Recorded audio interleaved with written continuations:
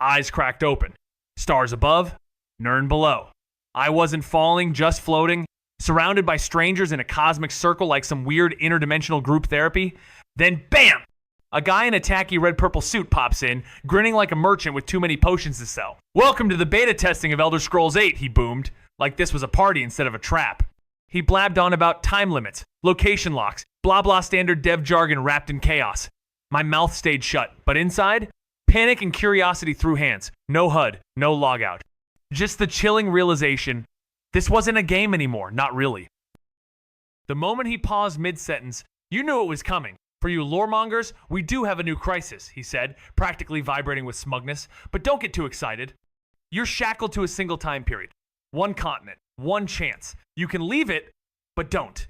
You will get lost. And yeah, you will get lost. So what's the setting? He barely let the question breathe before answering himself, Skyrim. Not the Skyrim you knew, though. This is a twisted version, remodeled, updated, and crawling with surprises. Your old meta? Useless. Your favorite exploits? Maybe extinct. Then bam! A screen hits you in the face. This is your journal, the voice chimes. Map, quests, profile all in one glowing interface. Welcome to the beta. Welcome to chaos. No saves, no second chances. If you want to level up, you sleep, simple as that. Then, boom, character creation lights up like a divine menu from the gods. The announcer snaps his fingers, poof, he's gone, and I'm left staring at the skill tree roulette. 3 picks. Bonus XP and whatever I choose. The rest, learn it the hard way. Classic.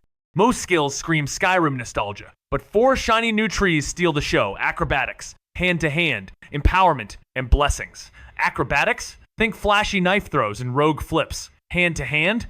Punch first. Ask later. But empowerment and blessings? Total mystery boxes. I scratch my head, heart racing, brain calculating. One thing's for sure, stealth is a must. When you can't fight or steal, you sneak. And when you can sneak, you win. First thing I did, stealth. Always stealth, like breathing in shadow form. No second guesses there. But then came the real question, what next? I wanted something that'd carry weight across every conversation, every shop, every lie. Speechcraft, underrated? Absolutely. But if things played out how I imagined, persuasion wouldn't just be a skill, it'd be a weapon. Prices drop, people fold, and if the Thuum came into play, maybe I'd shout mountains into dust. Still, something gnawed at me. It felt like speech could go deeper, twistier than anyone expected. But the third slot, that one kept me pacing. This wasn't vanilla Skyrim. We were stuck in a beta simulation dressed in nostalgia, which meant I needed more than muscle or mimicry. I needed magic. Physical combat? Learnable. But real spell work?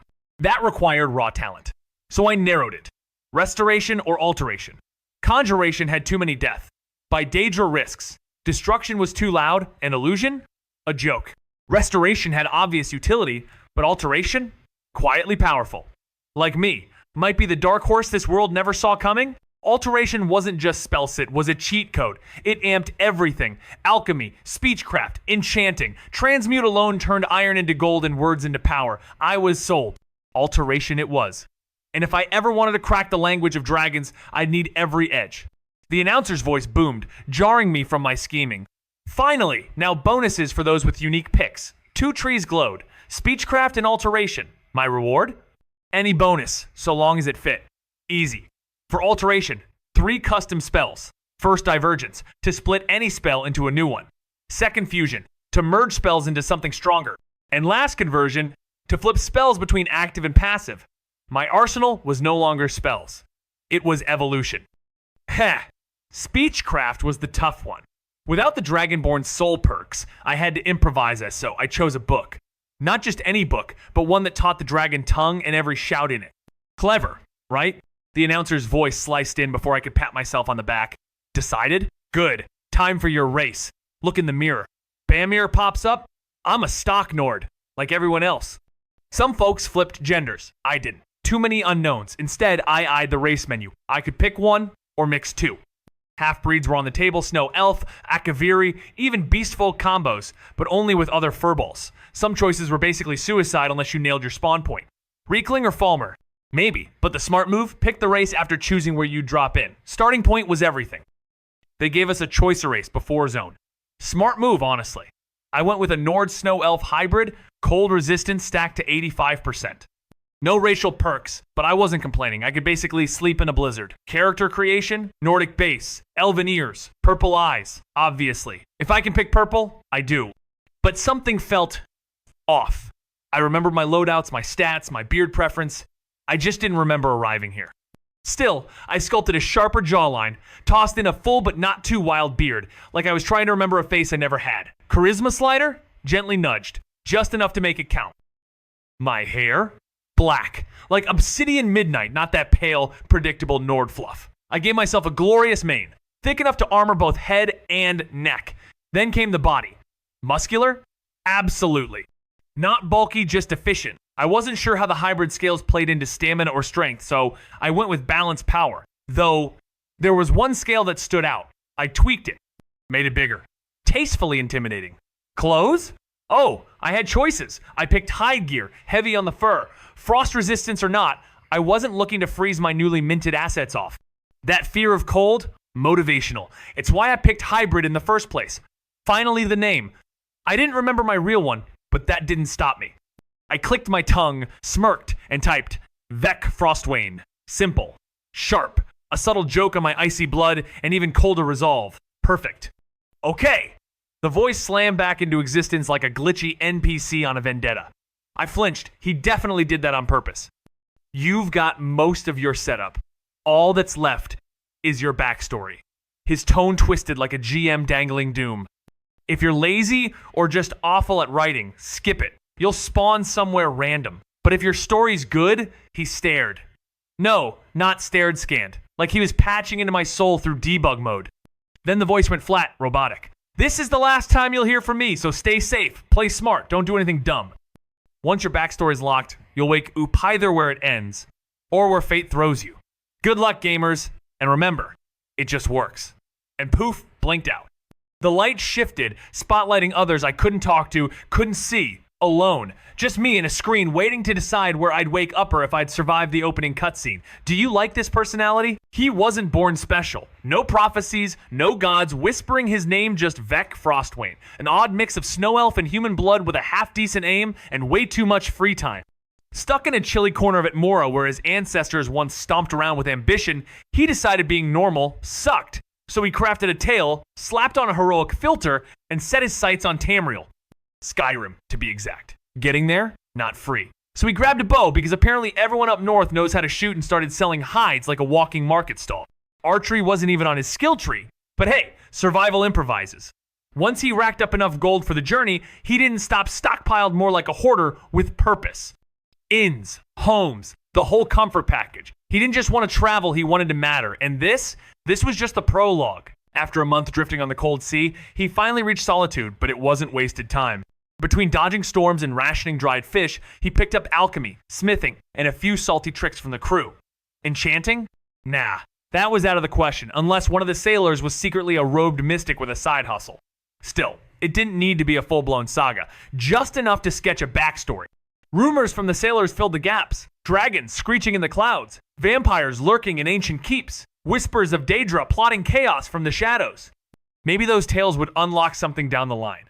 He knew which quests were off the table, Serrano wasn't his style, the Razor was basically a community prize, and the Dark Brotherhood, too crowded. But Azure's Star and Dawnbreaker? Clean, powerful, drama-free, he locked in the choices with a smirk. Screen faded, game on. When I glanced up, everyone else had vanished like a bugged-out party wipe. Then, boom, blackout. Cue the shouting, rise and shine! My eyes snapped open to a creaking ship interior, and just like that, I was in Skyrim. My limbs moved like I'd always lived here. Natural. Too natural. We were docked already, and stepping out onto the port, the view hit me like a frost troll to the face. Solitude, huh? I muttered. Yeah, it's massive. The sailor gave a knowing nod.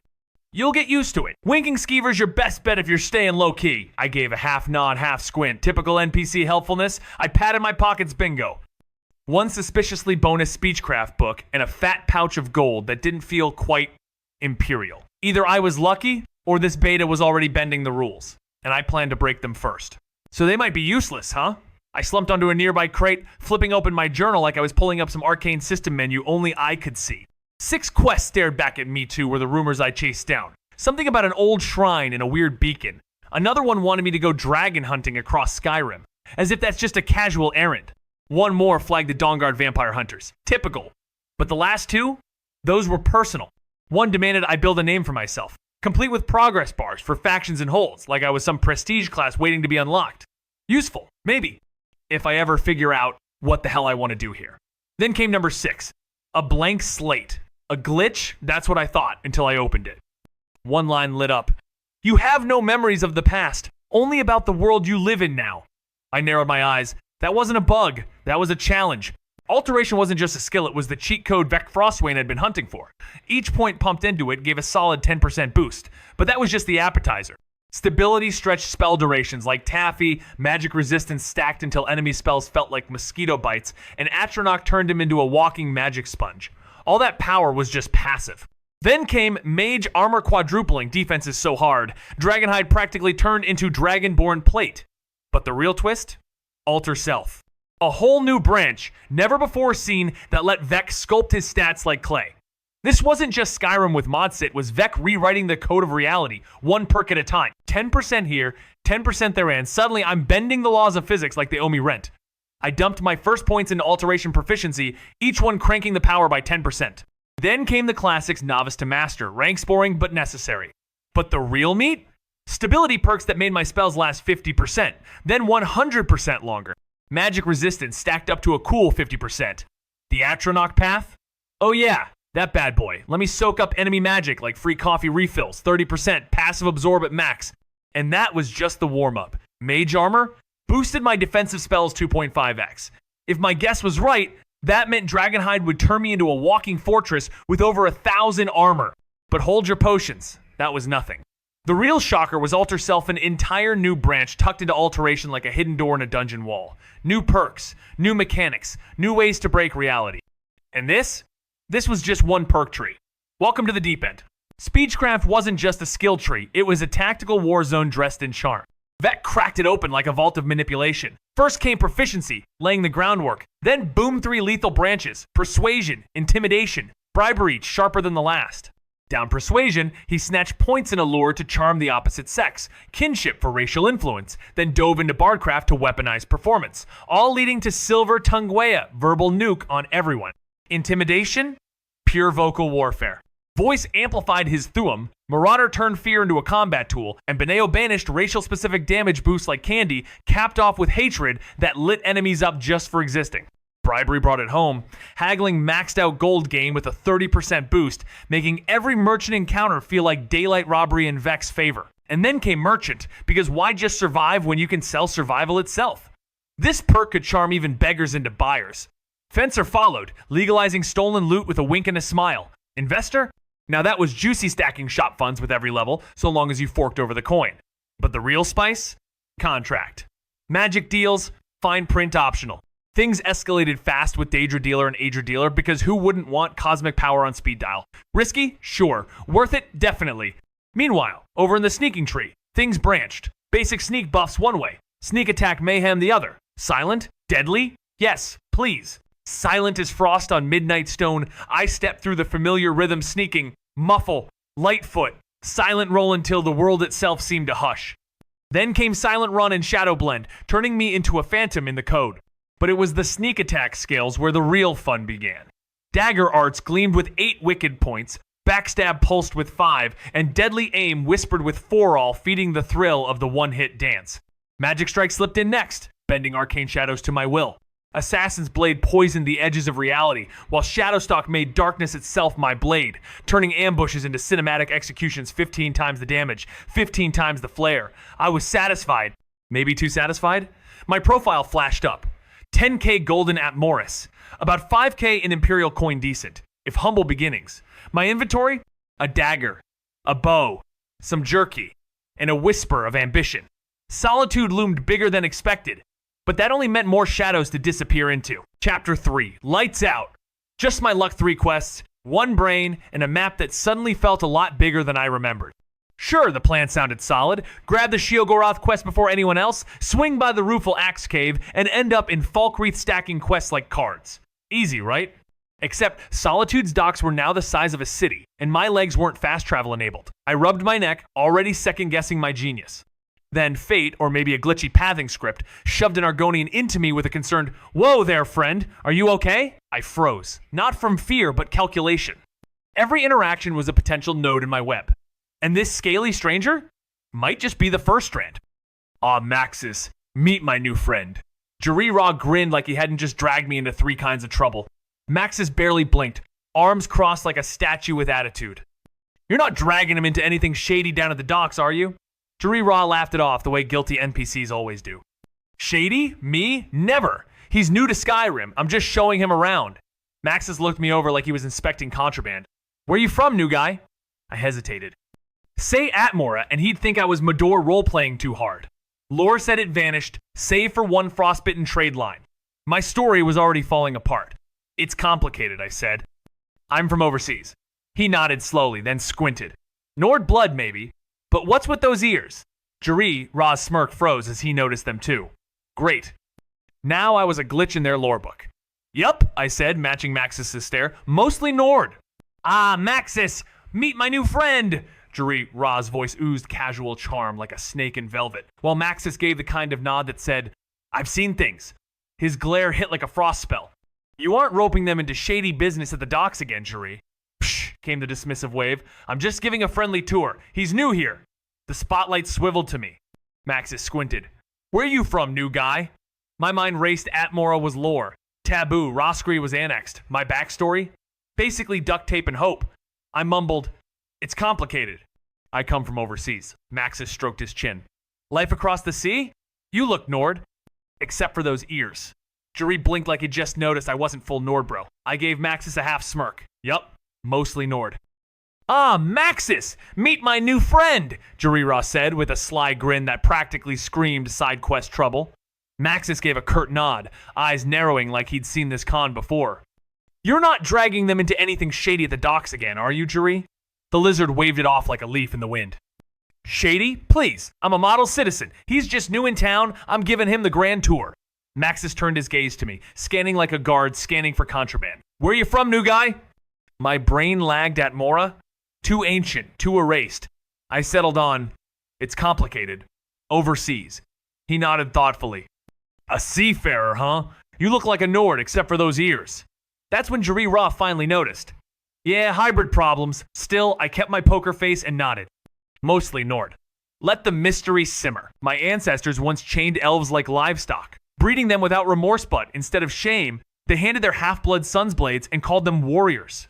I carry their blood, sharp ears and all, though most Nords just squint past it. Maxis caught on too quick, and before I could vanish into the crowd, he bid me luck. Jari chuckled when we entered Solitude, teasing about ears I'd forgotten to hide. I smirked. It's in the blood, after all. But the city buzzed with something else. Rogvir's body was still warm, his crime a whisper on every tongue. They called him traitor. I called Ulfric a pawn. The Empire's hatred for the Thalmor simmered quietly, but I could see it. They were sharpening their daggers in the dark, waiting for the next move in a game where players never set the rules. I scoffed, muttering under my breath about Thalmor strings tugging at Stormcloak pockets, while Jari just stared blankly at the poor headless sod nearby. Typical. "You wanted solitude?" he asked, all casual. "Yeah, and maybe an inn without corpses," I replied. He smirked, pointing through the maze of merchant stalls and overpriced souvenirs. "One inn, right there, the Winking Skeever, closer to the center tree not to trip over ambition on your way in." He tossed a nod at the market behind us. That's where locals hawk wares if they're not turning homes into storefronts. A few more steps, and he gestured at a sketchy staircase nailed to someone's rooftop. "Yeah, housing here's like Jenga. Keep stacking until someone falls off." He flashed a grin, throwing in a Bard's College mention like a breadcrumb of culture, then dropped his tone. "Gotta find my sister. Ohand, avoid the sewers." That last part, delivered way too casually to not be hiding a world of trouble. Be careful of those. They recant if you listen closely, the shadows whisper. Jari never said a word about the noble district, or Castle Duer, which was suspicious in itself. I stroked my chin, mind racing through possibilities. Maybe Captain Aldous could wipe out the Blackbloods for me without knowing he was being played. Just then, Jari slinked back toward the Winking Skeever. Perfect. I'd need his sister, though. One step at a time. Next up, find the crazy old man who starts the Sheogorath quest. Dervanin. Should have been easy to spot. What with his charcoal eyes and lunatic energy. In the original timeline, he drifted around the Bard's College only now. Everything had shifted. The noble district was a maze on a hill, and the college wasn't where memory insisted it should be. I scratched my head in frustration. A city guard strolled by, and I flagged him down. "Seen a ranting old beggar named Dervanin?" he sneered. "That old lunatic? Why would you want him?" I exhaled slowly. "Because that master he won't shut up about." "Yeah, I know who that is. Let's just say I need Dervanin to track down someone a lot more dangerous." I scrolled through my quest log as the crisp morning wind bit at my cloak then. I spotted him. Dervanin, snoring like a banshee tangled in bushes. I jabbed a stick at the lunatic. "Master, is that you?" He mumbled, eyes crusty and wide. "Not exactly," I smirked, "but I can fetch him from the Pelagius wing if you hand over the hip bone." His whole face lit up like I'd offered him moon sugar. "You know, master. Yes, here, the key, you need it." I nodded, pocketed the thing it wasn't for a door, more like a mental rabbit hole. "Look, I can't handle this today, but I'll drag your mad god back before month's end." Dervanin sighed dreamily. He does love his distractions. "Good luck then. I'm going back to sleep. Nighty-night." He curled into a ball, mumbling nonsense as I backed away. No tip. I'd rather not explain why I'm flashing golden Atmaran coins to a shrub-hugging nutjob. I'll save that twist for later. I'll swing back with some septims for him once I'm not broke. I stared at the hip bone. Seriously, what kind of inventory wizardry was this? Where was he even keeping it? More importantly, where was I keeping my gold? I slipped the bone into my pocket poof gone, right? Inventory logic. I overanalyzed it since my dagger and gear were actually strapped to me. Anyway, journal time. Lights Out now had bonus betrayal content, and apparently I'd triggered Mind of Madness too. Fun. I poked around the journal tabs quests, profile, Mapand, spotted the settings icon. I'd never touched it before. Naturally, I clicked it, and the weirdness I found. He didn't want to spoil the twist just yet. Later, maybe he'd toss the man a handful of septums so he could crash at the inn like a normal NPC. But for now, the hip bone stole the spotlight. Vex stared at it. Seriously? Where the hell had this guy pulled it from? A secret pocket in the void? And where would he even store something like this? His thoughts spiraled until the gold question hit literally where was his gold kept? With a sigh, he slipped the bone into his pocket and poof, gone. Inventory magic confirmed. He'd been overthinking it, clearly. His dagger and gear? Still physically on him. He opened his journal BAMquest updates. Lights Out now pointed toward evidence against a certain shady dock worker, and the chaos of Mind of Madness had officially been triggered. Curiosity piqued, he eyed the journal's tabs. Quests, profile map, and a gear icon he'd always ignored. Time to click it. System settings open and things were about to get interesting. System notifications? On. Journal colors? Customized. But the system organizations? Pure chaos. This is why you always check settings first, people. I groaned, cracked my knuckles, and dove in. 3 new tabs split clean from the bloated profile page. Skill trees, stats, and the almighty inventory. Clicked it open, tapped on the hip bone poof. It materialized in my hand like conjuration magic. Nice. Tossed it back into the tab, gone again. Satisfying. All right, I muttered. Let's see what kind of trouble's on the bulletin board. Fast forward through hiking up Solitude's dumb hills who build cities like this, and I hit the training grounds near Castle Dur. Found the board, scanned it. Mostly boring delivery jobs and fetched this junk. Then, one scribbled note about the Black Blood Marauders. Suspicious. I leaned in. Might be nothing. But then again, in this game, nothing usually means everything. Wait, something felt off. Vex's eyes narrowed as he spotted the cryptic posting. Solitude Underground. A sewer system coiled within the mountain, where lights glow without source and whispers carry without wind. Dangerous, they said. Unknowable, they warned. Perfect. Snatching the note, the quest etched itself into his journal like a dare. But priorities, she still needed Captain Aldous for the next move in Lights Out. He found the man mid-training drill, barking commands with military grace. "Captain Aldous, sir!" Vec called, slipping easily into the role of the naive foreigner with secrets. Aldous turned, recognition flickering behind those stern eyes. "You entered after the execution." Vec nodded. "Guided by Jari Ra. I'm not from around here across oceans, actually." The captain raised a brow. "And what's this got to do with me?" Vec didn't blink. He extended the bulletin note like a poisoned letter. Black Blood Marauders. Had a run-in with them. Thought you'd like to compare notes. Why couldn't I dive deeper into my past? As I laid out my story, the old captain's eyes narrowed. He was piecing it together fast. "That pirate group?" I said, "They got chased off thanks to the crew that sheltered me. Couple of mages helped. Just setting the stage, really." His brow arched. "This tied to Jari Ra and his folks? Sharp, man." I'd only said Jari Ra was my city contact. So I pushed on. "When I hit Solitude, I was dazzled and disoriented. That's when he showed up offering unmissable goods, scavenging with his sister. The captain scratched his beard, muttering about past suspicions and failed arrests. No proof? Neither did I. But I've got a plan, I said. He asked me to snuff the Solitude lighthouse flame. That did it. The realization hit him like a frost wound to the face. They're targeting the ice runner. That ship's loaded with war supplies. I raised an eyebrow. So, what's the move? He gave me that smirk, the kind that meant trouble. We snuff the lighthouse fire. The ice runner crashes. We ambush the Black Bloods and maybe nab one of the siblings. Get their hideout. Launch a raid. I leaned back, calculating. Only problem? Skyrim's kind of on fire right now. Troops are stretched thin. He nodded grimly. Forsworn uprising pulled men to the Reach. No spare blades. I could feel the tension coiled tighter. No proof the siblings were working together. No way to justify moving soldiers. He rubbed his beard, thinking, how sharp are you with a blade? I shrugged, sharper with a bow. He motioned to the weapons rack. Then prove it. Let's see if you're more than a mouth. I hesitated, reading the subtext. This wasn't just target practice, this was the first test. The sun dipped low, bleeding gold over the stone walls of Solitude as I watched him vanish into the training yardsward, clashing, orders barked, shadows stretching. I needed to grind fast. Skills don't level themselves. But first, the winking skeever. The tavern reeked of stale ale and sweat-soaked ambitions, exactly the place to stir chaos. 3 recruits on my mind, 1 for coin, 1 for revenge, 1 for thrill. As Lizette's song threaded through the smoky air, half forgotten but oddly stirring, I zeroed in on the first target, posted at the reception desk like fate was checking in. I smirked. Got a room for the night? Sorex didn't even blink. 10 gold! My hand went to my neck. Smooth entry. Now, let's see if he's as useful as he is grumpy. The sun dipped low, bleeding warmth over Solitude's ramparts, as Vec Frostwain narrowed his eyes. I'll see if I can get a few extra hands on board, the strategist muttered, already calculating the probabilities. Try to do the same when you have time. He didn't wait for an answer he never did, and stalked off toward the guards mid-swing. The golden hour cast long shadows, and Vec felt the grind itch under his skin. Practice called, Skill Points whispered. But first tavern time. Let's hit the winking skeever, he thought, smirking. That place reeked of sweat, secrets, and just enough chaos to cook up a plan. He entered through creaky doors into a wave of spiced ale and half-sung tunes.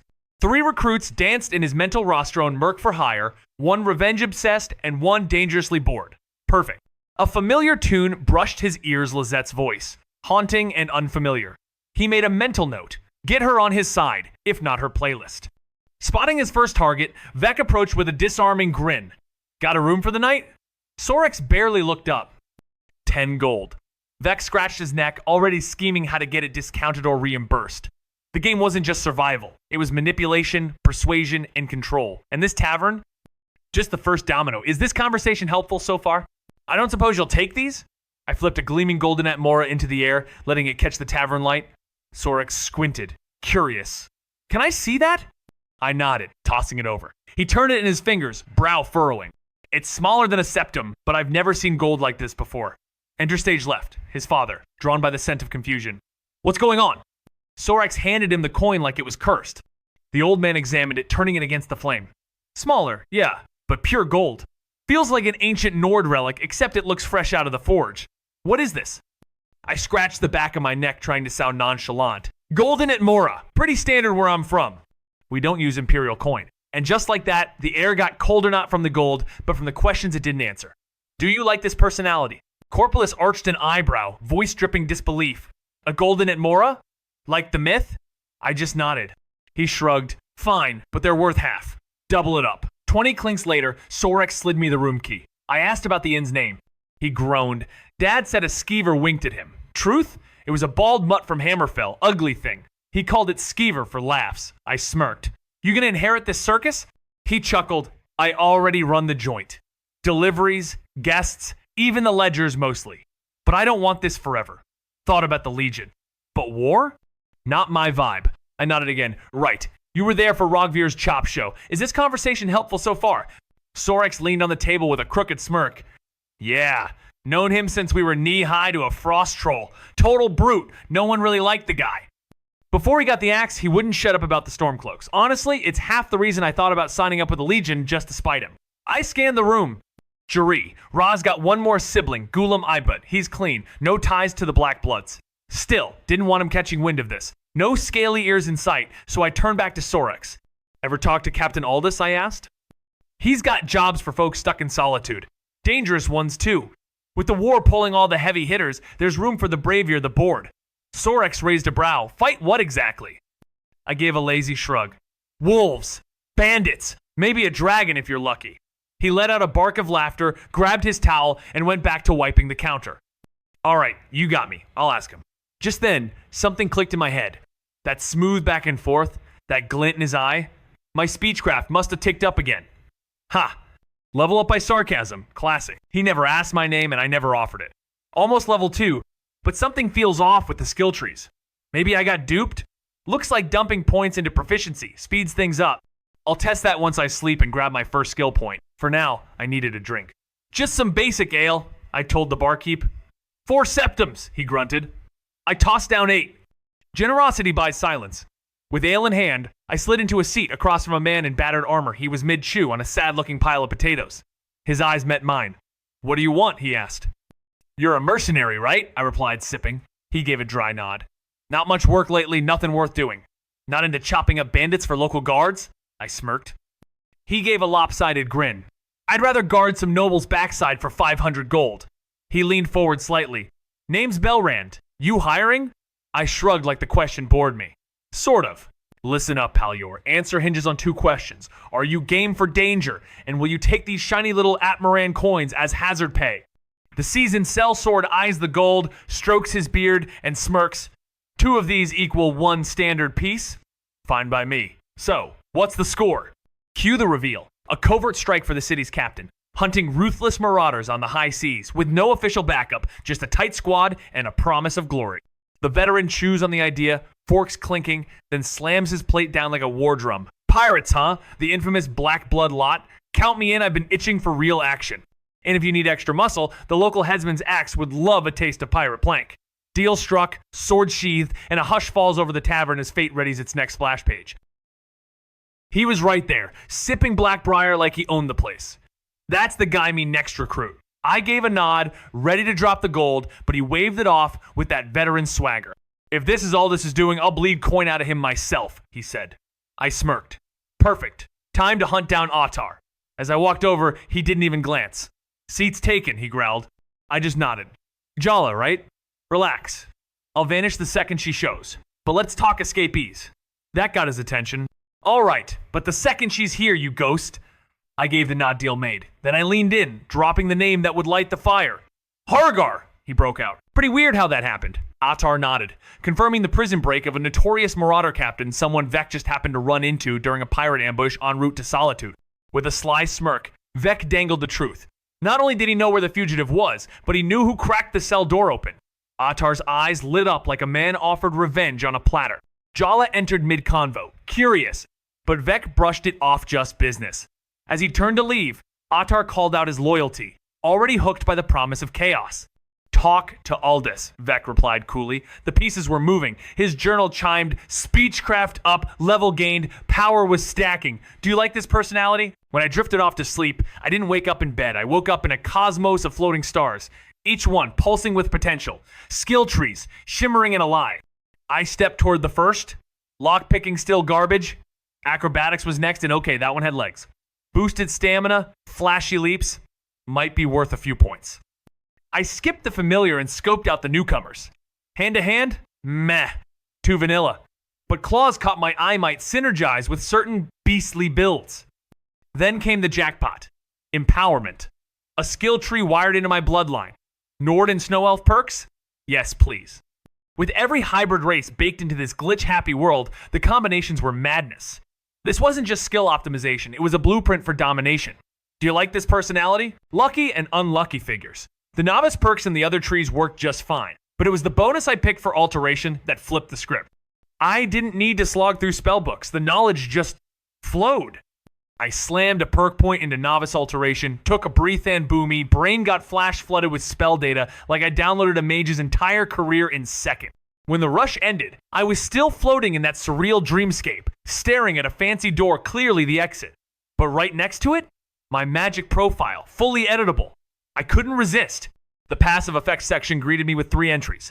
Frost, resistance obvious. Atmora native interesting? Ancient race mysterious? Atmora native in particular had a strange edge to it. Something powerful, something forgotten. In the surreal dreamscape of skill trees, Vec Frostwain stood at the threshold of power, half laughing, half calculating lucky and unlucky all at once. The novice perks played nice across the board. But it was alteration where things truly clicked. One perk, one breath. And his mind detonated with arcane insight spells once distant, now etched into his soul like frost on glass. The world shifted but didn't end. He wasn't waking up yet. Instead, an ornate door loomed, promising escape, but beside it, a mirror to his magic self. A profile panel pulsed with editable power. Vec chuckled. Magic could be rewritten here. First stop? His passives. Frost resistance. Expected. Atmora native. Intriguing. Ancient race. Mysterious. But that native buff? Oh, it had Teat Hand he planned to bite. In a realm where only the fiercest survive, the Atmoran natives are born into brutality. Strength isn't earned. It's inherited before birth. Carved into bone by the frozen winds of a forgotten land. I stared at the passive effects screen. No numbers, no percentages, just cryptic hints. One effect, Ancient Race, simply whispered that my skills would get a 5% boost when dealing with my kind. No clue how the rest worked, but I wasn't done. I triggered Spell Conversion Boom 3 new spells. Grant Frost Resistance, a whopping 50% boost. Adversity, trade stamina for health and mana, and the hilariously named Senior Discount, which cranked up my bartering. And yeah, the best part? The passive stayed. I could shuffle the deck, swap spells, and still keep the aces. But the twist? The spells didn't always match their origins. A Frostborn Legacy gave me a barter buff? Sure, magic's weird.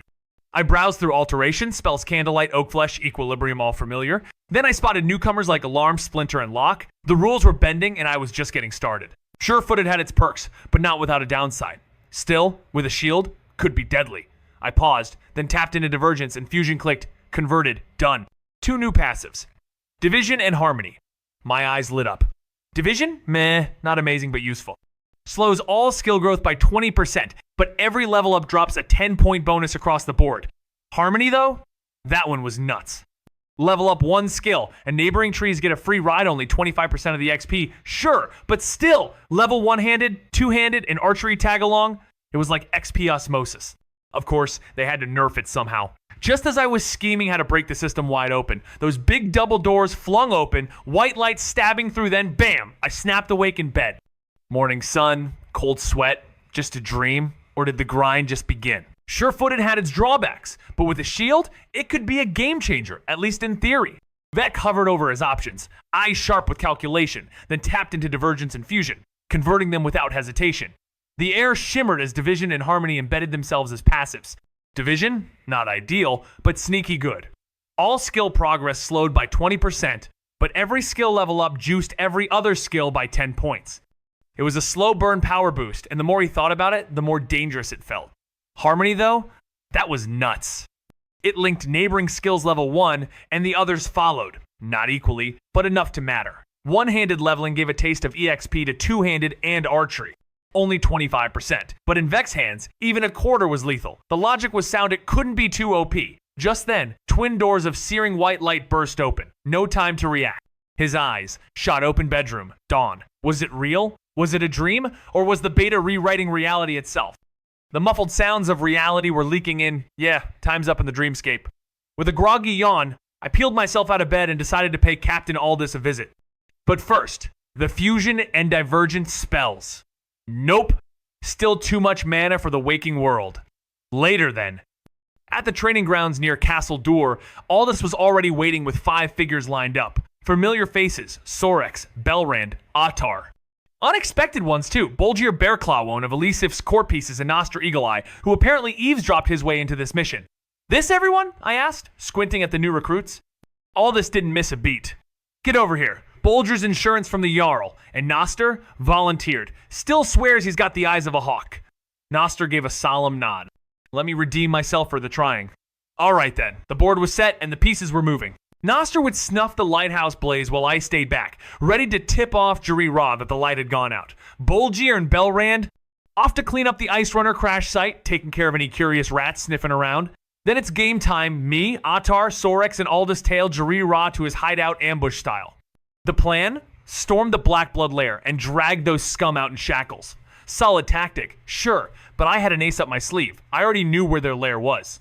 What if Jarira didn't run straight home like a good little villain? What if we wasted time? Nah, I was once an info broker.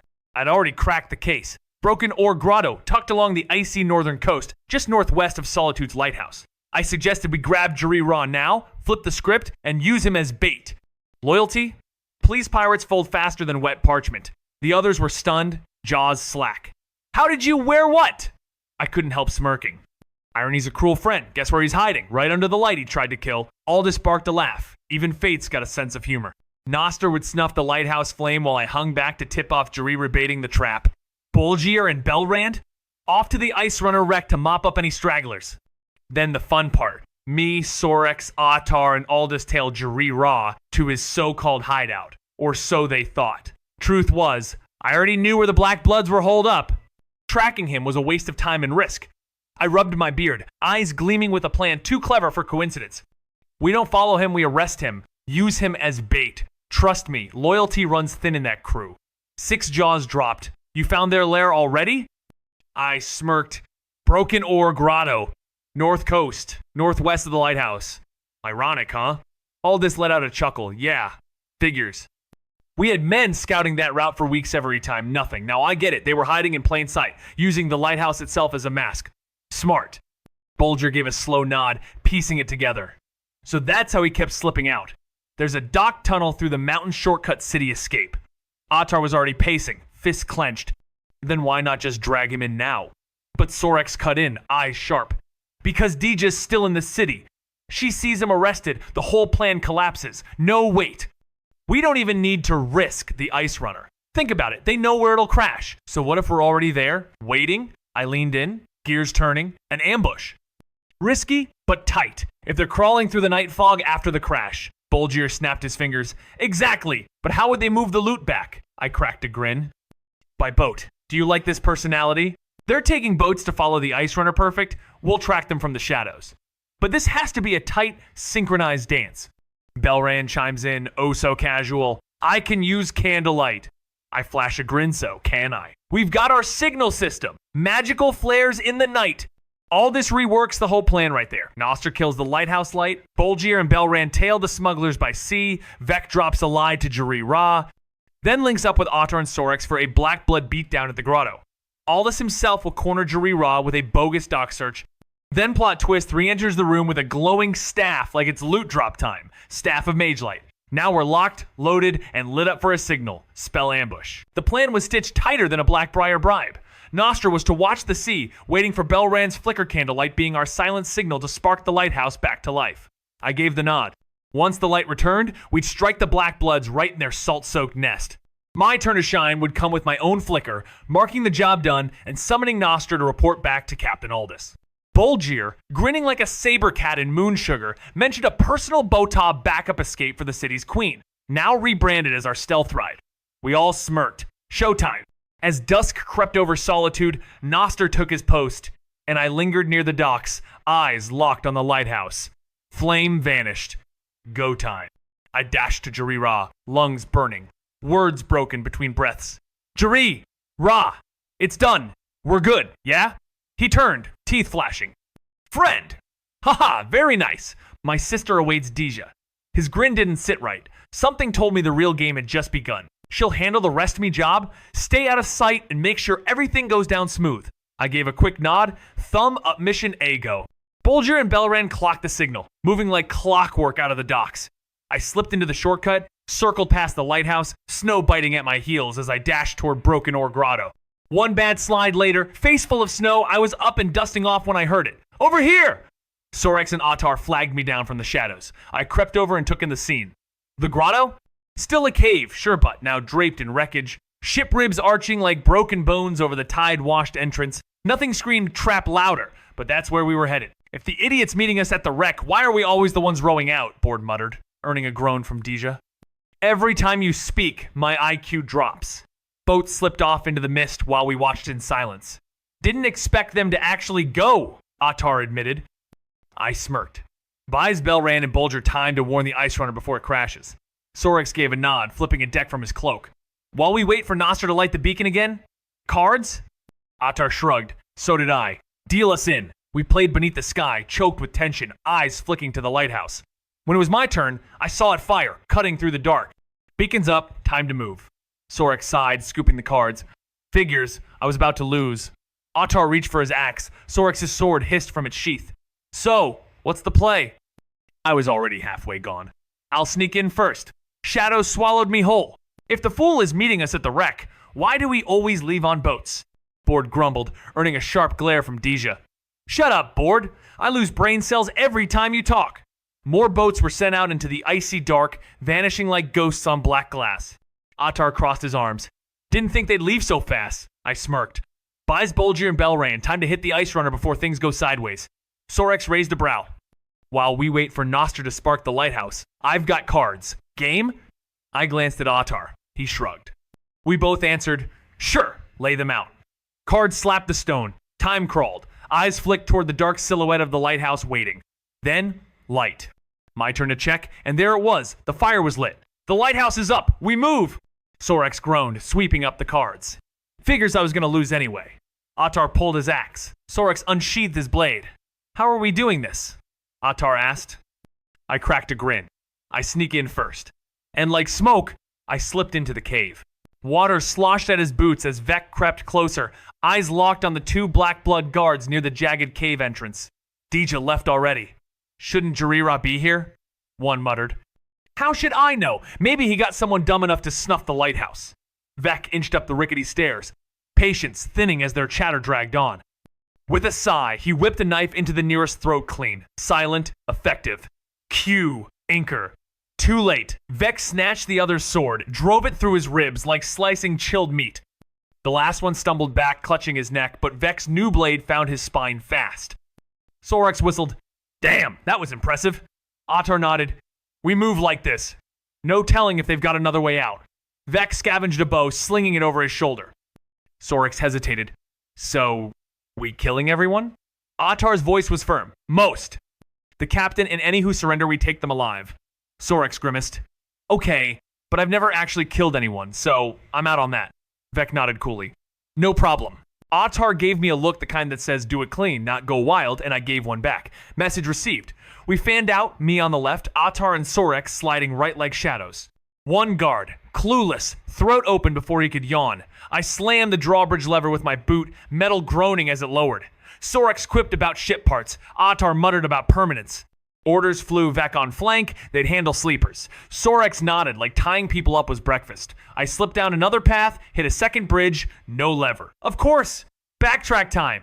I caught up with them mid-tie, stuffing unconscious raiders into sleeping bags like bedtime burritos. I smirked. Clever. They glanced up. Dead end?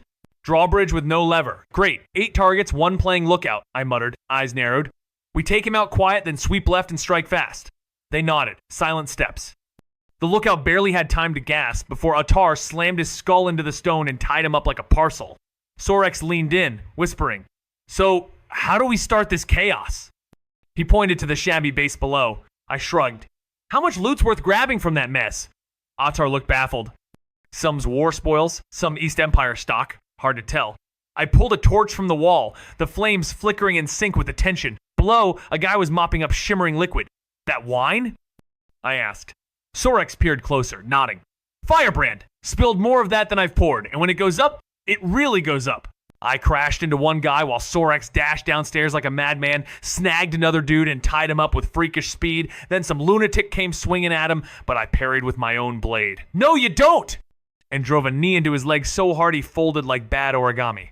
My sword found his neck, and the rest, easy pickings. Sorex cracked up. Whoa, close one! I shot him a thumbs up while we trussed the rest like roast chickens. Upstairs, we caught Ottar just wrapping up his duel with Harger who, surprise, wasn't dead but wasn't doing great either. Ottar waved casually over his broken axe. You guys good? Sorex nodded. Close call, but Vec, here's got serious combat hacks? I just shrugged. Hit where it hurts. Plus, luck. Truth is, I had no clue why I was that smooth in battle. Probably thanks to that Atmora native backstory perk I clicked on a whim. Total luck roll. He alive? Ottar gave a lazy nod. Yup. Broke my axe, so I broke his skull accidentally. Think it was a warhammer on that rack. Sorex chuckled. Nice. Guess he's off to the block? Atar shrugged. No jailbreak this time. I tapped my chin. Someone check those cells. I'm betting 20 gold there's a secret passage. Atar smirked. Solid bet. I rifled through Hargar's pockets, ding. A key. Hidden chest, obviously. Tossed it to Sorex. Feel like freezing your hands off for loot? Atar peered over the ledge. Bet it's stashed in that wrecked ship. Sorex laughed. That water's ice. Atar pointed at a dying fire. There's heat, and maybe some half-cooked corpses. We should get him out. Do you like this personality? He alive? Atar gave a lazy nod. Yup. Broke my axe, so I broke his skull accidentally. Think it was a warhammer on that rack. Sorex chuckled. Nice. Guess he's off to the block? Atar shrugged. No jailbreak this time. I tapped my chin. Someone check those cells. I'm betting 20 gold there's a secret passage. Atar smirked. Solid bet. I rifled through Hargar's pockets, ding. A key. Hidden chest, obviously. Tossed it to Sorex. Feel like freezing your hands off for loot? Atar peered over the ledge. Bet it's stashed in that wrecked ship. Sorex laughed. That water's ice. Atar pointed at a dying fire.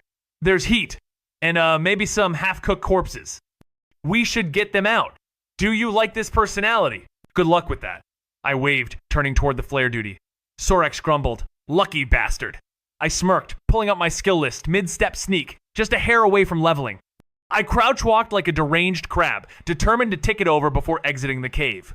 Cut to chapter 10. Cheers! The winking skeever buzzed with ale and smug satisfaction. Sorex raised his voice. Father, around for the table. Corporal strolled over, pride half hidden behind a grin. Back already? Was your little escapade worth the hangover, Sorex? Laughter cracked through the tavern as Sorex turned crimson. One round of mead, Corporalis declared like a king with a tight purse. Aldous chimed in. That's enough for me, Baldur. The old guard shrugged. Might as well can't resist when it's free. Even stone-faced Atar broke in. I'll schedule Jari, Ra, Hargar, and Deja next week. The rest?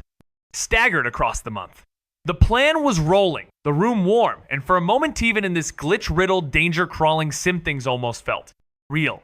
Do you like this personality? It's gonna be chaos. Baldur just shrugs like it's no big deal, those troublemakers are out, and now the guards can finally pitch in where it counts. Captain Aldous grunts approval, glad the supplies are back with the Legion and ready to hand over the stolen goods. Victoria Lost turns out she's marrying someone from Riften. Belrand, rubbing his shiny dome, jokes about his lost good looks and then turns to me, eyes narrowed. What's your move? I've been thinking, this all started with me, didn't it? I'll build an information guild, something sharp, something useful. Back where I'm from, I worked alone, watching skies and battling monsters. But now I've got a feeling I know where the enemy's funding comes from, and if I'm right, it's going to give Ulfric one nasty ulcer. Sorex, ever the tavern whisperer, strokes his chin and leans in, grinning. Mind if I join? You know where the rumors really live. Jarira lunged with a dagger. The second things went sideways classic, backstab moment, and of course, Noster, armorless as ever, took the hit. Well, someone muttered, if he dies, Somgard's not bad. If he lives, maybe a coin or two. Sorex shot me a look. So, where you from? Been eyeing those flashy coins of yours. I scratched my neck, half laughing. Truth? A mess. So I gave them the simplified legend. At Mora, the last frozen stronghold Jilkurfik. The continent's drifting north, freezing by the day. It's complicated, but yeah, simple. Their eyes widened like I dropped a dragon egg. You're from At Mora? I nodded, calm as a blizzard. Traitors don't talk, but I'm not one of them. Belrand frowned. No offense, but what's worth anything on a frozen rock? I grinned, cold as my homeland. Silver, ebony, enough to buy a new future. Jarira lunged with a dagger. The second things went sideways classic, backstab momentane, of course. Noster, armorless as ever, took the hit. Well, someone muttered. If he dies, Sovngarde's not bad. If he lives, maybe a coin or two. Sorex shot me a look. So, where you from? Been eyeing those flashy coins of yours. I scratched my neck, half laughing. Truth? A mess. So I gave them the simplified legend At Mora, the last frozen stronghold Jilkurfik. The continent's drifting north, freezing by the day. It's complicated, but yeah, simple. Their eyes widened like I'd dropped a dragon egg. You're from At Mora? I nodded, calm as a blizzard. Traitors don't talk, but I'm not one of them. Belrand frowned. No offense, but what's worth anything on a frozen rock? I grinned, cold as my homeland. Silver, ebony, enough to buy a new future. I woke up expecting the dreamscape and nothing. No level up, no surreal visions, just the dull return of reality. That confirmed it. I was close, but not quite there yet. Next objective. Meridia's Beacon. A lucky quest drop, maybe. But luck doesn't mean undeserved. Map check somewhere near Falkreath. I had a strong hunch, but I needed more than instincts. This was about testing the rules. Were these key items always available, even before their quests unlocked? If so, I could bend the narrative before it bent me. Azura's Star, Meridia's Beacon, they didn't care about my level, others did.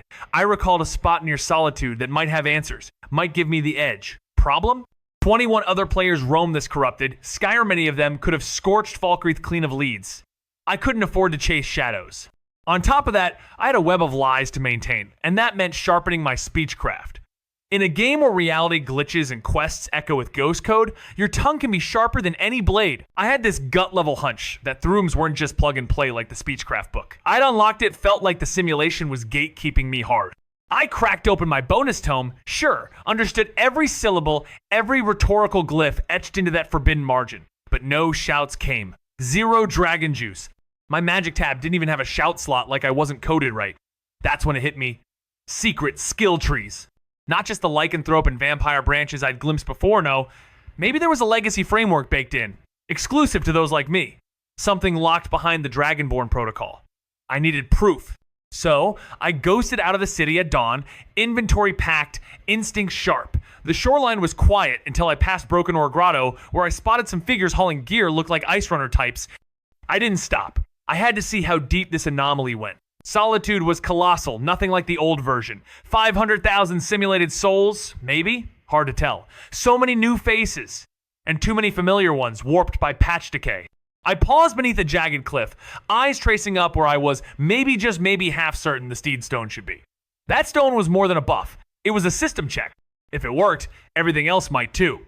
I scaled the rocks with surprising SNO Skyrim-style bunny hopping this time until I reached a narrow ledge cloaked in silence and morning glitch fog. Bandits. Sleeping. Predictable. I slipped forward. Blade low, one throat, then another. Stealth wasn't just via blade, it was broken again. That scared me. Combat was sharper now, yes, but also deadlier in a blink. One mistake, and you dissolve into respawn static. I reached out. Fingers grazed the cold glyph. A pulse. Light arc skyward like the gods blinking. Then the confirmation, the Steed Stone activated. I smiled. The world still ran by rules, at least for now. Upgraded? That one word echoed like a bugged audio file looping in my skull. I wasn't sure if I was excited or alarmed. Increased carry weight and zero movement penalty? Blessing skill tree? Obviously.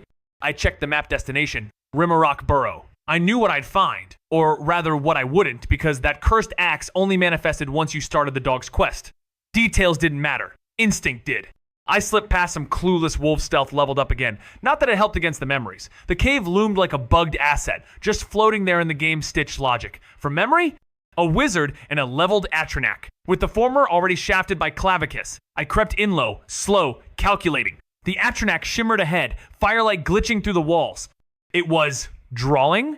Flames sketching spirals in the dirt. Huh. Guess Daedra really do think. Sentient code, trapped in a loop. Just like me, I waited for the Atronach to drift off, its molten scowl leaving a trail of heat, and slipped into the cave's shadow like a glitch in the Matrix No Way. I was going head to head while the wizard was still active code. Then came the voice, sharp and suspicious. Who's there?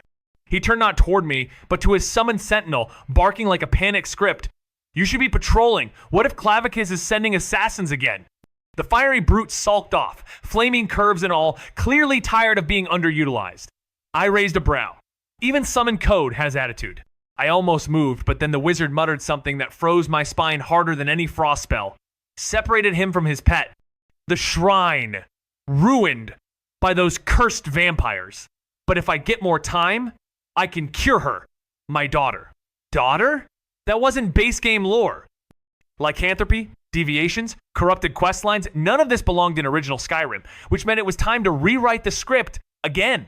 I waited for the fire-brained brute to get bored and crept into the cave, staying low. No way I'd tango fair with that thing, not while the robed glitch with a god complex was still lurking.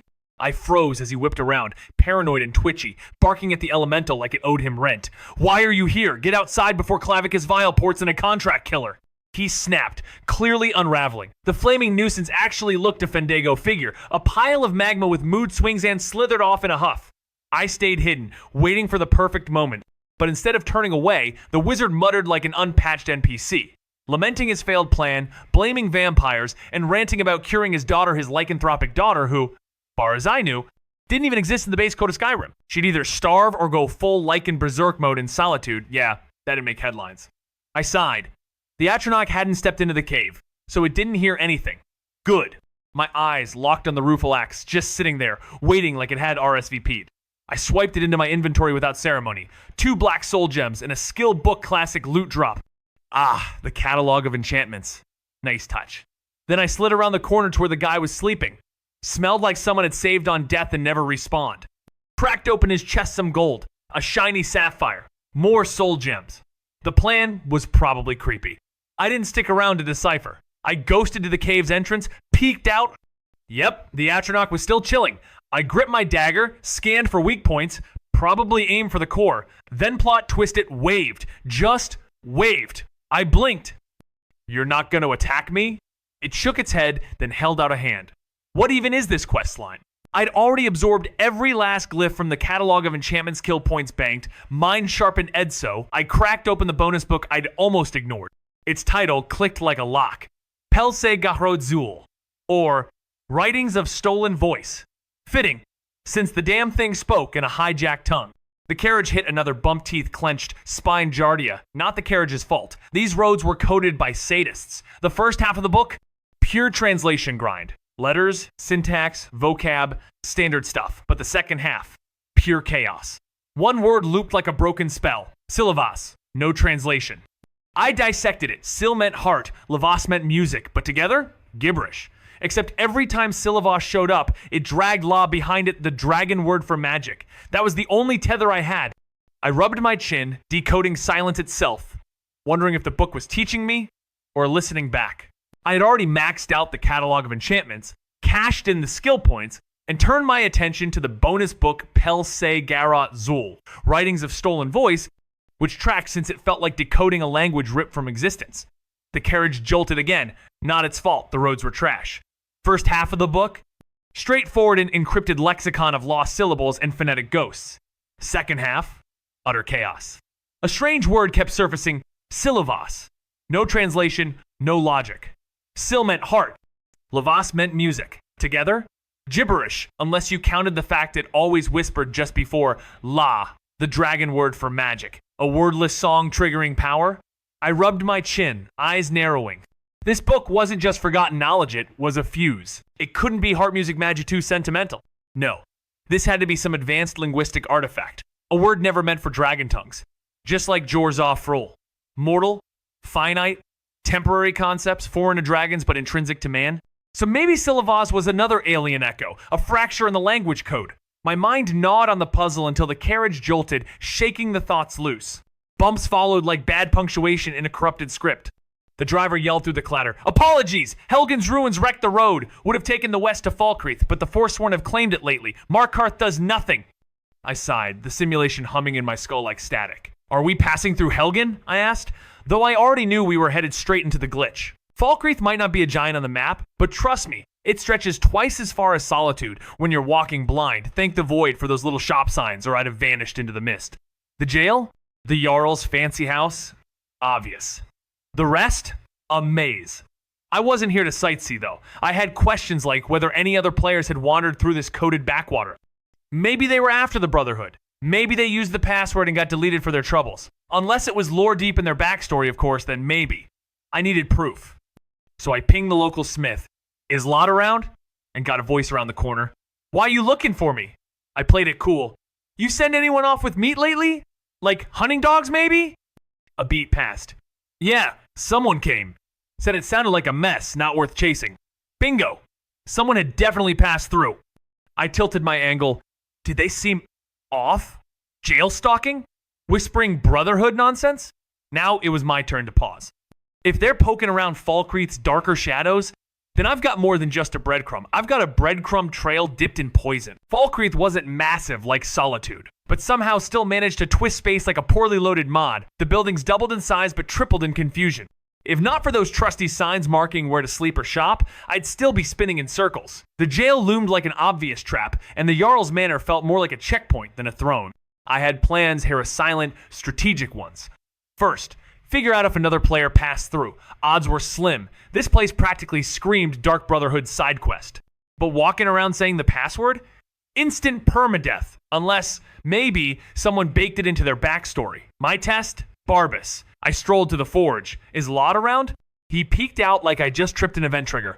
Why? I scratched my neck, choosing my dialogue option carefully.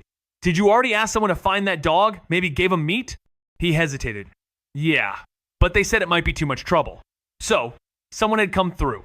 I narrowed it down. Were they snooping? Jail? Brotherhood chatter? No answer. Just the weight of another ghost in the machine. Lod's eyes popped wide. Are you? But I cut in, hand out like a polite froststorm. Vec Frostwain, bounty hunter, I'm tracking someone extremely unstable. Know where he went? Lod blinked, scratched his beard like gold was slipping through his fingers. Helgen, I think. Might have hit the jailhouse, but you'd need to check. I gave him the kind of nod that said you're only half wrong, then turned heel toward the barracks. One guard spotted me mid-step. Whoa, there! What's your business? I shrugged like secrets were yesterday's bugs. I'm here to talk to Sinding. Permission? He sighed like he'd heard that one too many simulation cycles. Another interrogation, huh? He escaped, of course he did, thanks to some rambly Redguard drifter muttering about caves near Helgen. I clicked my tongue, already calculating the odds. Barbus, the cursed Hircine ring, and now Hamar's shame? Predictable. I moved. The cave was a death gallery, bodies everywhere, loot barely worth the blood, potions, gold, arrows. Vampires didn't carry much, but I knew better than to overlook dust, especially if it turned me invisible, even if just for a blink. Disgusting? Sure. Worth it? Always. I started bagging vampire dust while scanning the corridor. A table. A book barrow's speech. Skill boost. Destruction magic. Not a game changer, but noted. Then I kept moving. Shadows clinging like allies. I clicked my tongue so the Redguard dragged Barbus and that cursed ring toward Helgen, muttering about some cave. Hamar's shame. Great. I headed out, expecting answers. Instead, I found corpses. Lots of them. Vampires, unlucky fools, maybe even dinner leftovers. I looted what I could potions, arrows, gold, but nothing impressive. Then came the real prize, vampire dust. Disgusting? Yes. Useful? Also yes. Raw. It would grant me a moment's invisibility if I could stomach it. I started collecting. Further in, I spotted a table and picked up Barrow's speech a skill book for destruction magic. Nice boost, not that it meant much. Still, it was one more step on the path. He barely dodged my swing, crashing onto his back like a rag doll, glitching mid-animation. Whoa man, we can talk about this, he yelped, scrambling. My axe came down in reply, no lag. No mercy. We both know why we're here. He tumbled out of the way, clearly specced into acrobatics. Tried to punch, but I ghosted back. Look, we can work together, Sherith. I went low with the axe. He jumped like a modded NPC on caffeine. Clavicus doesn't care, Barbus doesn't care, only the mission matters. He pulled a dagger, growling. Fine, you want to fight, he lunged. I dropped the axe, pulled the catalog of enchantments, and threw it in his face. Critical hit, shame. As he reeled, I stepped around, reclaimed the axe, and brought it down caught his side. He rolled up, staggered, eyes wide. What skill trees did you go? I gave him a crooked smile. Just a little speechcraft. He rolled his eyes, then snapped a red flask from thin air a health potion. No doubt looted off some bloodsuckers. I lunged, but with nothing blocking his view, he danced out of reach. Definitely dumped points into acrobatics. Judging by how those vamps were taken out, stealth was his opener. That leaves one-handed for his finishers, so Wade's got speed, not power. While he's busy patching himself up, I lace the rueful axe with venom. He stops bleeding. What? Downed 3 already? How many more you got? He looks past me, cocky. That's the only hit you're landing. That axe? Swings slower than a frostbit great hammer. Say goodnight. He charged not at me, but threw May eyes locked on a sword lying near the corpses of fallen vampires. I slammed the axe down, drew my dagger, and drove it deep into his shoulder. He grunted, stumbled, but didn't stop. That's when I saw Ith wasn't after me. He was after that sword. I grabbed the cursed axe, hurled it mid-swing. It flew. He gasped as his fingers touched the blade, but his arm hit the ground before he could lift it. I snatched the weapon, and before he could scream again, sliced clean across his throat. Silence. Until Barbus broke it, wide-eyed. Now that was wild. Are you some kind of conjurer? That axe just poof in the air. Clavicus cackled behind him. Another deal done. He even fetched the axe I was about to send him for. Or should I say, he got an arm and a half out of it. Ha ha ha! Welcome to the club, new guy. Thank goodness you showed up now. Do me a favor and chop that mutt, will you? I mean, what's loyalty compared to a fancy axe? I sighed, hefted the so-called mighty weapon, and rolled my eyes. No thanks. That thing's a glorified butter knife heavy, clunky, and about as elegant as a cave troll on skooma. Funny thing is, I wasn't even aiming for his arm back there, but hey, lucky me. Barbas patted over, wagging his tail like none of this had just happened. Appreciate the delivery? He said. Now Clavicus has to play nice, unless of course you leave Skyrim. I nodded, already knowing my wish. Clavicus tried to fake cry, oozing drama. Boring. Can't I tempt you with treasure, temptresses, or a taste of eternal life? I tilted my head. Pass. Gold stolen, your women are monsters, and I'd rather be a werewolf than a leech. What I want, it's none of those things. Clavicus Vile blinked in disbelief while Barbas burst out laughing, clearly enjoying the show. Nailed it, kid. Just say the word, I'll wrangle the old puffball into handing it over. I didn't miss a beat. I want the mask of Clavicus Vile circlet style. I'm not about to slap a puberty-born goblin mask over this masterpiece. Vile scoffed. You really want that rusty relic? After that brawl with the other mortal? That's the prize? I gave him the nod again. Yes, circlet. I'd rather not look like a Daedric-themed Halloween reject. Barbas snorted. Might want to ease off mocking princes. They don't forget. I waved it off. You'll keep him civilized, Barbas.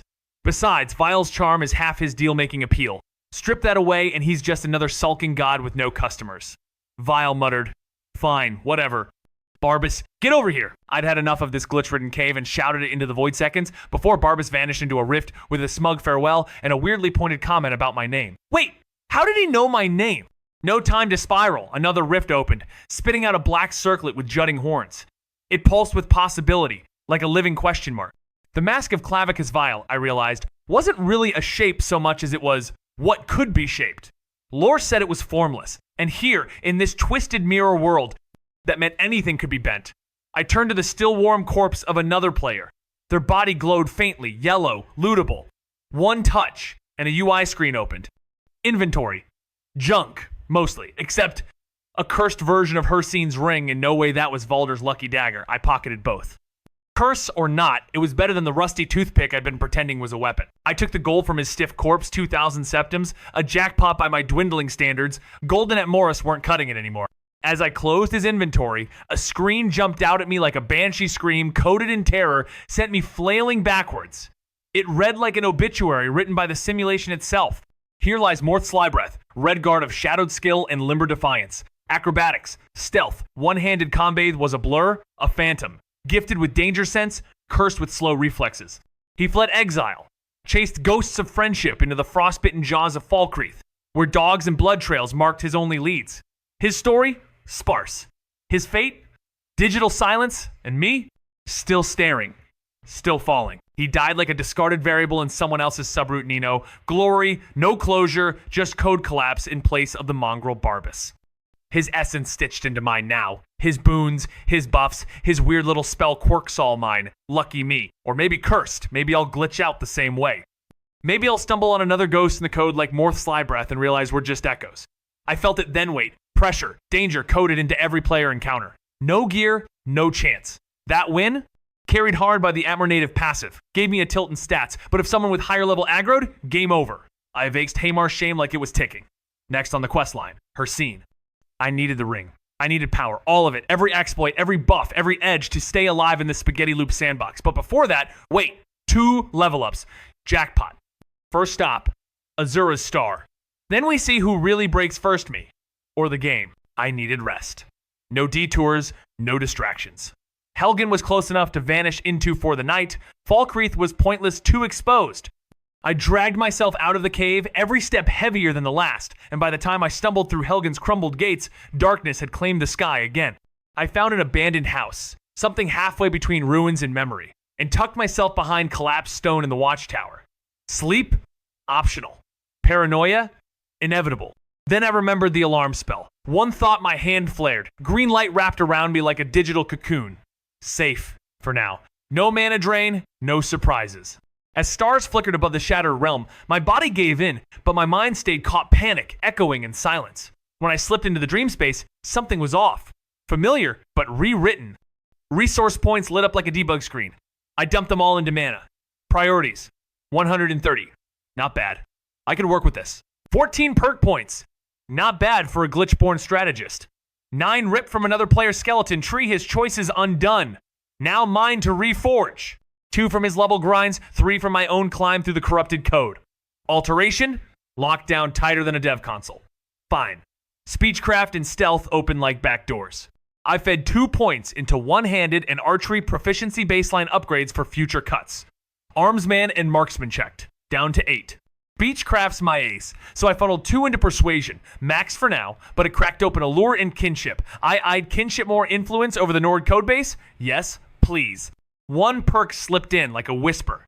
7 points remain, and already the system bends toward my will. Only 5 perks left each one, a critical blade in my silent arsenal.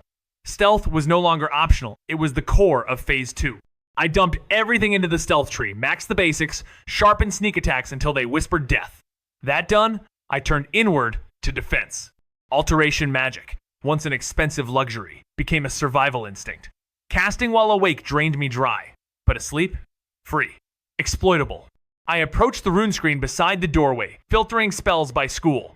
Divergence first test case. Candlelight. The result? Mage light. Functional. I fused it with alert new construct. Dark vision. Useful. Adaptive. Divergence worked by mutating parallels. But it wasn't infinite. I couldn't force stone flesh from oak flesh. The rules bent, but never broke. Not yet. As soon as I touched the next idea, it sparked a new spell. Reinforcement. Instantly, my body surged with raw power, like someone turned gravity off just for me. I didn't stop there. I jammed that spell into Splinter and got another one. Harvest. Looted everything off anything. Problem? It looted everything, skin, bone, even the stuff I wasn't supposed to touch. Still, rare materials? Worth the risk. My mana? Nearly dust. But I had one more idea. I threw Spell Lock into Harvest, aiming for a simple unlock. And the spell I got? Banished Remora. Yeah, that happened. Turns out, Fusion doesn't care about schools of magic. That opened new doors. Grant Frost resistance, adversity, senior discount. Each one apprentice tier or higher. And with that, a sharper thought formed, what if this wasn't about casting stronger spells, but about bending the rules of magic itself? I couldn't craft even a novice tier spell. Somehow the senior discount cost less than Oak Flesh, which was flagged as apprentice level. Rubbing my chin, I clicked Adversity and fused it with Equilibrium Own Burned Stamina to restore both mana and health. The other traded health for mana. Curious what kind of paradox I just coded, I hit Confirm. New spell created Libra flashed before I could examine it, but the dreamscape cracked open like a glitch in the Matrix and hurled me back into consciousness. I sat up, groaning so dream mana wasn't infinite after all, just hidden behind some invisible cap. Intrigued, I searched for my new spell knot under Alteration or Restoration, but nestled inside the destruction tree like a wolf in priest's robes. Whatever Libra was, it wasn't healing anymore. It was something else entirely. Your writing fits seamlessly into the dark, glitch-riddled tone of the Vec Frostwane Legacy Protocol saga. The gritty internal logic where magic mutates, systems lie, and power is layered like Bad Cody's spot on for Vec's twisted journey through Elder Scrolls 8. Open beta. Let's unpack how your excerpt plays with that world. Lore and mechanics tie-in. Passive effects screen. No numbers, no percentages, just cryptic hints. This aligns perfectly with Protocol, Legacy, and its resistance to player understanding. It echoes the Phantom Threads chapter, where AI bleed-throughs create ambiguous gameplay. Ancient Race plus Senior Discount. That kind of ironic spell synergy is classic glitch logic, something Vec would both mock and exploit. It also plays well into the Patchwork Soul and Frozen Quill chapters where quest mechanics and abilities bend or break. Shuffle the deck, swap spells, and still keep the aces. That echoes the Mirror Sigil item from the TOC Vec's ability to juggle divergent paths without consequence. For now. Alteration magic with newcomers, for example, Splinter, Alarm, Lock. That's prime fracture of the fifth law material unpredictable magic, dev introduced or legacy coded, seeping into regular spell trees. Binary. 3 steps, 1 cursed ring, and a ticking clock that was all I had. I could almost hear her scene growling through the code, demanding tribute before the week ran out and the curse took hold. But appeasing him wasn't my only agenda. I needed Azura's star too, buried under layers of corrupted scripting and forgotten Daedric routines. Supplies were low, I'd need a bedroll, food, and maybe a pickaxe if things got rocky. Armor? Trash tier. Weapons? Laughable. The mines across Skyrim became my detour, all while my internal quest log screamed about Arkentom's a crumbling Dwemer death trap that may or may not implode if I blink wrong. My timeline was fractured, the world glitching at the seams, and every delay felt like another thread unraveling. I had to move fast, outwit the system, and stop panicking before the simulation collapsed. Or I did. I walked into the dead man's drink with the calm of a main character and the paranoia of someone who read too many patch notes. Plan, soothe me order is my sedative, and that tavern was the next step.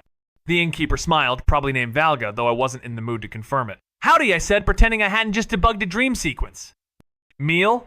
Also, sleeping bags? I'm prepping for travel. She scammed me like I was a glitched asset. Meals, sure. Sleeping bags? Try the general store. I've got jerky, cheese, some meat adventurer fuel. I'd drop my half stack of septums like I was investing in uncertainty. Whatever this buys, plus the cheapest meal on the menu. She looked down, then back at the blade on my belt. Baldur's dagger? I pulled it slow, cautious. Yeah, about that. Has Baldur been around? Her face clouded. Sorry. Great. More broken flags. Why are you asking? Of course, it wouldn't be surprising if the guy oft Baldur needs to fight a horde of forest death when stabbing one weird loner does the trick. I spun a story, cool and calm. You might want to send someone to Moss Mother Cavern. Got this dagger off a man I killed near Helgen. I think Baldur's gone. Spriggans, maybe, or that guy. A complete lie, sure, but stacked on my other lies, it fit the narrative too well. Valga didn't flinch. Redguard? She guessed.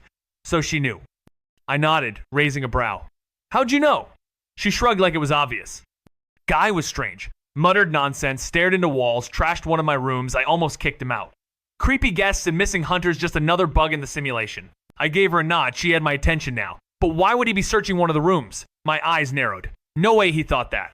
I turned to Valga, cool and direct. You got a book on the bitter cup or something like it? She scratched her head like the thought barely sparked. Oh, hold on. I'll grab your food too. She disappeared and I exhaled hard. Morth was digging for some hidden DLC stuff. Creation Club nonsense and on. Canon fluff. But if a dying wish was what he hunted, that quest sent you to some roadside ruins to fill one of 3 cursed bowls. The prize? The bitter cup and some random loot. Problem was, if that content counted as real here, then I wasn't the expert anymore. She returned, cheerful and unaware. Hair salted chicken, and that book you asked for. I gave her a nod, a smirk tugging at my lips. Thanks. The book she handed over? Not what I expected. But it pulsed with relevance. Threads connecting across the simulation. I flipped through it, chewing on cold poultry and warmer theories. When the last page turned, the system blinked. A new quest activated off-map, outside Skyrim. A crack in the playable wall. Creation Club content? If it bent lore but didn't snap canon, it counted. Meaning Umbra wasn't just a myth it was locatable if you were willing to leave the sandbox. This wasn't just Skyrim anymore, it was Nirn Unshackled. I shut the book. If he read this too, he'd know. The chicken disappeared in 3 bites. Valga slid my travel kit over without a word jerky, cheese, mead, just as coded. I gave a lazy salute and turned for the general store, lighter in steps and burden, with the glitch trail of possibility behind me. I had never stepped into that dusty excuse of a general store before, why would I? It was the kind of place that smelled like regret and bad quests. But there I was, asking for a sleeping bag, a pickaxe, and some torches, like I actually planned on camping instead of incinerating cave goblins. Got oil? I tossed in. The shopkeeper, who I swear spawned straight from the default NPC template, nodded like I just asked if the sky was up. Easy burn or long lasting, he grunted. Oh good. Options, I picked the flammable kind, because nothing says tactical like solving problems with fire and smoke from a safe distance. As he gathered the loot, I added, got any rope? 5 braid. He rummaged around like it was a fetch quest. 4 braid and 6 braid. Not this math. Can 4 braid hold a person's weight, I asked? He shrugged, real helpful. Holds a log. Perfect. I was now betting my life on forestry comparisons. The mills ran on 4 braid nothing fancy, just raw rope and muscle to haul the logs like veins through Falkreath's wooden heart. I scratched my beard, muttered, sure, 4 braid, and tossed a bundle onto the pile. The shopkeep smirked. That's 830 septums. I counted out the coins, flicked them over. Keep the change. He gave a nod. A half-smile transaction complete. Most of the gear slipped neatly into my inventory, except the sleeping bag. That beast had to ride shotgun on my back. Next waypoint. Island Alta's deep. Time to retrieve the Azure Star. After that, ice and altitude. With rope and pickaxe in hand, scaling the mountain was the logical call better odds than trusting my grip alone. Behind Island Alta's Deep, Bloated Man's Grotto waited, Sinding's escape hole. From there, it'd be footwork either toward Whiterun for a carriage run to Solitude or hoofing it through Morthal. Hidden Instincts wasn't going to trigger itself. I shook my head no rush on the quest timer. If I played it right, I could dive through Island Alta's Deep, snag Malin's corpse, and cure the cursed ring all in a single day. Easy enough, since I didn't need to purge the whole dungeon, just the main hall. Sinding was the trickier bit. I'd have to convince the poor soul I wasn't his enemy, and then flip the hunt by erasing every last one of Hircine's minions. Pulled open my map like a gambler, staring down Fate Lake, Mountain Morthal. Not a fun path, but maybe. Maybe a detour past the Sleeping Tree camp? That weird tree pulsed like a sleeping hist, and if I hit the river road from there, I might just bypass the worst of it, assuming no dragon ambushes. Cold Rock Pass loomed as an alternative, but my gut told me it hid Quicksilver, and I needed it alongside Ebony and Stalrim, though that last one wasn't even native to Skyrim. Ebony, though? Tucked near Windhelm and Riften. Just needed the time, and no more surprises. I wanted Ebony, but Silver would have to dough cheap, easy, just needed some Quicksilver for links. Problem? I'd still need coin, which meant a pit stop at the festering glitch called Morthal. That place? Bottom tier spawn zone, even Falkreath had more life. I mapped my route, clean and fast, no interruptions. Time to move. Never tried a run like this before, but hey, no save, no fear. Then came Island Alta's Deep. Easy to reach, not so easy to endure. I swam the whole cursed lake because logic is for quitters. Nearly froze, huddled by flames, but the grind paid if acrobatics up by 3. Totally worth the hypothermia. High-speed acrobatics shaved off travel time, sure, but diving straight through the lake still ate up half the day, and now I was drenched, staring up at a cursed mountain with 0 patience left. Good news? My frost resistance was doing overtime. I wasn't even cold. Inside Island Alta's Deep, realism was a joke. I could stack clothes like a walking wardrobe if I wanted. Just trade mobility for fashion points. I kicked open the trap door, water dripping off me like some soggy action hero, only to be greeted by the skeletal remains of a fisherman. Great welcome. Voices echoed through the flooded hall as I crept past, mind already mapping the upper floors. First door, barred, just as I remembered. Second one, led straight into the deluge because of course this dungeon had a poetic name for its waterlogged nightmare zone. The corridor narrowed into a broken chamber, just wide enough for 2 nervous necromancers whispering over a blood-stained scroll rookies. Clearly, I knocked an arrow, loosed it into the wall right between them. Instant chaos. What the hell? They shrieked. I sighed. Figures. No point hiding now. I surged forward, boots silent, dagger drawn leapt onto the first and drove cold steel into his neck. The second froze, wide-eyed, reeking of panic. I snatched his arm, spun, and slammed him into the table, followed with another clean stab. Fear works better than spells. I glanced at the book they were guarding, Doors of Oblivion. Conjuration. Useless to me. I had scrolls, coin, and no interest in joining the hated cult of bone summoners. Blood smeared the pages. Typical. They weren't hiding in Winterhold for a reason. This place was a mess of broken code and black market necromancy.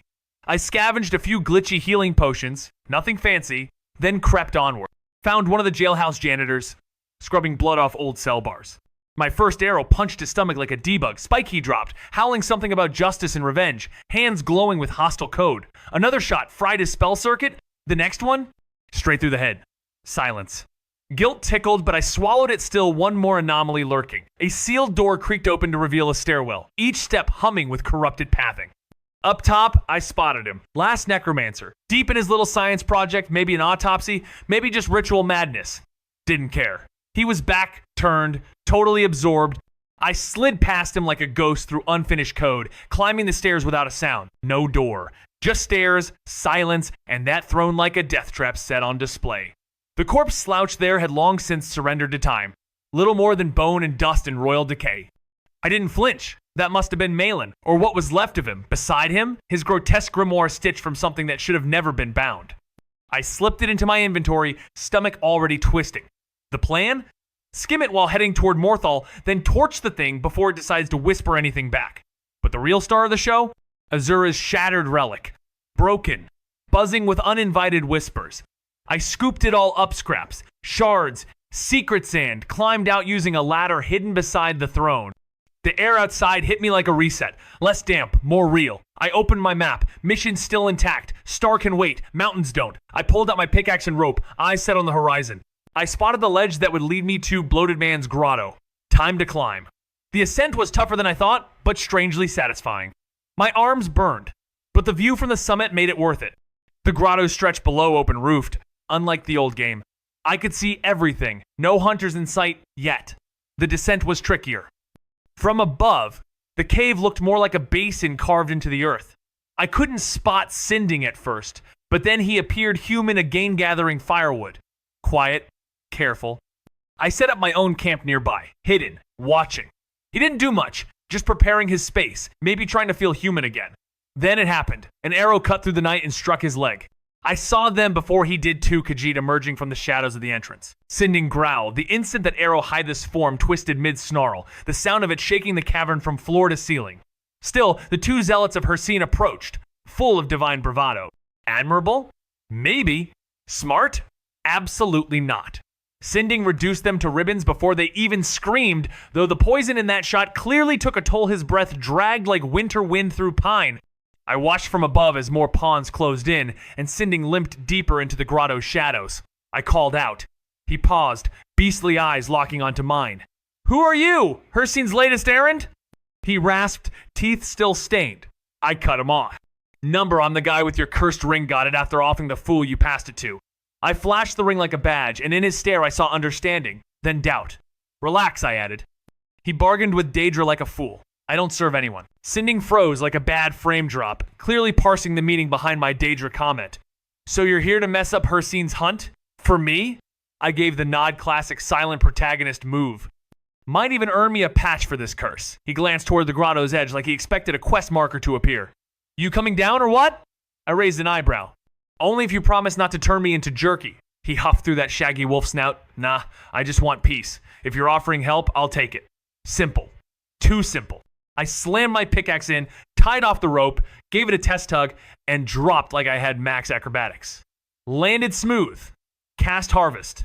Hands glowed, inventory pinged, rope and pickaxe vanished into system memory. Sinding blinked. Where'd the rope go? Poor guy hadn't seen hotbar magic before. I smirked. Magic. Here, take this. I tossed the crimson vial, and his claw snatched it mid-air with a grunt of thanks. No time to chat. I was already pouring oil in a slow arc across the ground. Traps? He asked. I didn't stop. Vec Frostwain. Freelancer. That just confused him more. I crushed stones in my hand with a whisper of splinter, and they erupted into jagged caltrops perfect. I scattered them with precision over the slick ground. He leaned in, frowning. Vicious. I smirked. Not really. Fire clears the oil.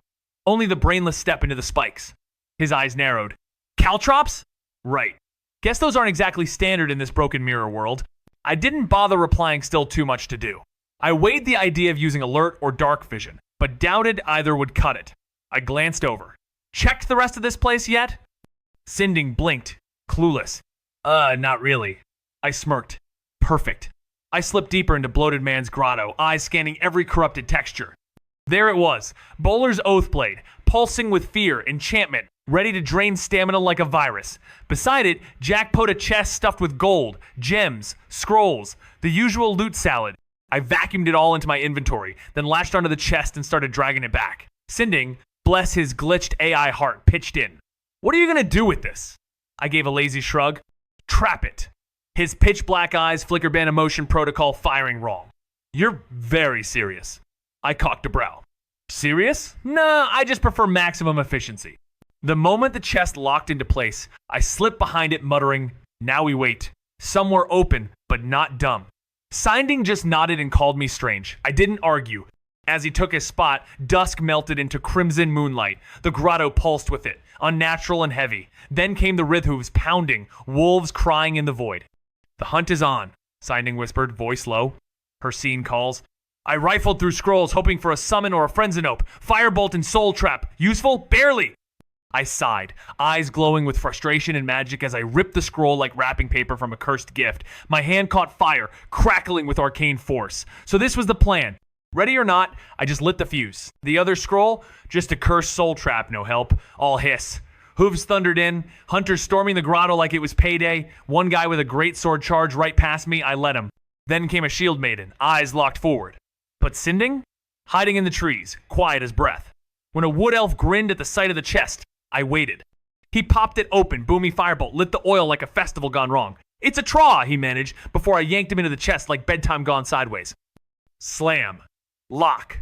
Green flash. Chaos. Hunters rolled through fire, others diving for the pond, but Sinding pounced like rage incarnate. Blood painted the stones. My stomach flipped. Then, watch out.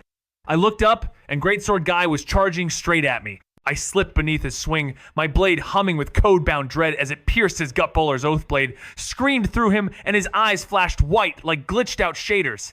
Terror froze him in place, not fear to flee, but fear that stunned like a debug lock. I'd seen it at Ilinalta's. Deep this was no coincidence. The sword didn't scare you off, it made you feel your own end. Leather armor? Useless note to self.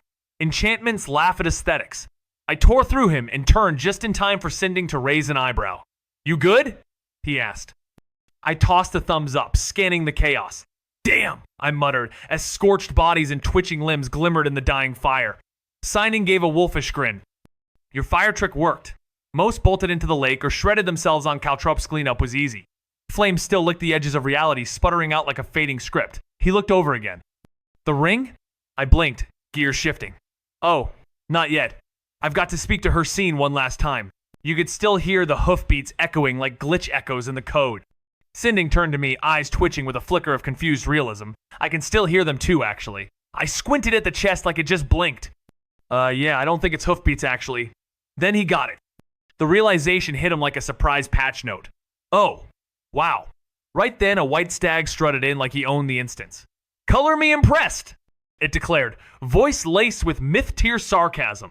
"You didn't just hijack my hunt, you rewrote it. No mortal or monsters ever hacked my expectations like that."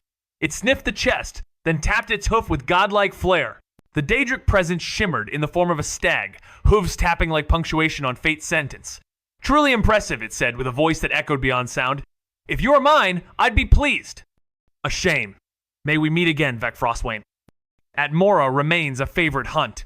Then came the shift the light behind. Its eyes dimmed, and with a haunted bleat, it bolted into the void, spooked not just by Sinding, but by me. I turned, met the werewolf's eyes, and felt the weight of the ring in my hand. Sinding, no longer snarling, spoke with quiet resignation. "I thought this would be the end. Even when I passed that cursed band to the Morthfool, I knew the hunt would find me. I was ready to die, but you, if you ever call, I'll answer." I shrugged, gaze cold. I just wanted to fix the ring. His laugh came out like a growl, but it carried something strange. Relief. Even still, I would be happy to help. Just nothing that involves a Daedra. He meant it as a joke, but the weight in his eyes said otherwise. I asked, "What will you do now?" He let out a breath, haunted. Atone. "I killed a little girl when I had the ring, so I'll stay here and atone." I gave a quiet nod. "I hope you find peace then." He smiled, a crooked, canine grin. "Good luck, friend." I left the cave in silence, fingering Hircine's ring. Atonement wasn't my path. I wasn't built for penance. I could only offer him a moment of respect, nothing more. The night had swallowed the road ahead, but the sleeping tree stood close. Darkness suited me just fine. I kept walking, the cursed ring cold on my hand. I flipped back through my journal, and there it was, a new tab, pulsing with secrets waiting to be triggered. One line stood out like a slap from the void. Achievement unlocked. Shocked a Daedric prince. That alone cracked open a hidden layer. Achievements split into 3 ominous veins: basic, unique, and those that could change fate itself. I stared at the ring again. It hummed with power, confirming what I suspected. It granted me a single, cost-free werewolf transformation. But that was just the bait. The true gift was Hircine's menagerie, permission slipped to morph into any beast from Hircine's twisted zoo. Werebear, behemoth, hybrid terror. I now held every form in my blood. And then came Hircine's Suprazia buff that hit harder against anything under the Huntsman's influence, including myself, as long as the ring stayed on. A gift, a curse, a gambland I was already too deep not to play. If I wanted to reach the sleeping tree, nothing could have stopped me. I had time, opportunity, and just enough recklessness. I wasn't aiming for a head-on brawl, just a stealthy infiltration of the camp. That was before the behemoth form crossed my mind. Normal werewolves? Toast against giants. But this was something else. I slipped on the ring. Light poured from nowhere, from the moon in agony wrapped around me like a cloak. My skin burned and froze. Claws split through my fingers. The sky shimmered crimson, and I wasn't me anymore. I forgot the downside, of course. There's always a downside. The rest? A kaleidoscope of chaos. I was running, laughing, killing. An elk tried to flee. I caught it mid-thought. Stopped to loot, I think. Can't remember. Don't care. As I broke into a sprint, the wet slap of something on my face barely registered before the world shifted again. The first giant came into view, lumbering like a puppet on broken strings, and I pounced without thinking. For a second, he looked small. Or was I just growing? I blinked. Nope. Same size. My ears twitched. Was that tremors? Two mammoths thundered past, majestic and panicked, until they weren't. Dead. No warning, no logic. A whisper of a second later, I turned to where a tree loomed, guarding a cave like it held secrets it didn't want found. Inside, another giant, sipping casually. Not for long, I tore out its throat like flipping a corrupted variable. A flicker, and an orc's body was there. Note clutched in hand. I hesitated. Then apparently ate him. Reality blurred. Again, I tightened a ring-bad idea. My form shimmered. Inventory? Locked. Fine. I'd lugged the chest myself. It looked small. Manageable. Out of the cave I went, the weight dragging me down while my eyes locked on the tree ahead. A hist? Maybe. Or maybe not. My thoughts tangled like bad code. It didn't feel normal. Baby tree? Glitched remnant? Umbriel theory? Nothing fit. I stumbled closer. Vision blurred. Then blink. Gone was the tree, the camp, everything. I was in Morthal, I think? Still beast-shaped. Chest still stuck to my spine. Mind soaked in static. I stood under the moonlight, heavy, confused, broken. Something had shifted, but was it me or the world? It was descending fast. I had to move. The mountain loomed ahead, close enough to touch, but just as I sprinted forward, the world snapped sideways, vision fracturing like broken glass. Next thing I know, bam, I jolt awake. Last memory? Sleeping tree camp. Ring still on my finger. No dream, no whispers, nothing. Wait, werewolves don't sleep like normal people. Then wham. A voice in my head like static with sass. No kidding. Monsters under moonlight, remember? I spin, ready for combat, but no one's there. Then my jaw drops. The sleeping tree? It's sideways. Roots like a corpse's fingers clawed across the dirt. What the hell happened last night? WTF? I yell, and that same voice snorts. Exactly. Try waking up mid-rip when a hairy nightmare pulls you from the earth and hauls you off like a plush toy. So the tree was talking great, just what I needed. A hiss no less, with all the sarcasm of a drunk oracle. Wait, how are you talking to me? I asked, instantly regretting it. The tree practically smirked through the ether. Maybe it's the sap you chugged like a lunatic, remember that? You tore through a crate of the stuff, mumbling like a banshee. I didn't remember. Not really.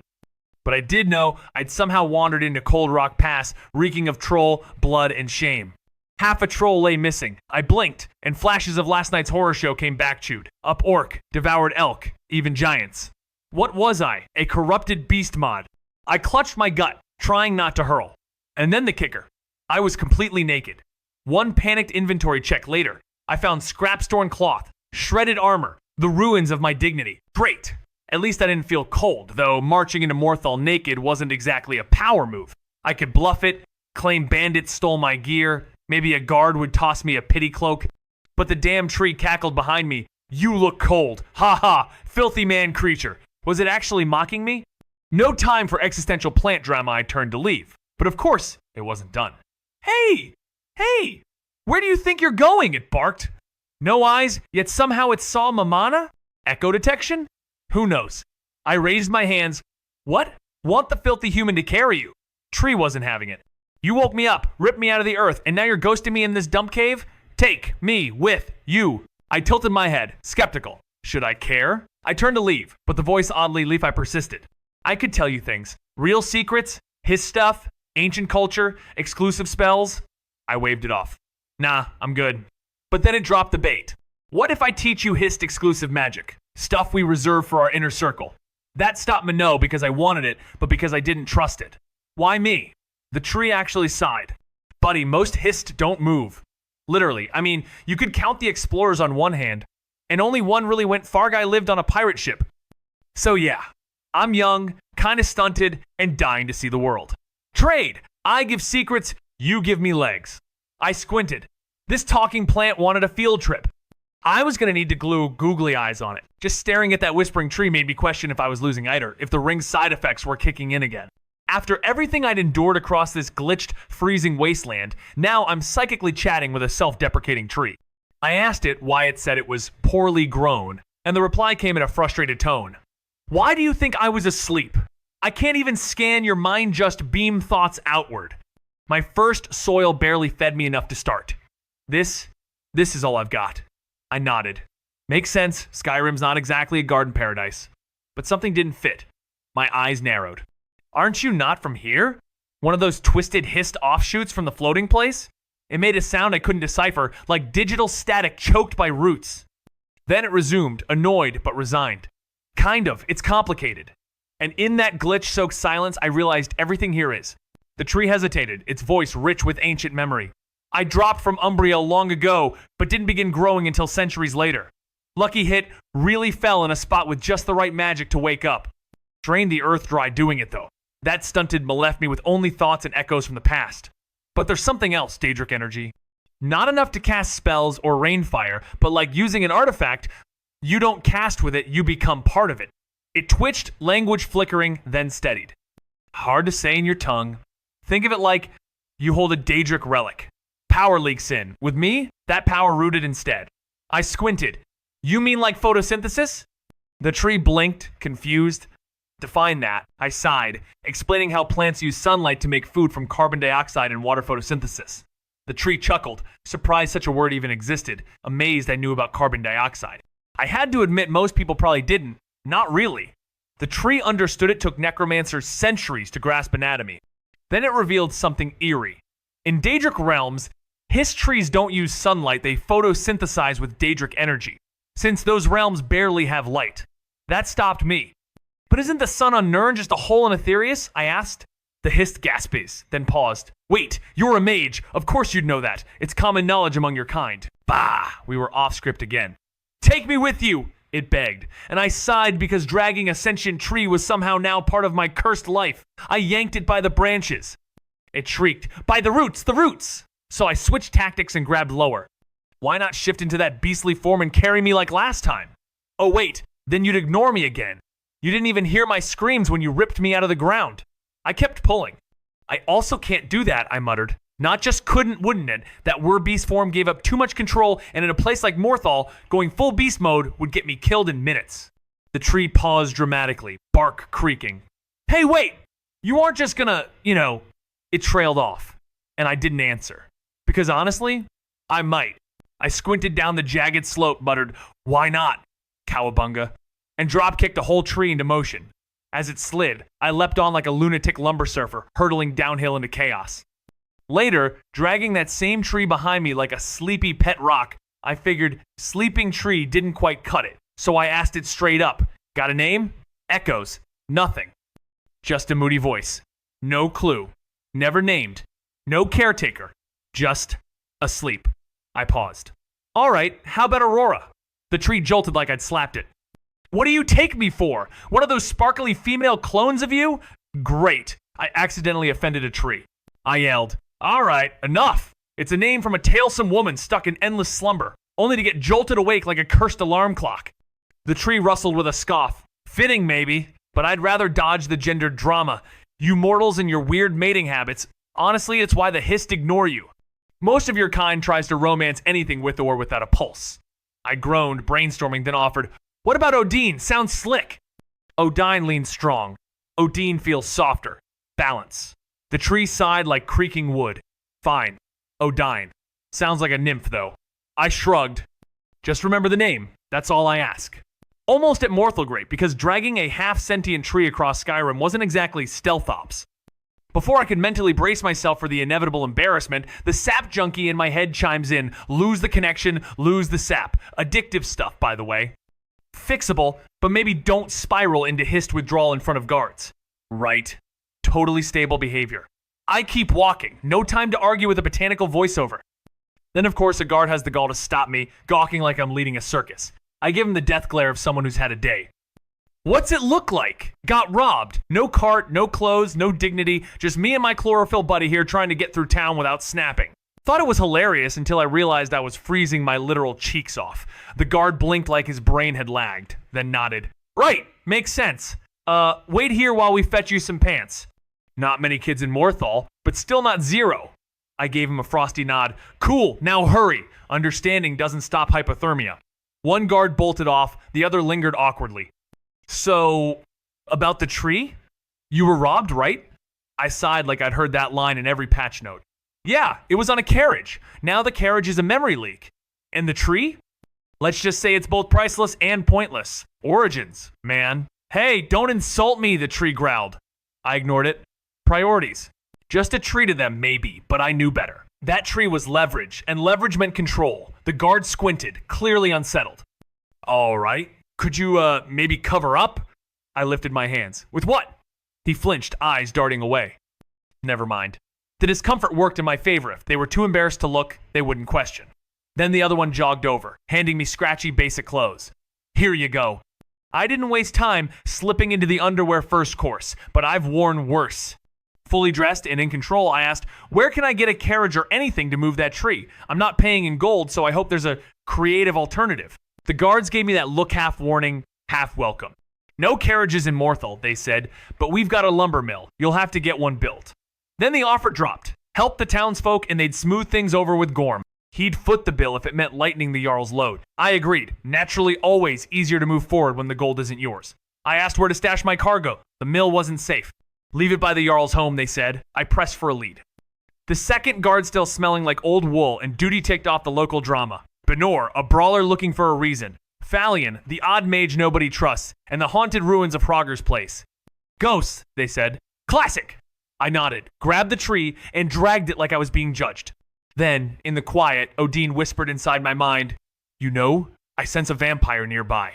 I leaned into the shadow of the Jarl's longhouse, whispering, It's her! The vampire pulling the strings, Alva. Odin scoffed. And you know this how? I didn't bother explaining. Logic wasn't her strong suit. I just tilted my head, eyes tracking the frost-choked rooftops of Morthal. Go ahead. If you need help purging the filth, call me. I've got certain talents. While she wandered off, I pulled up my quest log laid to rest active. No need to waste words on the Jarl. The ruins of Hrogger's house loomed like a broken memory. Stepping through the ashes, I whispered, Helgi? A child's voice then spectral echoed back, Are you a stranger? I didn't flinch. I'm a friend. Your father is cursed, trapped under a vampire's spell. I want to break that chain. Will you help me?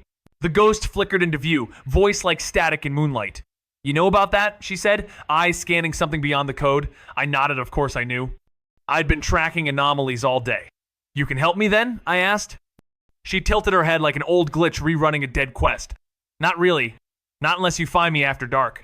Then she dissolved, like bad data at the edge of a memory leak. I muttered a curse. After dark, my ass. Great. A whole broken cycle to burn before anything useful happens. Guess I'll babysit Morthal's bugs and glitch into a nap at the inn. Hersine's cursed loop ring robbed me of sleep again. Reality's a mess, but I'm getting good at cleaning it up. In the dream space, I tapped my foot, staring at the void like it owed me answers. 2 new features blinked into existence, achievements, and a skill tree.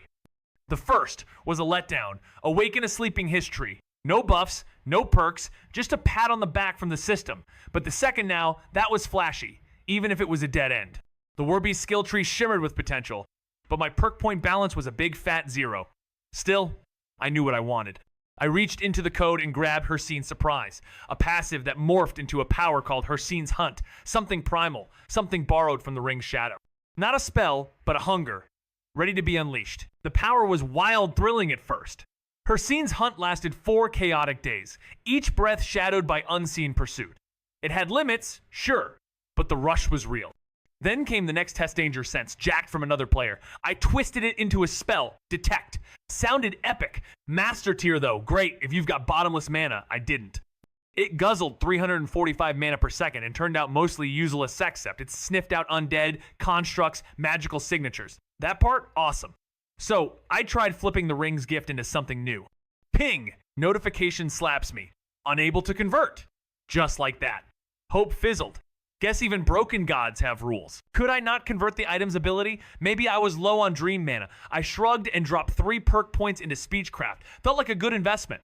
For once I didn't glitch or fast travel, I actually walked out the door. The second I stepped outside, the world shimmered. Oddly refreshing. Except, I was still in Morthal. Swamps were already a nightmare, but this frozen bog was next level miserable. I woke in the inn sticky, cold, and regretting everything. A quick stat check showed a new passive.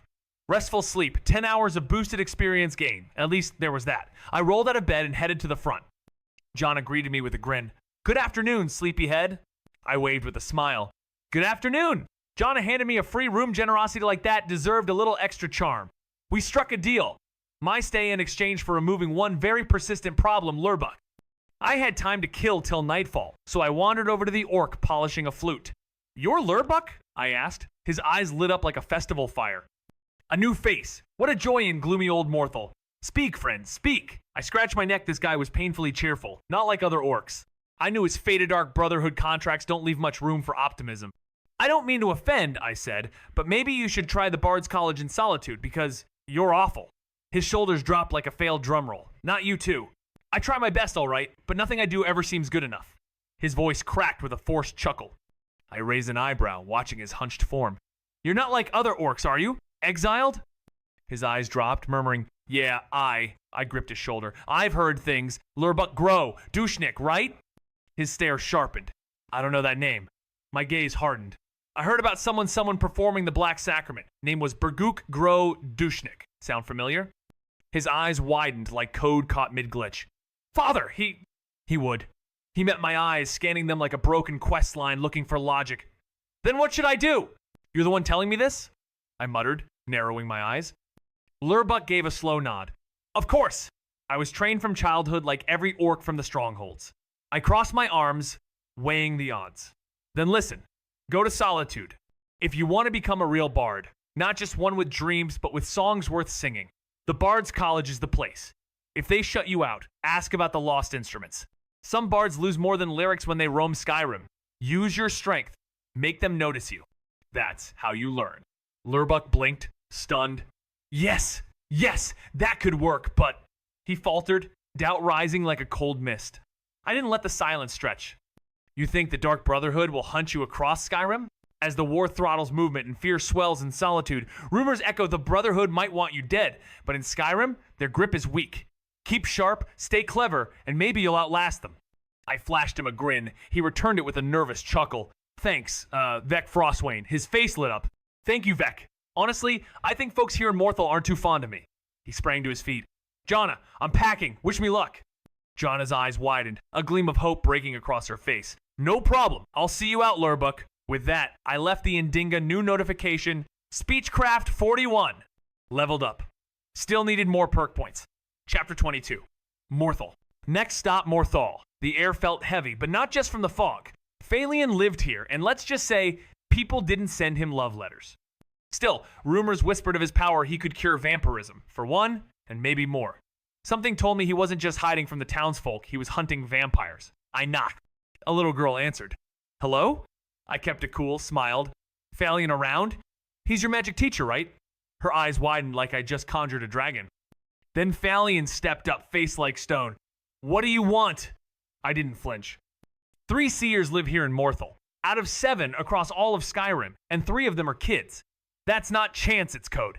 He squinted, unsure if I was mad or prophetic. Who are you? He asked. And honestly, I was starting to wonder the same. My name is Vec Frostwain, I said, standing at the edge of mortal trust and Daedric paranoia. Born of Atmora's frost, bloodlined with snow elves, I bend more than just magic. Phalion's eyes narrowed, but he stepped aside. Enter. One wrong twitch, and I'll exile you to the deepest pit of oblivion. He turned to the girl. Agni, outside. Lessons resume later. She nodded, vanishing with silent grace. He faced me again. How did you know she's a seer? I shrugged. Elder Scrolls. His frown deepened. He misread me. Perfect. I leaned in, calm and precise. That truth spell of yours. How does it work? The room tensed, magic waiting like coiled code. It's conjuration, not a truth spell, but I get the confusion. Alteration apprentices tend to blur the lines. Harsh? Maybe. But I wasn't here to spar over semantics. I needed to know if he had it, because trust isn't exactly his strong suit, and I knew my charm wouldn't cut it. He grunted something close to interest, so I pushed on. The real reason I'm here? Morthal's got a vampire plague, and I think you're the one to handle it with my help. Not to make friends, but to stop them from seeing you as the source of every shadow.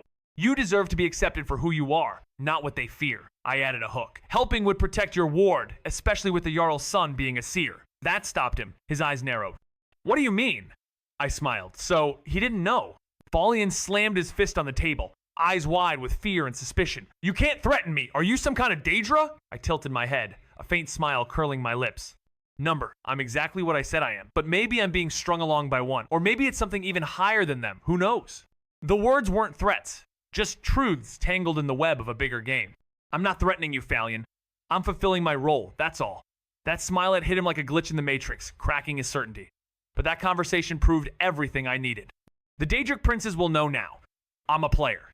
And being a player, it's different. It's special. The Dragonborn questline is moving, ticking in the background like a countdown. But the scariest part? These NPCs, they're not just lines of code, they remember. They adapt. Maybe I'm stuck in some full dive VR psychosis. Or maybe I've already become part of the simulation. I only need you to kill some vampires once I prove they're here in Morthal. You already know that. Falian's fist hit the table like thunder. You can't threaten me. Are you some kind of Daedra? I tilted my head, calm. No, I'm exactly what I said. Maybe being strung along by a Daedra, maybe something higher. Who knows? But this isn't a threat, Falian. It's a role. I'm just playing it. My grin twisted the air. Fear crept into his eyes. That moment confirmed everything. The Daedric princes would recognize me as a player. My presence wasn't ordinary. The main quest, the one with the Dragonborn, was moving again. And more than anything, the NPCs weren't just NPCs. Maybe I was falling into full VR psychosis. Or maybe something was waking up. Everything felt too real, like my memories began and ended in Nirn, as if the beta wasn't just a test, but a veil.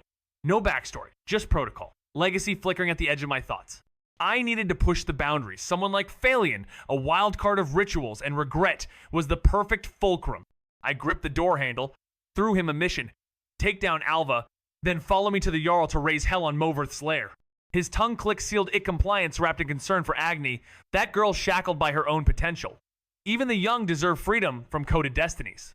Then came the artifact. I could feel it buried in this broken town, a Daedric shard pulsing like a heartbeat behind the texture map.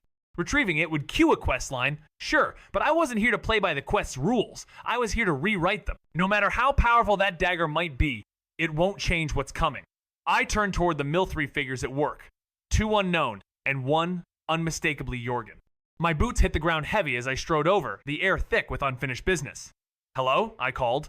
Jorgen glanced up, squinting. I, the merchant with the strange tree? Grateful he didn't bring up my awkward entrance into Morthal Armorless, and humiliated I forced a half smile. I need to talk, I said, and he climbed down, wary but curious. It's about the carriage being built and something else. I unfolded a sketch, more artifact and blueprint. Not a carriage, but a wheeled shell for Odine something that wouldn't draw Solitude's eyes. But before I could mention the Razor's Hilt Daedric, cursed, and dangerously linked to the code beneath our world, I needed trust. And in this glitched reality, trust was just another variable to rewrite. Jorgen squinted at the sketch, grunting, yeah, we can build that. It's just a wooden cart with wheels and a handle, really. You want it full of dirt too? I gave him a nod, grinning. That'd be perfect. Honestly didn't think it was doable. Woodcutters down in Falkreath told me it wasn't. Hauled the whole tree halfway across Skyrim just in case. Jorgen scratched his neck, clearly embarrassed. Well, I've done most of the carpentry in Morthal. Not much else to do unless we're shipping timber to Solitude, and that's a once-a-month job. But what's the deal with that tree? Never seen one like it. I let out a breath. Unless you've been to Black Marsh, you wouldn't. They say it's some kind of hist, but I'm not buying it. Supposedly twisted from the Oblivion Crisis. His expression tightened, suddenly uneasy. Darkness crept in as the final touches to Odine's transport neared completion, the whispering tree still spying on us all. I hauled Odine into the Kratit's roots, coiling, adjusting, settling. Bit tight, but it'll work. Still feels unfinished, it muttered. Jorgen beamed at his creation, so I tossed a question his way. Just need handles and wheels now, right? His eyes lit up. Yes, these wheels, you mind if I use the design? They're incredible. He meant the omnidirectional ones I made, so I wouldn't have to shove a talking tree uphill in one direction like some cursed lumberjack. A nod was all he needed. Night crept in as the final bolts clicked into place. Odine's crate was nearly complete, its twisted roots folding neatly into the box like a creature preparing for hibernation. That nosy tree had been listening the whole time, and now it muttered from inside. Little cramped, but this will do. It's unfinished though, isn't it? I turned to Jorgen, who stood grinning at his handiwork, proud as a blacksmith with a new hammer. So we just need the handles and the wheels, right? I asked. He chuckled, haha, yes. then paused, eyes gleaming. Can I use your design for other things? These wheels of yours are amazing. He meant the omnidirectional ones-me little rebellion against hauling a stubborn tree uphill in a single path. I smirked and nodded. Let the world spin any way it wants. I'll still push forward. I'd do it, but you'd have to pay me. His voice cut through the frostbitten tension, smirking like he'd already written the contract in blood. You could flip it for coin draw, some foot traffic to Morthalbud, I'm thinking, percentages, or a contract, something with teeth. Jorgen, ever the practical brute, just nodded. Understandable. I'll think of something. That's when I knew omnidirectional wheels weren't just for terrain, they were for maneuvering through conversations like these. I gave him a nod, turned to Odin, whispered, I'm off to slay some vampires. Let me know what he offers for the schematics. She scoffed, I'm not your spy. I rolled my eyes and flicked open my quest log. Right on time. Marching through Morthal's mist, I spotted a woman in a graveyard, 2 shovels, 1 grave, and a name carved into the stone. Helgi. Then the world froze. She wasn't alone. Lilette. What have I told you? The air thickens as another woman appears. Alva, eyes cold as frost. Lilette, uncertain, pleads. We can help her, Alva. She can become like us. But Alva's voice slices the hope in half. We talked about this, Lilette. A sigh escapes her. Not from guilt, but calculation. I get it. You feel bad about Helgi. You see your son in her, don't you? I know you still watch your family. She steps forward, pressing a hand over Lilette's mouth, whispers, ignite. Magic unfurls like smoke. I watch closely. Vampiric seduction. Lilette still new, still trying to turn instead of devour. She must have panicked when the fire began, botched the turn, Helgi died. I rub my beard, piecing it together. Lilette is just like Hrogar enchanted, broken. But maybe, just maybe, with Phalian's help, I could bring her back. Maybe. Heh, all for the so-called greater good, right? I almost had Aitra program Azura's artifact into the black star no Nelacar required. I decoded Malin's grimoire, cracked the logic tree wide open. But Phalian? Too cautious. He wouldn't dare trigger a Daedric response. I needed someone reckless or blissfully dumb enough to overwrite the artifact without blinking. Lilette looked promising. Knockout first, questions later. Alva? Expendable code, clean deletion. They were still glitching, arguing over nothing. Should I just launch an arrow and force the script? No silver ammo, though. Vampires aren't your average trash mobs, and I wasn't keen on catching a terminal status effect. Just as I hesitated, Lilette bent to grab the shovel trigger flag. Alva stomped, grabbed the second shovel, and slammed it into Lilette's head with a sickening metallic ping. The scene froze. Lilette down, but not deleted. Alva raised the weapon again. Guess she was about to hardcode the kill. I drew my bow, let the arrow fly, missed her by a mile. Alva snapped her head my way, eyes sharp, magic crackling at her fingertips. I ditched the bow for my lucky dagger. You're that tree merchant, right? She hissed. Not quite, I said. Just a traveler with a tree. She wasn't amused. Dropping her shovel, her hands lit up.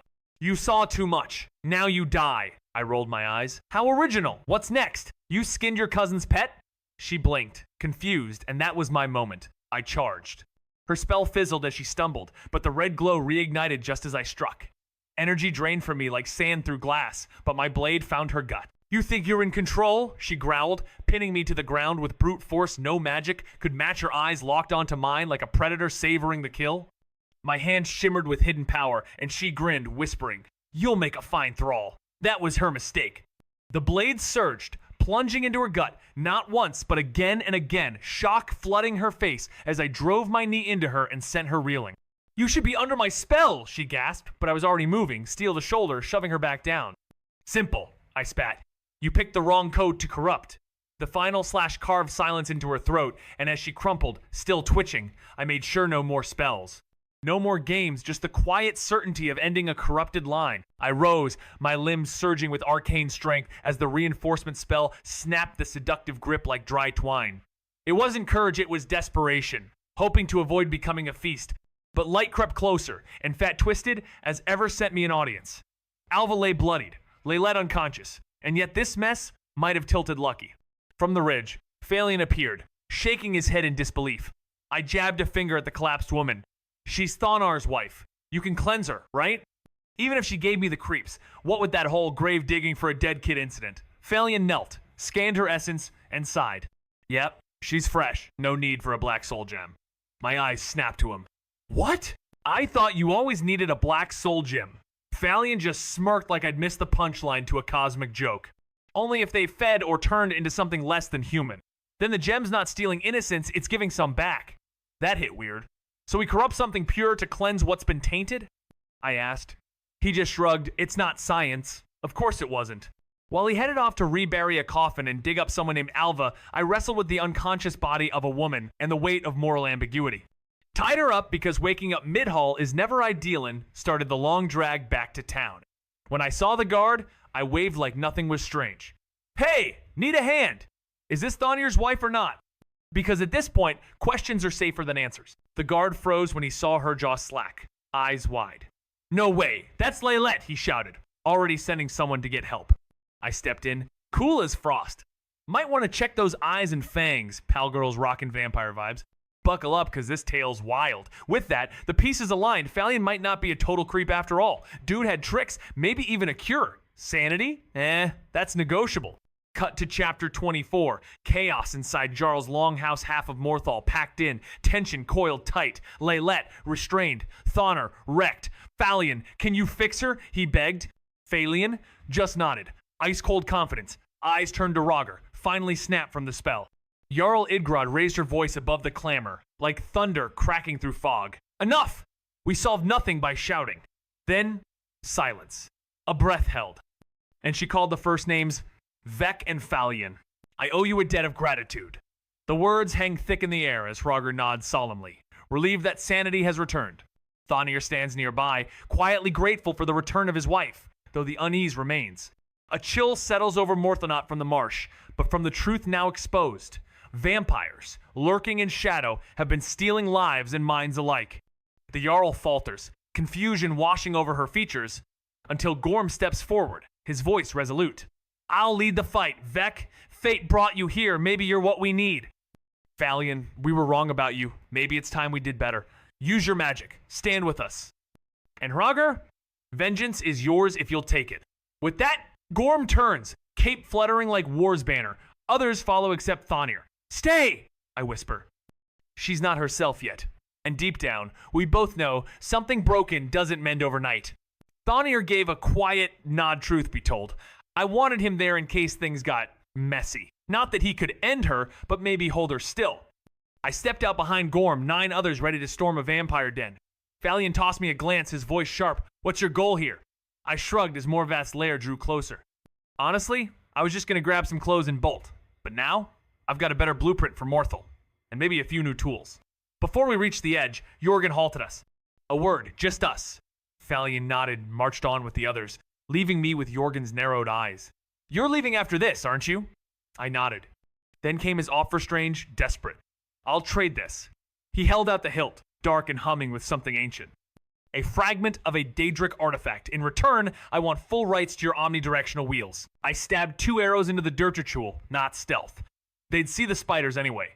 I vaulted the ledge and hit the ground behind them, landing silent. One stirred, but I was already fading into shadow. Ahead, a thrall scanned the entrance. No words, no mercy. I slipped the blade through their throat and left an arrow as a message. Another thrall, distracted by corpses in a pit, never saw me ghost past. Then main chamber, a grand table, 3 vampires, one lounging like a lord. Might be their leader. He muttered about someone running late and didn't know she was already Ash. I stayed tight to the wall, eavesdropping. One muttered excuses. Something about identity maintenance and a needy pawn. They didn't know. That was the advantage. 2 arrows stabbed into the dirt ritual. Not necessity. The spiders were already aware. Vaulting from the ledge, I landed behind them, silent as breath. One stirred, but I was already past. In the next chamber, a vampire thrall stood guard, eyes locked on the doorway. They wouldn't see the dagger until it whispered through their throat. I left an arrow in the wall signature, not warning. Ahead, another thrall looted corpses, gazed downward. I ghosted by, shadow in motion. Then, the banquet hall. 3 vampires feasting in the gloom, one reclined on a throne, pulsing with authority. That had to be their leader. He growled, Alva is running late. Where is she? Soignorns was still my ally. From the shadows, I traced the cave's edge, listening. Another voice responded, casual and wrong. Probably stuck managing her cover. That man of hers is needy. Movarth sneered. Wish she'd stop trying to charm every warm-blooded thing. I froze ya. She definitely tried it on me, but I had no time for awkward flashbacks. Slipping past them, I zoned in on the real prize, boots. Not just any Bucci's boots. Right beside a worn bed, I crept closer, then it hit. A siren's wail. Not the singing kind. An alert spell, wrapped around a shelf like a vengeful trap. I moved fast, snatched the hide-wrapped beauties Morvath's boots, silent as shadows, boosting my sneak by 35%. Swapped them for mine. Then the dark welcomed me and so did Movarth's rage. He stormed in shouting, "Come out, you rat! I know you took them!" His crew panicked, yelling for help. Movarth turned. Mid-snarled whip and arrow bloomed from his neck. Arg! He yanked the arrow free, rage flaring. "So you're the thief! Did you lure Morthal here? I'll kill you in S!" Another arrow silenced his throat, point blank. He staggered. My bow slammed into his chest. As he collapsed, I drew the blade and drove it into his neck again and again. He shoved me off, choking on blood. "What is wrong with you?" he gasped. I watched the red trail crawl down his skin. No wonder Alva was hard to kill, no real blood flow. I had to test this. My hands glowed. Lieber's weakness pulsed through me as I grabbed Movarth mana draining, then surging back. His eyes widened, body trembling under the pull. He couldn't move, stamina vanishing, health stripped away. No critical hit needed. Just code, just decay. His pale face paled further, and then stilled forever. I held up the silver-black ring with its single blood-red gem, vampiric ring. It read, pulsing with forbidden code. Its enchantment whispered possibilities. Drain life as a mortal. Regenerate as something more. The moment I slipped it on, a spell etched itself into my interface, as if the system recognized me differently now. I turned to Movarth's body and began stripping the armor black and steel, better than the leather scraps clinging to me. "What are you doing?" Gorm asked, his eyes wary. "Upgrading?" I muttered. Tugging the hood over my head, imagining a mask to match something custom, whitewashed to dodge suspicion. Don't want to be flagged as a vampire. My thoughts wandered. Alteration spells? Could one change the armor's tag? As we exited the glitched cave, Gorm halted me. "Let them go, I need to ask you something." I paused, already parsing his intentions. "This is about the Jarl and her dementia, isn't it?" His face flickered, surprised, confused. "Dementia?" The system didn't prepare him for that. I held the strange ring between my fingers silver black, with a single blood-red gem pulsing faintly. "Vampiric ring," the enchantment whispered. "One effect for humans, another for vampires." I slid it on. Power surge spell unlocked. I watched my stats ripple, magic, stamina, health, recalibrating. I turned to the fallen figure, stripped his armor better than leather, and it had a hood. "Could use a mask," I muttered. "But I'll bleach it. Later don't want to get flagged as undead." Gorm shot me a look. "What are you doing?" "Upgrading," I shrugged. Basic field strategy. Outside, as the cave's breath faded, Gorm halted the others. "Let them go. I need a word." I paused. "This is about the Jarl. Her mind, right?" His eyes flickered. "Dementia?" he echoed, confusion glitching through his face like a corrupted quest line. "So it's either age or illness," I muttered, pen hovering in the air like it had its own opinion. "Maybe future sight's the culprit cooks your brain if you peek too far ahead." Gorm gave a long sigh, like the truth was finally out in the open. "Sounds right. Talked to someone in Solitude about this already. Hey, if you're heading that way, mind dropping off a letter?" I gave him a nod sounded fair. "She should probably step down anyway. War's messy, and advice doesn't need a throne." Gorm smiled like he'd been waiting for someone else to say it. "I'll get that letter to you before you go." I paused, making sure I wasn't missing any loose ends. "We're even, right? No more favors?" Gorm nodded again. "Perfect. One more thing. Can you spare a journal? Lost mine in a carriage accident." I didn't blink. He chuckled. "Easy. I've got plenty." Later, Odin caught me writing again and raised a brow. "Why are you scribbling after zoning out like that?" I ignored her. Some thoughts weren't ready to be shared with a voice that never forgets. I opened the journal with a flick, my fingers tracing the faded ink on the page as if it held the answers. "Vec Frostwain," I muttered, the name already feeling more like a system variable than my own. The entries were clear passive effects stacked like legacy code. Frost couldn't touch me, death danced just out of reach, and my reflexes pinged like glitchless scripts in a chaos engine. Ancestral perks activated on contact, skills sharpened under pressure, and battle itself became my training module. I could cast 3 spells at once, feel armor, turn to bark, and stand like gravity didn't matter. But with all power came contradiction. Progress slowed, evened out, twisted through parallel growth trees. My feet found balance, my vision sharpened beyond normal optics, and when I stood still, nothing could move me. The Steedstone etched strength into my bone sextra carry load. Armor no longer a burden. Then came the powers. Once a week, a transformation, any beast, any form. Hersine's hunt, it marked targets like I marked code 4 days unbreakable lock. As I wrote it all down, line by line, I realized this wasn't just a character sheet. It was a blueprint. Not of a warrior, but of something built to fracture reality and learn from the cracks. Thonir gave a quiet nod, truth be told. I wanted him there in case things got messy. Not that he could end her, but maybe hold her still. I stepped out behind Gorm, 9 others ready to storm a vampire den. Valian tossed me a glance, his voice sharp. What's your goal here? I shrugged as Morvath's lair drew closer. Honestly, I was just going to grab some clothes and bolt. But now, I've got a better blueprint for Morthal. And maybe a few new tools. Before we reached the edge, Jorgen halted us. A word, just us. Valian nodded and marched on with the others, leaving me with Jorgen's narrowed eyes. You're leaving after this, aren't you? I nodded. Then came his offer, strange, desperate. I'll trade this. He held out the hilt, dark and humming with something ancient.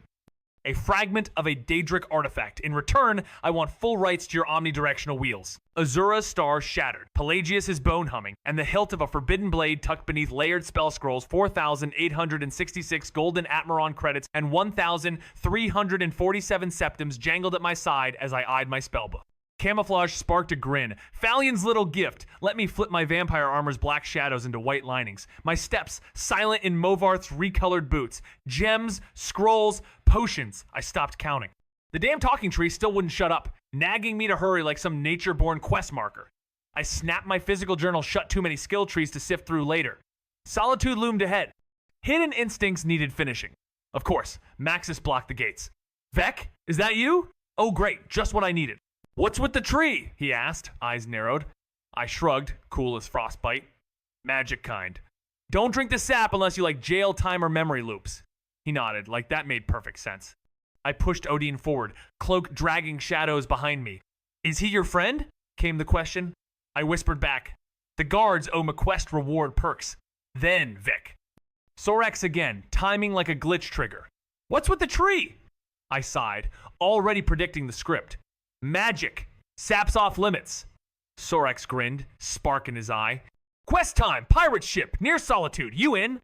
My lips curled because of course I was. A pirate ship? I blink as Sorax shoves a crumpled note into my hand, its title blazing, The Restless. But weirdly, it's addressed to Sorax himself. Where'd you get this? I ask, suspicion curling like smoke. He just shrugs, cool as ice. Courier gave it to me. A pirate ship haunted by ghosts. And whoever clears them out gets to claim the vessel now. That's some treasure. So, you want a pirate ship? I prod, half grinning. Sorax shrugs again. Why not? Could be fun to fix up. I laugh. All right, I'll help you after I handle a few things. Oh, speaking of which, did an orc named Lurbuk rent a room here? Sorax's face twists in horror. Oh gods, yes, the worst bard I've ever heard. Thankfully, he said he was off to get some proper training.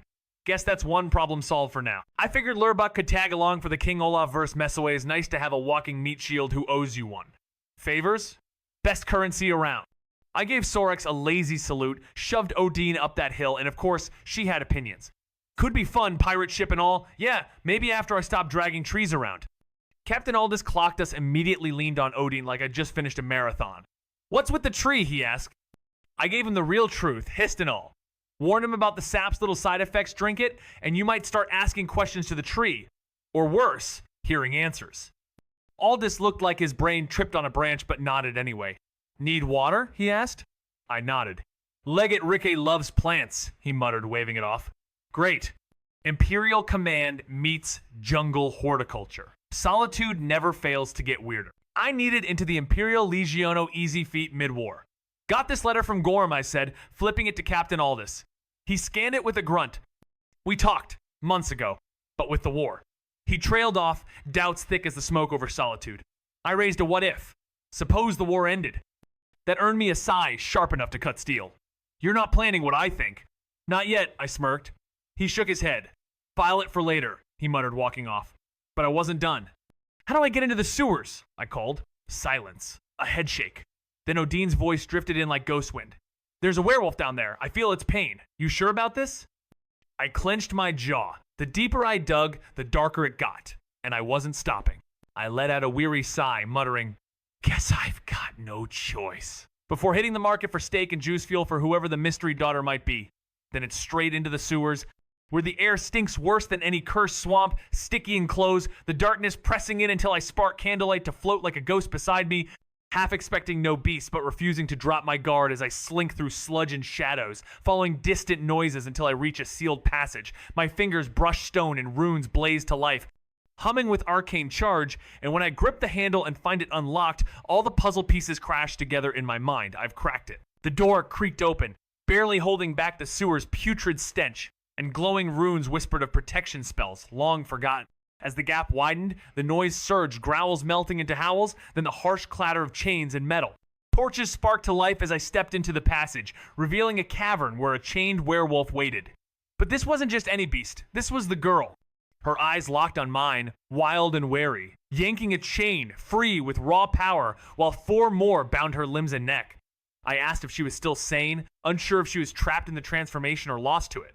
Her posture eased, just a bit. Still tense, still dangerous. I slowly reached for the food I'd brought, hoping it was enough to remind her who she was. These baskets seem empty, you hungry? Her eyes, sharp and untrusting, locked onto mine. I let out a sigh, slipped off the cursed ring, and tossed it her way. She caught it midair, claws glinting, hesitation in her stare. Then slowly, carefully, she slid it on. Flesh twisted, bones reformed human again. Her dress barely held together, wildness still clinging to her like fog. No words yet, just tension. I crouched, smirked. Feel like eating now? She fought her voice. Who are you? I stood tall, unblinking. Vec Frostwain. Also, the one who killed your father. And just like that, her world cracked. She glared through the haze of emotion, anger, crackling, sorrow, whispering, and then that cold sigh of surrender. Why did you kill him? Her limbs were free, but that cursed collar still clung to her throat like a memory that wouldn't let go. I chomped down on the sausage, unfazed. He made a pact with a Daedric prince to save you. The cure was an axe, the rueful axe. Figures he kept it. Journal said he was ready to end you if madness took hold. Her laugh was bitter lightning. Can't blame him. The rage? It's still there. The hunger? Not the kind that food quiets. I nodded, remembering the blur of the ring, the beast, the blood. I used Hersine's ring. It turned me into a werebeast, chaos. She picked up the ring, eyes widening. When you toss this to me, it called out. I grinned. Artifact of Hersine. Controls the transformation. Her head tilted like a curious hound. So, I'm stuck? I shrugged. Unlikely. You just have to learn how to control your transformation. It's not a cure. But hey, control's the next best thing, I said, calm like I'd said it 100 times. She glared, yanked off the ring, and hurled it at me like it had personally offended her. I caught Itroflex's hand. She gasped, eyes wide, staring at her still human hands. What the hell? I'm still human? I gave her a nod, barely hiding a smirk. Magic ring. What'd you expect? Anyway, what's your name? Her eyes followed mine down, face lighting up like a warning beacon as she yanked her cloak tighter. Why should I tell you, pervert? She snapped. I raised an eyebrow. How am I the pervert? Honestly, I'm impressed you're still dressed. Wait, maybe that's because I transformed into a werewolf behemoth earlier. Huh, that actually makes sense. Mental note for next time. I shrugged. Name, or would you rather stay down here with the echo rats and bad lighting? She lets out a frustrated sigh, her eyes glinting as she hisses, Care to help me with this collar? But my quest log still screams unfinished business, and my own sigh slips out as I ask, what happens when you're finally free? Her voice cracks rough and raw. I don't know, just help me. But my head's already shaking, because after how long she's been running wild as a beast, no way I'm letting her loose. Her eyes blaze and she lunges, chains rattling her back. Coughing out a fierce curse as I can't help smirking, kinda proved my point. Flipping open my quest log where the branches glare at me. Either I kill her, tame her, or help her find a cure, but no matter what, she's destined to become my companion. And my eyes drift past her toward the cold iron links holding her fate. She kept watching me, eyes locked like I was some wild variable in her code. Sure, I wouldn't mind her tagging along, she had that chaotic charm, but I've always been a solo operator, handling bugs myself. Lycanthropy? The only fix I knew came buried in the companion's questline. Odds were, someone in Whiterun was already halfway through that code branch. My only shot? Hunt a witch, drag her into that creepy tomb, and trigger the ritual. Or, as my quest log cryptically put it, tame her. What the hell did that mean? Train her like a glitching hound? Before I could debug that logic thread, she snapped, Are you just gonna stare at me? I mentally scanned my skill tree, speechcraft, mostly persuasion. To bind her properly, I'd need the contract perk, soul binding magic and all that, but I'd spent points elsewhere. No way to climb that tree now. But maybe the simulation didn't need a real contract. Just belief. If she thought it was legit, maybe the quest would validate. I grinned, stalling for dramatic effect. That's when I finally answered. I was trying to think of a way out, some clever loophole that wouldn't end with someone bleeding or broken. She crawled back, animal-like suspicion in her eyes. You've got that look again. I stood grinning just enough to worry her. I really don't know what you mean. Chapter 27, a deal so real. Convincing her the contract was legit? Not easy. I stood tall. Hold on, I've got a little trick up my sleeve. She never blinked as I turned down the hall, pulling out scrap paper like it was a sacred scroll. Spell after spell, nothing stuck until Locke hit like a lime green pulse. Bingo, the page shimmered. I raised a brow, pen met paper, nothing, not a drop. Interesting. Locke didn't just bind objects, it froze states. No rot, no spoil, no change. Useful, very useful. Time for draft 2. The real challenge? Writing a deal even a god would hesitate to break. It had to look real just enough to fool a system built on contracts and consequence. So, I framed the deal like a game quest. Party A? Me? Party B? Her. She'd be my follower, bound to me until I found a cure for her condition, not that I was in any rush. But if a cure did surface and she still chose to stay, we'd draft a new agreement, this time under proper mechanics once I earned the real contract perk. But safeguards? Yeah, those were tricky. Saying if she hurts me, she pays was too obvious it'd tip her off that the deal was fake. So instead, I got clever. If I die, she dies. Simple, ominous, binding. And if she's the reason I fall, then magic slow, creeping, silent activates on my death. Not before. Not a moment sooner. And that, dear system, is how you write a trap disguised as trust. A pulse of magic rippled through the room term set. No turning back now. Said magic will cause Party B to experience every pain and trauma they've ever given me. I declared, my eyes cold steel. Maybe that'll keep her claws where they belong. I wasn't about to wake up hogtied in some cave. Then the spark catif, I could bind action to consequence. Maybe I could control more than just threats. Party B will follow direct commands from Party A, I wrote. Refusal? That just extends the contract. Even if her curse lifts, she's still mine for every disobedient day. I signed with a smirk and handed it over. Your move, I said coolly. Vyri stared at the parchment, then at me. I can't read, she mumbled. My grin faded. Your signature? I asked. She shook her head again. I sighed, the ink barely dry, already feeling the headache settle in. Of course you don't, Vyri flings her arms skyward, eyes blazing with wild frustration. What'd you expect? My old man wasn't about to waste time teaching a werewolf to scribble letters. I couldn't even grip a pen. I let out a groan, rubbing my temples. Just dip your finger in ink and press it on the paper. A fingerprint's unique enough for the contract to recognize you. She blinks in disbelief. Seriously? Is that real? Nirn's laws? Hell if I know it's a bogus contract anyway. But I smirk and lean in. Tell you what, I'm throwing in a special clause just for you. My quill scratches across parchment again. Party A is going to teach Party B whatever she asks, but Party B owes Party A a favor whenever commanded, and every time she refuses, her contract drags on another year. She squints at me. But I still can't read. What are you scribbling now? I roll my eyes so hard it hurts. She blinked at the unfastened collar. Disbelief scrawled across her face like a poorly written side quest. No key? I could have done it myself? I just smirked, flipping the latch like it was a loot chest left ajar. Poacher's collar, I muttered. Not so easy without the right angle. She groaned and stretched like a freed wolf, then tossed the inevitable. You got clothes? I didn't answer. Just turned and flicked open my quest log like a spellbook last task. Exit the hidden prison. I'll buy you some, I said, already ghosting toward daylight. Later, I snagged some basic leather armor for her, not because I'm generous, but because she's a werewolf and fate throws loot at people like her. No point investing gold when the next dungeon coughs up better gear. She looked at me, confused, but I didn't answer. My eyes were fixed on that chain collar. No keyhole, just as I thought. I snapped the mechanism open with a twist, and the collar dropped free. She blinked in disbelief. Wait, that thing didn't need a key? I could have undone it myself, I shrugged. Poacher's collar. Hard to unhook if you can't see it. She groaned and stood up. Got any clothes for me? Another shrug. I turned to leave, checked my quest log and only one thing left. Exit the hidden prison. I'll buy you some. Later, I picked up some basic leather armor for her from the blacksmith, ignoring the Imperial hustle. Radiant raiment did the tailoring. Nothing fancy. I wasn't blowing gold on a werewolf, especially with loot chances on the rise. Once her armor shimmered with new threads, I led us straight to the bard's college me mindset on the King Olaf's verse, and, maybe, roping in a backup vocalist.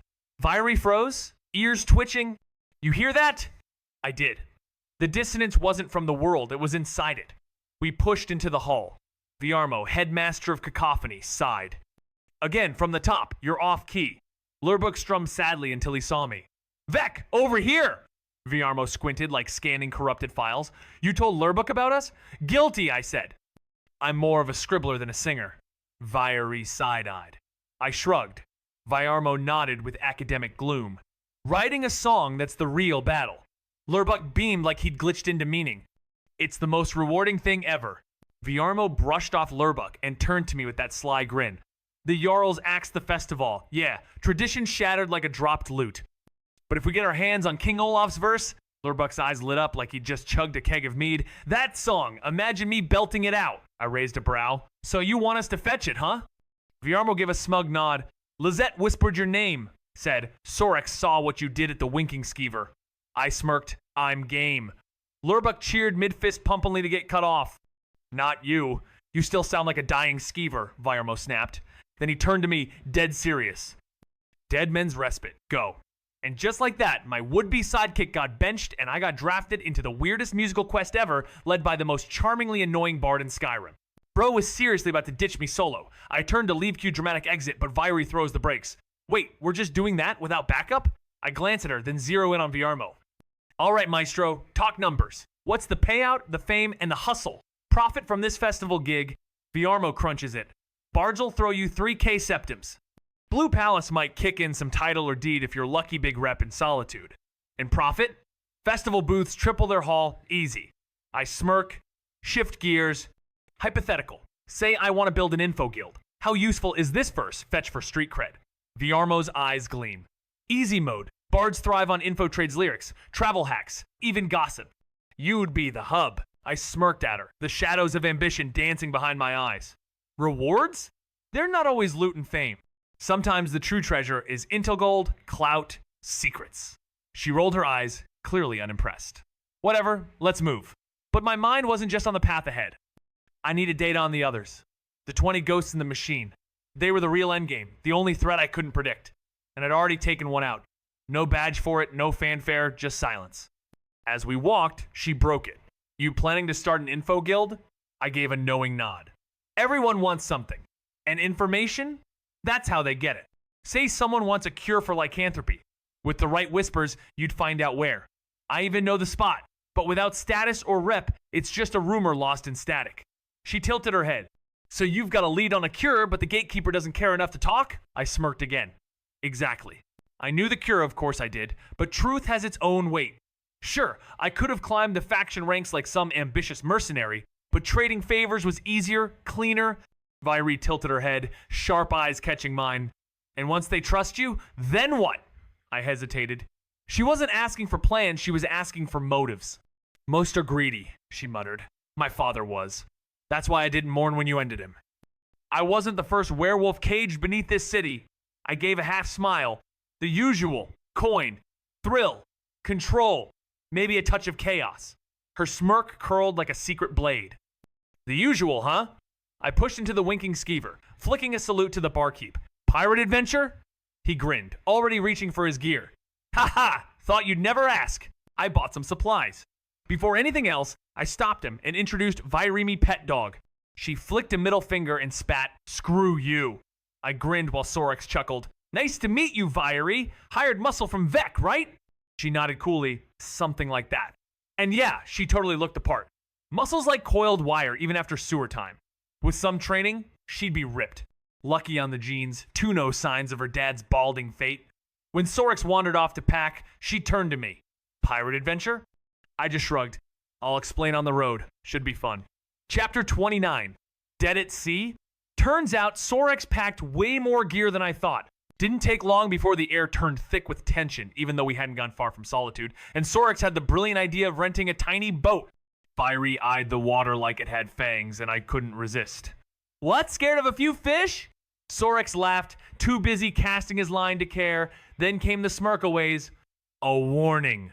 Ever hear of the Gagrum slaughterfish? He teased, eyes glinting. I raised a brow. Gagrum? What now? He grinned wider. Not actually a slaughterfish. More like a shark thing. Glows at dawn. Eats ship's whole, sea of ghost stuff. Viary didn't look thrilled. It better not be real. He waved her off. Sailor's tale, probably pirates. Still, my mind raced glowing scales, forgotten waters, and something big enough to bend myth. A leviathan, huh? Now that would be worth hunting. The ship creaked beneath me as I pointed toward a jagged white shape on the horizon. Is that the island? I asked, heart thumping. Sorex glanced up, reeling in his line like it owed him answers. Yeah, that's it. Viary frowned, her eyes narrowing. It looks like the whole place froze over.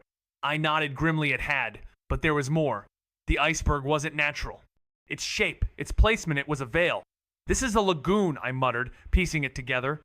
They hid here, used the rocks as cover, then pulled some serious ice manipulation. Magic, sabotage, or worse. Sorex gave a slow nod. Dock there. We'll tie to the tree. I guided the vessel in, the frost snapping at our edges. Viary leapt out first, but I held her back. Stay here. We don't know what's inside. Her glare could have cracked steel. I'm sworn to protect you, she said through clenched teeth, and I knew she meant more than just blades and vows. We ain't looking for a brawl, just pitching camp, she snaps, tongue clicking as my gaze drifts to Sorex prowling ahead until he freezes at a narrow gap, eyes flicking my way while he mutters, This looks like the only way through, unless we circled the whole island. And I'm shaking my head, scoffing. Doubt there's another entrance. Pointing into a passage, glinting with ice twisted around a stone arch, whispering like secrets of old pirates who carved out a hidden bay, and Sorex squints frowning, how do we squeeze in there? Because yeah, he's wiry enough to slip through, but me and Viary would wedge in like stuck arrows, so I grin, teeth sharp. We melt it open. And he stares, voice edged with worry. That'll take ages, won't it? But I'm already shaking my head, eyes glinting. Got any salt? And he nods reluctantly. Only 2 sacks. Meant for the boat if it ices over, not for blasting through frozen pirate caves.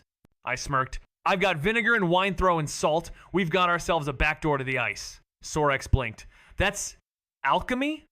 I shrugged, already heading to Viary's setup. Different freeze points.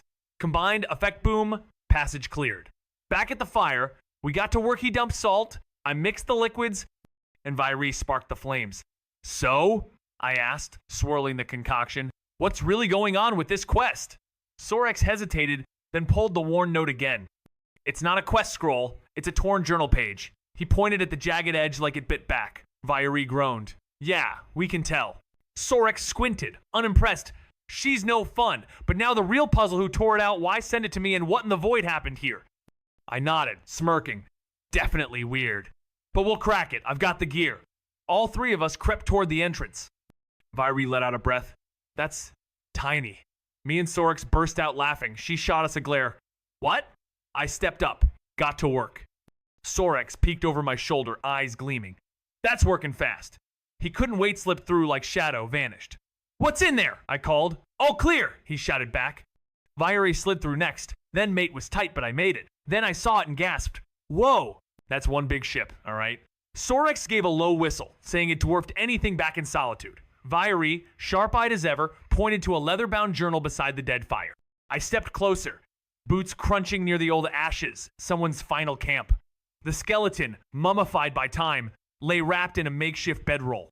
I picked up the book, but before I could flip a page, a ghost surged up, screeching, "Who disturbs the dead?" Instinct took over. I slammed the journal straight into its face. Boom. Ectoplasm explosion. Ghosts on a pirate ship? Yeah, makes sense now, I muttered. Sorex chuckled, impressed by my reflexes. Viary raised an eyebrow as I cracked open the book again. Really? Now? I shrugged. Might be clues. While she rolled her eyes and Sorex rummaged through busted crates nearby. I flipped through the brittle pages and raised a brow. It all came down to the last gasp of a cursed crew. Someone had triggered something ancient, something cold. A pirate ship hijacked an artifact. Greed burned hotter than caution, and the first to touch it, frozen solid.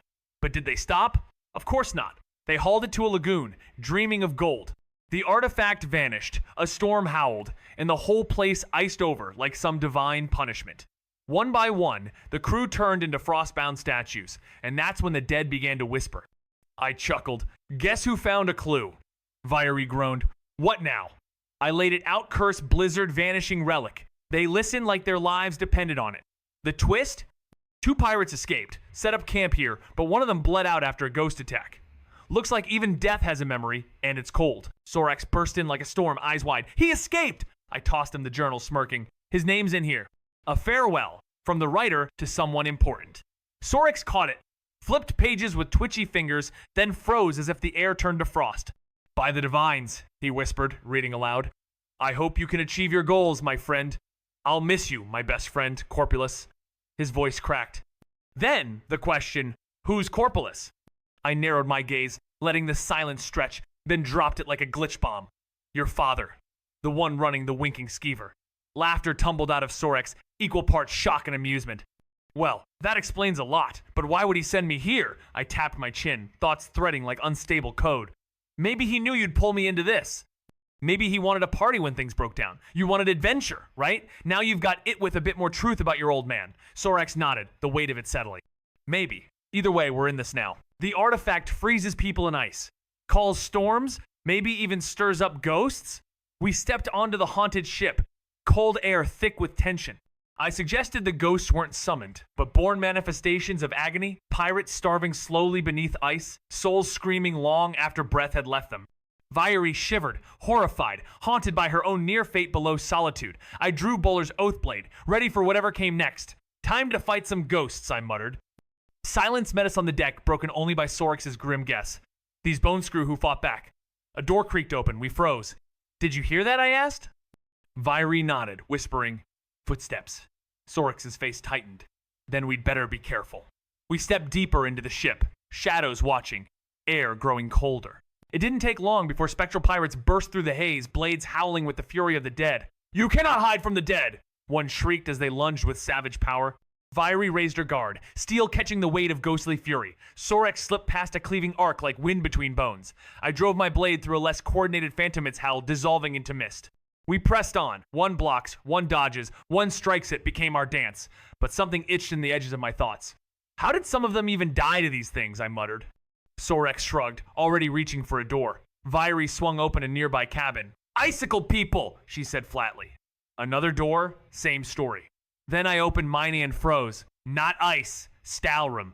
My pulse surged. This isn't ice, this is Stalrim. It's stronger than ebony armor. We've hit a damn vault. Both turned, disbelief in their eyes. Sorex paused, breath-catching. Wait! I vaguely remembered hearing about Stalrim before, but the details escaped me.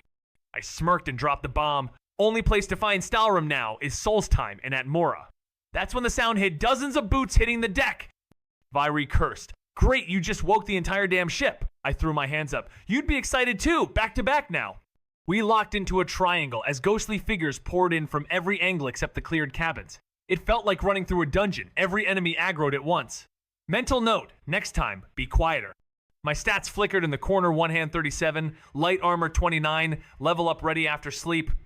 I wiped my brow, checked on the others. You two good? Vieri collapsed dramatically. I need a shield. Sorex barely held up a finger, just tired. I tossed them potions and downed one myself. Then Sorex asked the golden question, do we search the sludge? I shook my head. Not unless you want ectoplasm. These ghosts were nothing but smoky Liz, no loot, no leads, just cold, useless vapor. Good news? They're less bite, more bluff now. We can split up. Sorex smirked from a barrel, claiming the deck. Vieri sighed, dragging her boots toward the cabins. I nodded, the unclaimed shadows left to me. Count the Stalrim.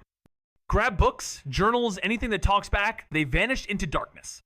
I crept down creaking stairs, stepping into a ruinous fusion of tavern and forge-rotted food behind the bar, rust-eaten tools, time's decay etched into every surface. The ingots gleamed, untouched, tempting but untrusted. Then click, my gaze snagged on obsidian gleam, a black pickaxe, not just any tool. Ancient Nord make its grip frozen mid-swing inside a Stalrim vein. Someone had died trying to break Time's armor. I grinned.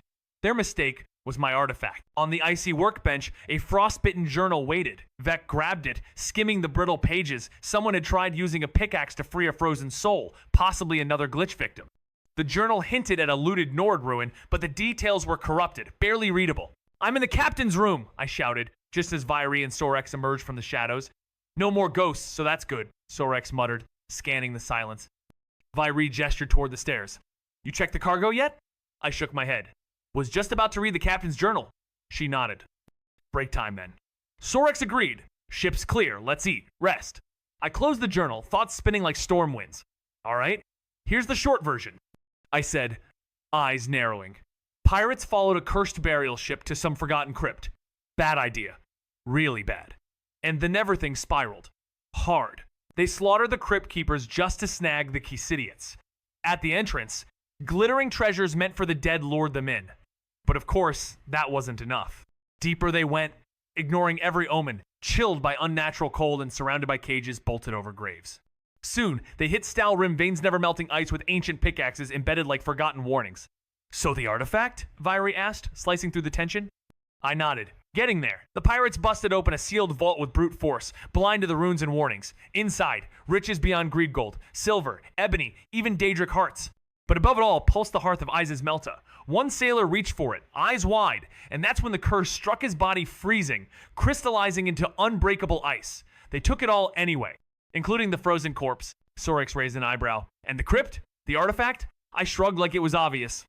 That crypt? Just a mask, looked like a burial site, but it's really a Stalrim refinery. Corpses in, ice armor out. Dual purpose, you get it. Vyri stepped back, uneasy. The artifact. Where is it? I'd rather stay unfrozen. Sorex added, You're from Atmora, right? I nodded as that strange instinct struck again, like memory dressed as prophecy. The Hearth of Izameltate's not just a jewel, it's alive.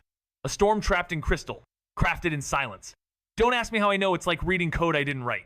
Anyway, it's locked away. Strong box inside a chest, bottom deck. I scratched my head, safer there than on me. The captain sealed it away to stop the chaos, but the cost was steep. Just like his crew, he vanished into legend, a shadow of sacrifice. Meanwhile, someone's already plotting to loot the place once they wake, confident they can handle an artifact they've never seen talk about guts or pure madness. Vyri sighs, readying her bedroll, while Sorex takes first watch, whispering his fear of her like she's some kind of ancient monster. He's not wrong, she was a werewolf after all. I smirk but keep quiet.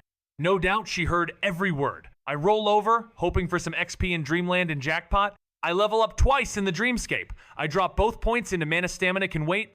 I'm not even close to maxing my carry weight. The captain placed the artifact where it couldn't harm anyone again, but in doing so, he doomed himself just like the rest of his crew. When the fire crackled low and the camp quieted, plans to raid the ship further hung in the air. One claimed to understand the artifact, despite never having seen it, full of reckless confidence.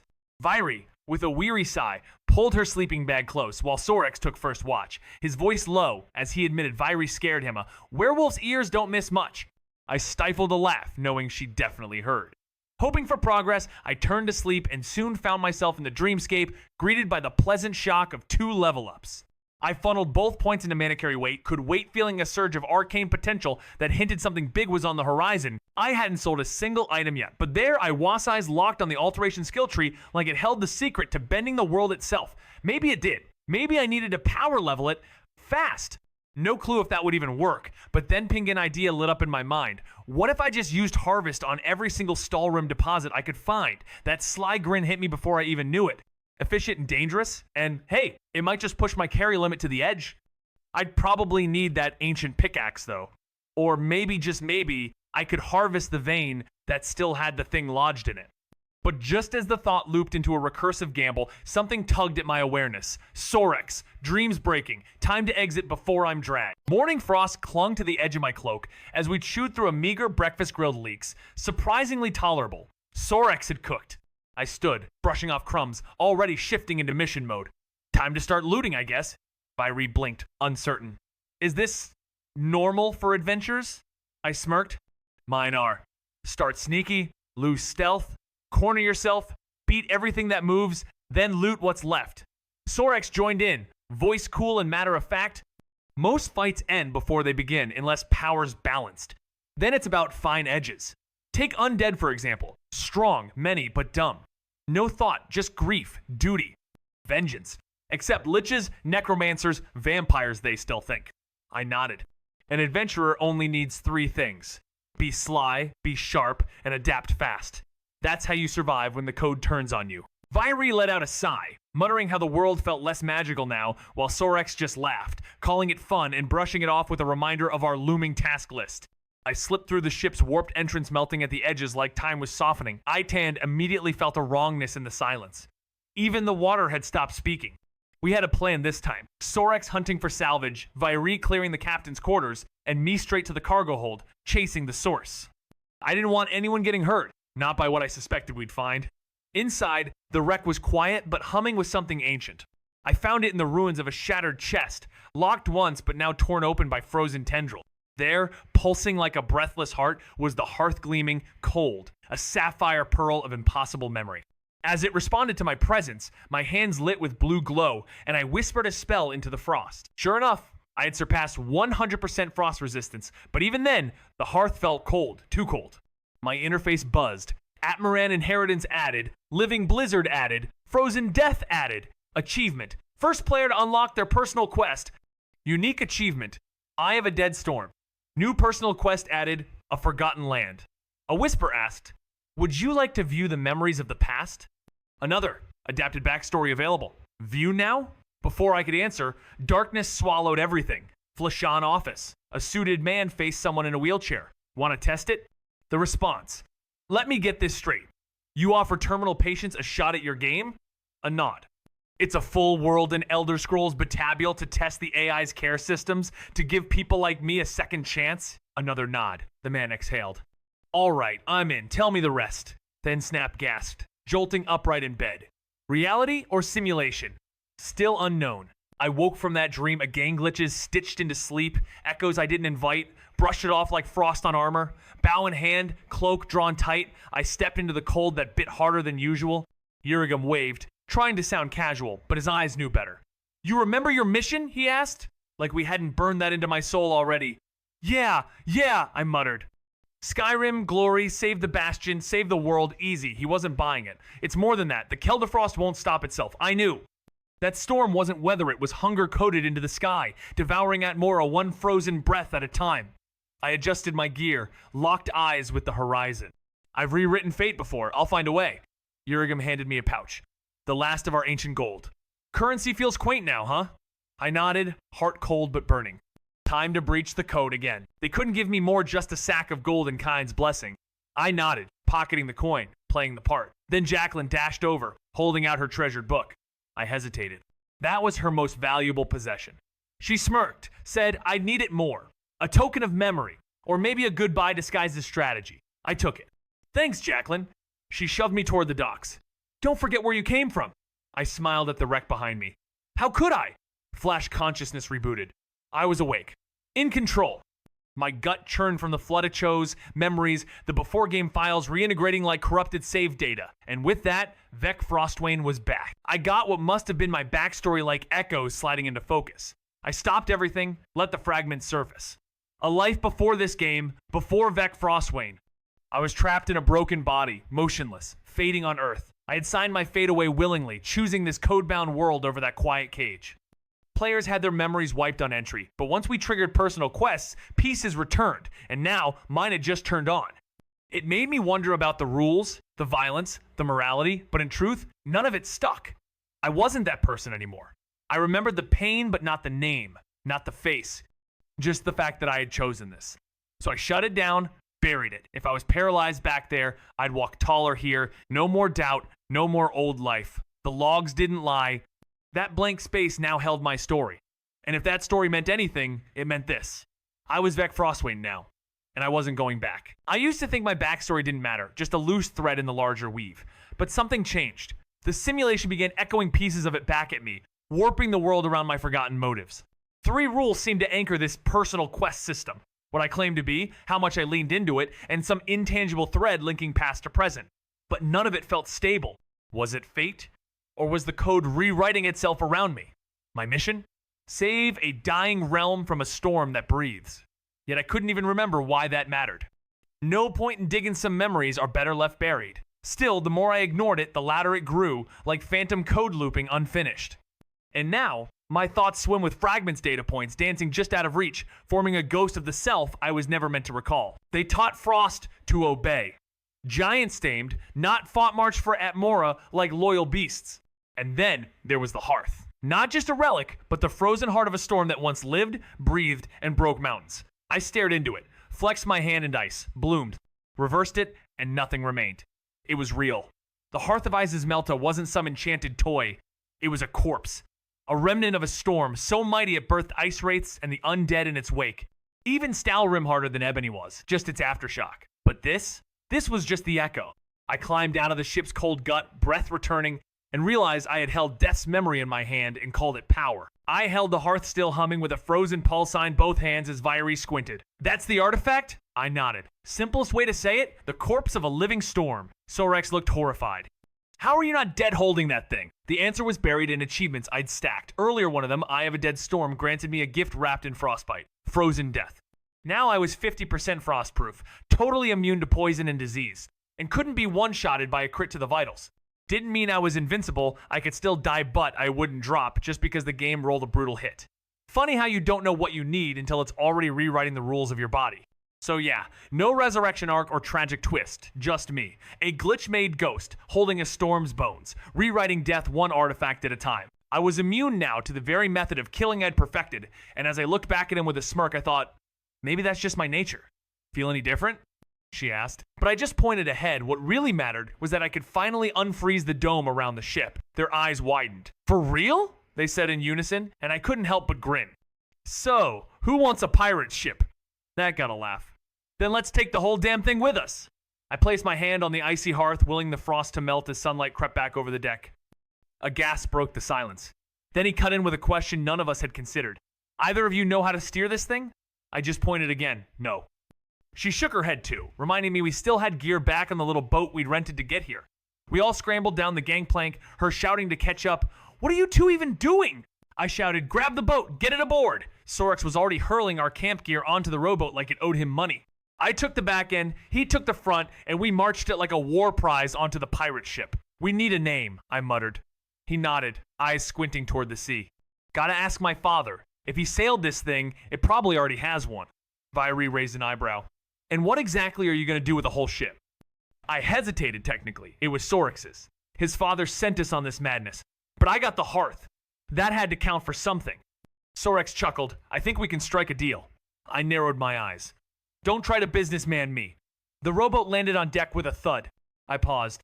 We gotta change those flags unless we want to get blasted sailing into solitude. He grinned. I got it. You figure out how to drive this thing. I cracked my knuckles. Vyri stared at me. Why are you smiling like that? I looked her dead in the eyes and smirked. You seriously don't get it? Vyri, it's a free ship the size of a warship. That's not just profit, it's pure fun. She exhaled like I'd grown a second head. And what exactly are you gonna do with it? I shrugged, counting off on my fingers like I was listing snacks. 1. I'll need it when I head back to Atmora Massive Utility. 2. Trade. War is good business, and a ship this size? I could rake in septums just moving crates. 3. I don't have a house, so hey, floating base. And 4, I grinned, that cursed tree? It's coming with me. Vyri blinked, confused. Wait, where even is Atmora, and what tree? I paused, realization hitting like a bad save file. Of course she didn't know, couldn't read, couldn't write, and definitely skipped Nordic History 101. She gave me that look half confusion, half, why am I even listening to this? I sighed. You're Breton. No wonder they skipped Nordic History. Alright, quick crash course Atmora. Ancient frostbitten continent, north of Rose Krea, which no one even remembers exists. That tree I mentioned? Odine. Magic, old, alive, technically a hist. But I'm guessing your syllabus missed that one too. Her eyes glazed over. Yeah, I'll just... She walked off, leaving me with the wheel and my own frustration. Sure, she wasn't big on history, but she had other advantages. Focus, Vec. Steering first, flirting later. I cracked my knuckles, eyeing the controls like a spell I hadn't cast yet. Anchor still down, and I had no clue how this thing moved. Then, from above, a shout cracked the moment.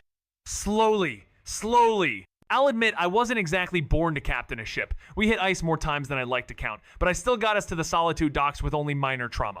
Midway through, Vyri lost a fight with her stomach and baptized the ocean while I thought the waves were fine.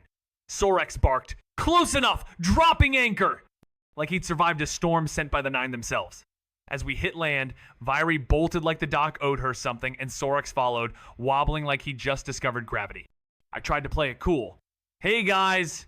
Captain Aldous was already bracing for impact, eyeing them like they carried contagion. All right, I'm scared to ask, he muttered. I shrugged, no clue either. Sorex didn't hold back. Vex should never drive anything. I've never felt this sick. Just then, Corpulus strolled down like this was a comedy show. You know, he said, whistling. I expected something, but not this. Sorex stared at him, questions brimming. But it was Aldous who turned to me, eyebrows raised, and asked, "How do you manage to do these things?" he muttered, and I just smiled faintly. Manage what? His sigh was louder this time. Whose name is this being registered under? Before I could answer, Sorek stepped in with a cool grin. It'll be under mine. I'll handle all the paperwork. That actually earned a small chuckle from Corpolis.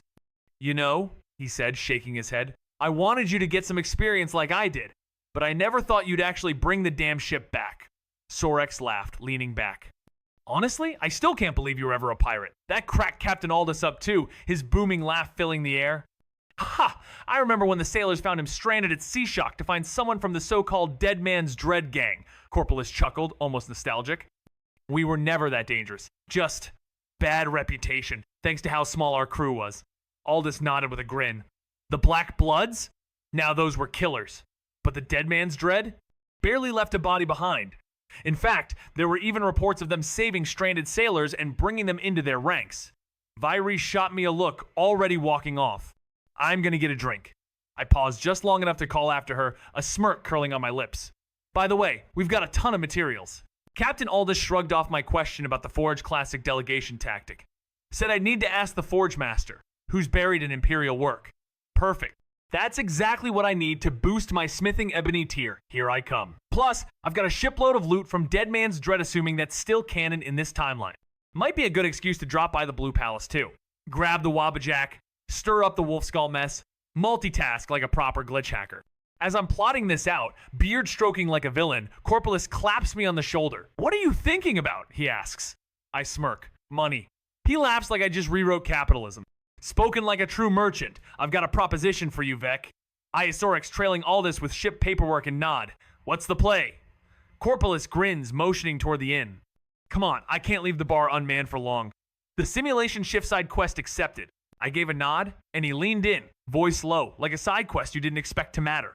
Here's the deal. This wasn't just a random errand, it was a test. You've been thinking of building an info guild, right? Another nod from me. Well, I'm planning to revamp part of the Winking Skeever. You chip in with the gold, and in return, you run your network out of my place. Think about adventurers, drop rumors like coin, and my tavern hears it all. I saw the angle immediately. You help manage it while I'm gone. I take 25% of any long-term profits, especially if it's all intel and whispers. A fair deal on paper, but then came the twist. One condition. Help my son settle down. Get him out of the blade and blood life. I've danced too close to the end myself, and I'm not letting him do the same. He rubbed his chin, giving me that half smirk. Honestly, thought you'd take on some phantoms, pocket a few relics and bounce, but showing up with that ship? You've got more in you than I guessed. I could only assume he'd done something reckless with the damn artifact that was sitting in my inventory after all. So you only handed that cryptic note to Sorex because of the golden net Morris I gave you? I asked. He nodded, eyes gleaming. I figured he'd drag you into it eventually. He dreams of adventure but hasn't lost touch with reality. I thought things through, and here we are. I smirked, intrigued. Not a bad deal. Corpolis chuckled, then dropped the hammer. Fair warning, we need 100,000 in gold. I choked, almost swallowed my tongue. That much? He grinned like a madman. New rooms, a basement, second office, maybe even a library. Information guilds don't come cheap, Vec. He mused about buying an estate instead, maybe running the whole thing from Proudspire Manor. I sighed. Fine, I'll get you the gold, damn swindler. He laughed. 20% cut in profits, I shot back. That made him howl with laughter. Meanwhile, I forged yet another Imperial sword, sweat mixing with the weight of what comes next. This was the 178th prototype I'd forged harder than I imagined. Days blurred, metal screamed, and progress felt glacial until I sacrificed points. Smithing bent beneath my will, but I wasn't here for the basics. I needed everything, the entire tree. Max it out or burn trying. So I stripped the ship bare, sold what didn't anchor us, and boosted my persuasion through trade. Spellcasting became ritual. Grant Frost resistance cast again. Training sessions at Castle Dur were brutal but hand-to-hand and two-handed. They sharpened fast. I ignored my usual crutches archery, one-handed. Time was a rare alloy, and I'd use it to fill the gaps. Thanks to Division and Harmony, progress flowed smoother than I thought. Level 38 now. Maybe top tier. Maybe the only one who dared grind where he was weakest. I left no branch untouched on perk point in every tree, prepping for code level control. 2 passive effects pulsed beneath the surface gifts from that personal quest. Something in me had changed. Maybe everything. A new power surged through me living Blizzard. Simple yet devastating. It let me summon a storm to crush anyone in my path. while its passive effects wrapped me in frozen death and hidden immunities. But nothing thrilled me more than the Atmaran inheritance flowing through my veins. Biran just stared at me, dumbfounded. At this point, I don't even know what to say.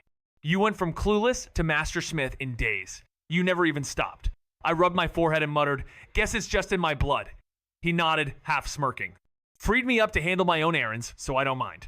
I glanced at the forge one last time and told him, "I'll be using your forge again. Time to craft my own armor and weapons." He shrugged, resigned. "Go ahead. You put me ahead of schedule anyway." He'd been shocked from the start. Not just swords, but full armor sets came off my hands as if they'd always been there. But it was no secret to me. The Atmaran inheritance was the real craftsman. My violet eyes narrowed as I opened my skill screen and stared at those chilling passive effects again, feeling the weight of wow hot I was becoming. My learning rate for warrior skills just skyrocketed by 50%. Magic skills climbed 25%, and even thief skills ticked up 10%, and that was just the passive bonus. The real insanity hit when my empowerment skill tree surged by 40 points just for having the effect. I wasn't even sure reality was holding up anymore. But the avalanche kept rolling. The Atmaran inheritance? It slammed every ounce of cultural knowledge into my brain rituals, combat forms, even the twisted logic behind why my draconic book taught me Thuum.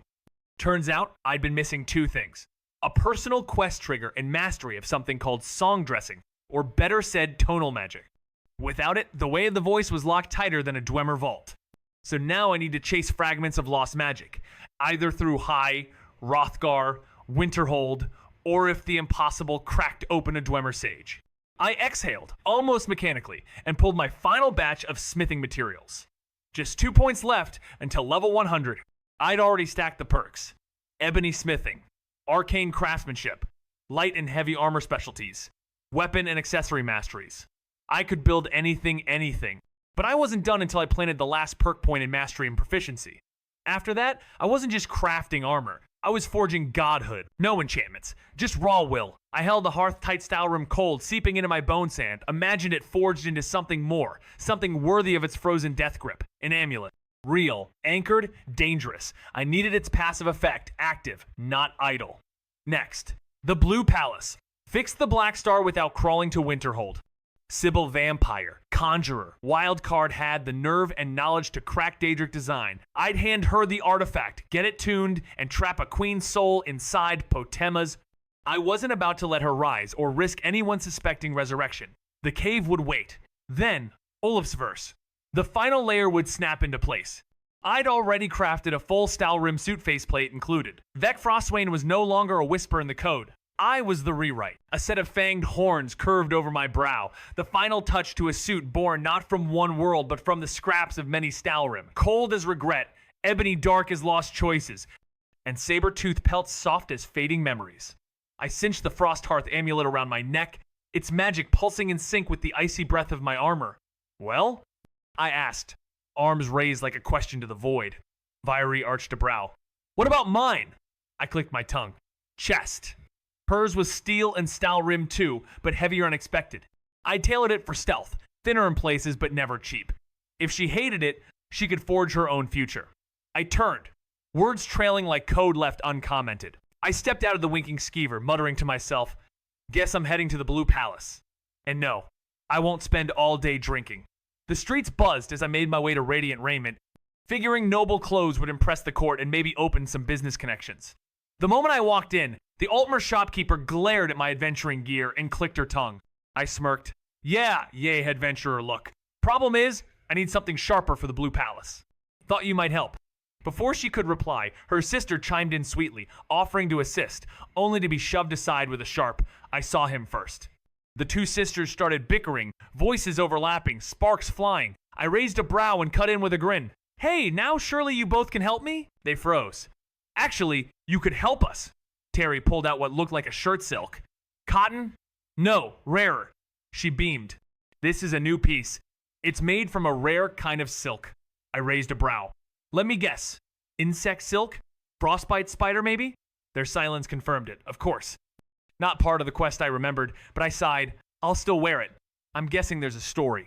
Another sigh. Tari admitted, we bought it from a Khajiit caravan. Turns out, nobody wants to wear spider silk. Too pricey for commoners. Too creepy for nobles. It looks amazing, but doesn't sell. That track. Also meant the Khajiit had deeper stock than expected. Fine, I'll model it for a 5% cut of any Blue Palace commission. They hesitated, whispered, calculated. Finally, deal. If you secure the order, you get 5% of the profits. Also, 5% off your own spider silk set. They tried to sell me the clothes too fine. I'd pay right then and there. They practically burst with joy handing over the outfit. Once equipped, I headed to the Blue Palace with a few objectives in mind. The guards waved me through. Court was in session. I already knew the topic, Wolf Skull Cave. I stayed quiet, watching Baldur gave me a nod. Sybil still wore the perfect illusion of humanity despite the vampire truth beneath. But Elisif, I had to look away. Her beauty wasn't just noble, it broke focus, even for someone like me. Still, I kept my composure when Falk summoned me. Hello, I said with a calm smile. I am Vec Frostwing. Some of you know me. Some have only heard the name. And others? I'm just background static in their simulation. But none of that matters, because I'm here now, standing between fractured code and royal protocol, with business for the college and the raiment. The outfit? Handcrafted, perfectly tailored, like it knew my shape before I did. She smiled, complimented the threads wore one of their gowns herself once, on a day that now brings more silence than song.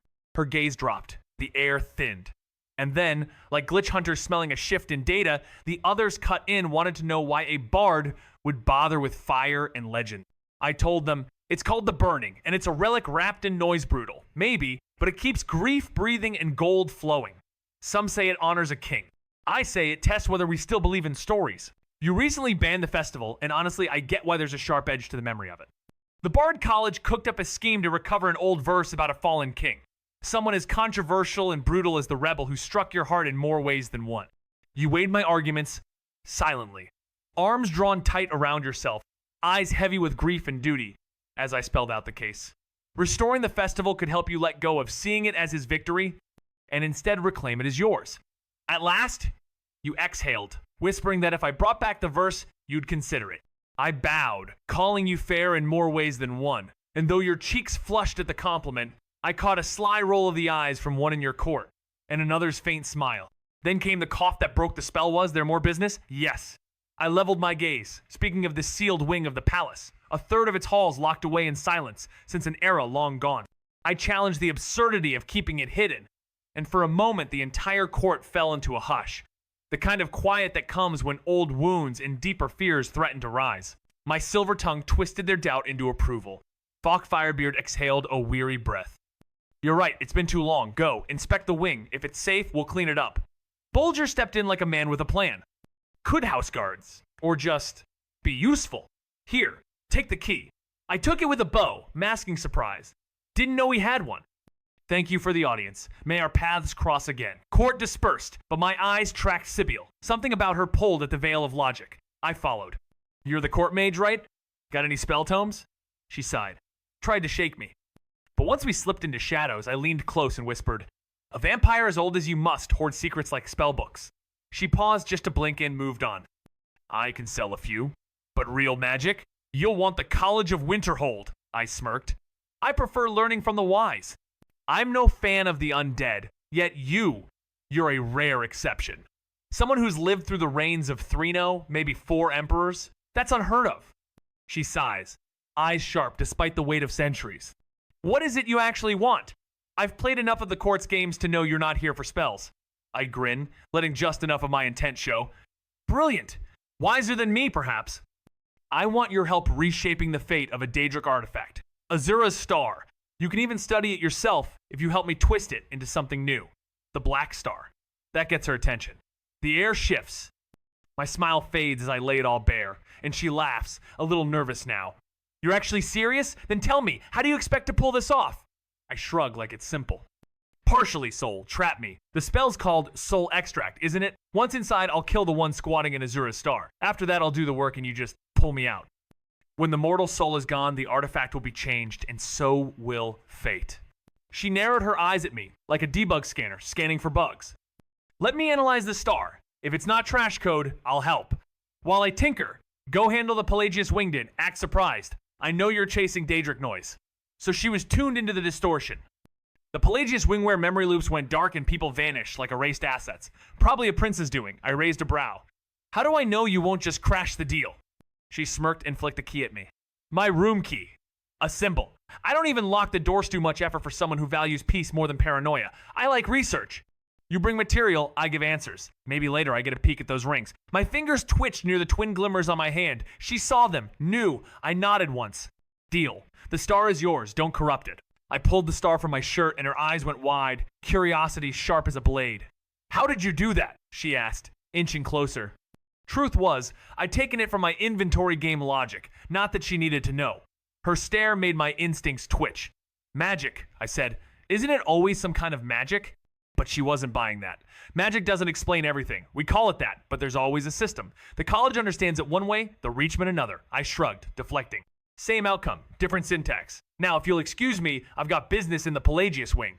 That place sits not just haunted, it's wrong. And here's a thought. If you walk willingly into the mind of a madman, are you insane or just spectacularly foolish? I'd prefer the madness. The halls were stale with dust and woven in webs, and yet nothing.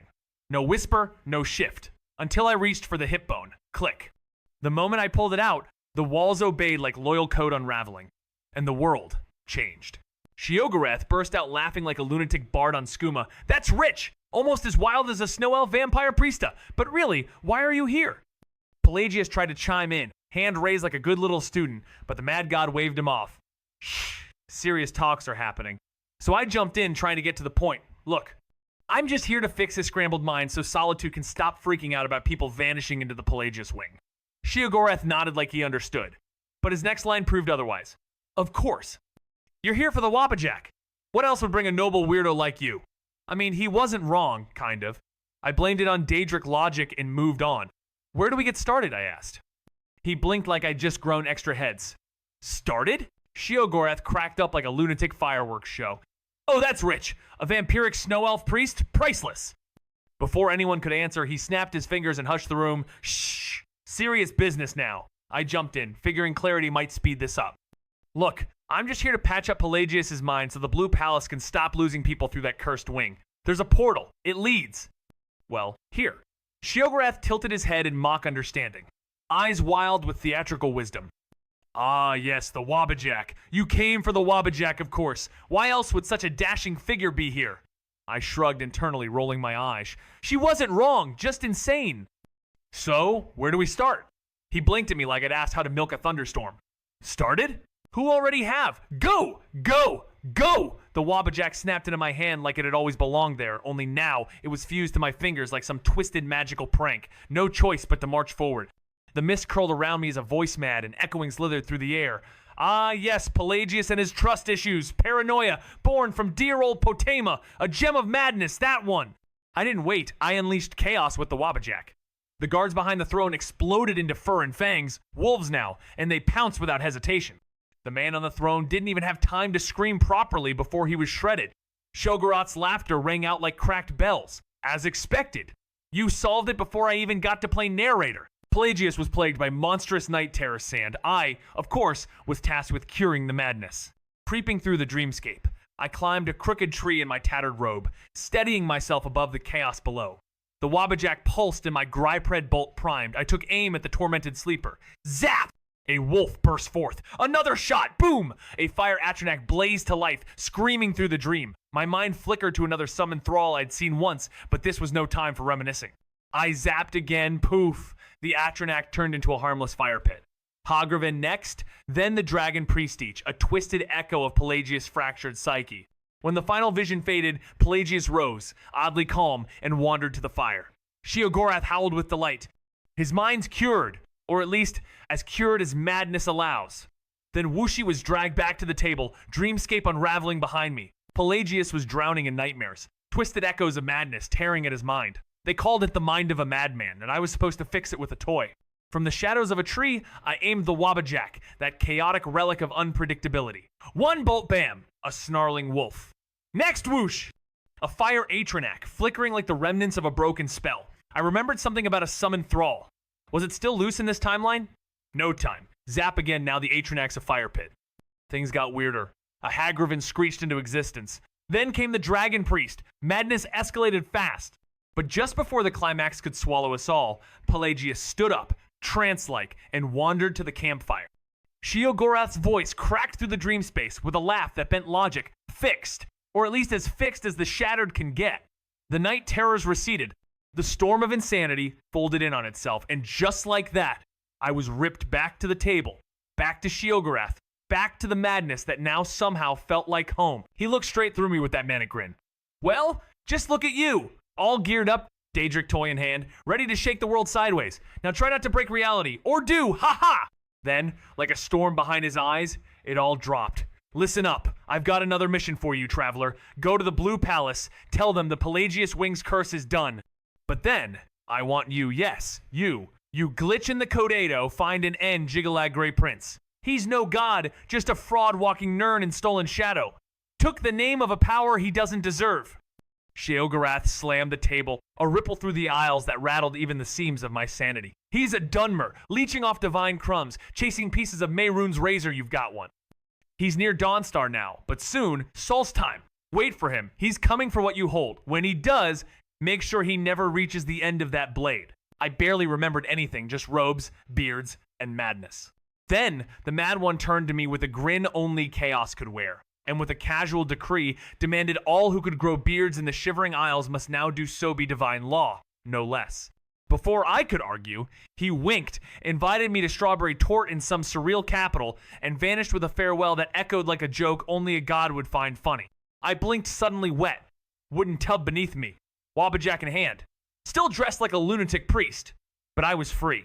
Armor on, staff stored, and robes too rare to toss. I watched a single purple butterfly drift out a window and fade into mist maybe. That's how minds get stolen in Pelagius' twisted dreamscape. Time. Did it even move while I was gone? Seconds or centuries? Only one way to find out. I barely remembered anything, but suddenly, beards were law. What do you think, mysterious stranger? He asked. I shrugged, and just like that he declared, new decree! Everyone in the Isles who can grow a beard must do so. Then he turned to me, grinning like madness incarnate. Take care, mortal, and if you ever find yourself a new Sheath, look me up. We'll share a Strawberry Tort. Ta-ta! Next thing I knew, I was in a wooden tub, still robed, still gripping the Wabbajack, but this time, I could let it go. I used it to hoist myself out, switched back into my armor, and kept the strange robes they felt important. A flash of violet caught my eye, a butterfly drifting out the window into mist. Maybe that was what pulled minds into Pelagius' realm. I needed to find out how much time had passed. Seconds? Days? Time was no longer something I trusted. The days blurred like a glitch loop from a mad god's joke. But the quest? Oh, the quest was divine chaos straight from the mouth of madness himself. Sheogorath dropped it in my lap like a ticking time spell. I wasn't in a hurry, bad ideas age like sour mead. Stepping out of the Pelagius wing, I nearly collided with Falk, who looked like he'd seen a ghost juggling cheese. What happened? He asked. I shot him a thumbs up, no point explaining dreams stitched together by lunacy. It's handled, I said. Go nuts in there if you want. He mentioned Sabine was looking for me. Great. My bones groaned louder than a Draugr choir as I made my way to her lab. Sibyl? I called, every step an echo of exhaustion. She turned, smirking.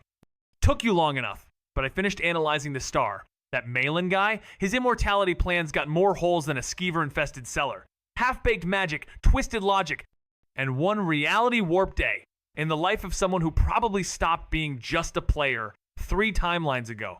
I shrugged. Most folks chasing immortality end up halfway dead or fully cursed. Easiest route? Vampirism or some hacked up magic trick to stretch your lifespan. She gave a knowing nod. True, but this lunatic locked himself in a Daedric relic, leeching off the living. Honestly, he's more wisp than wizard, now short-sighted, brittle, pathetic. I raised a brow. So, you fixed it? She held up the artifact, gleaming and whole.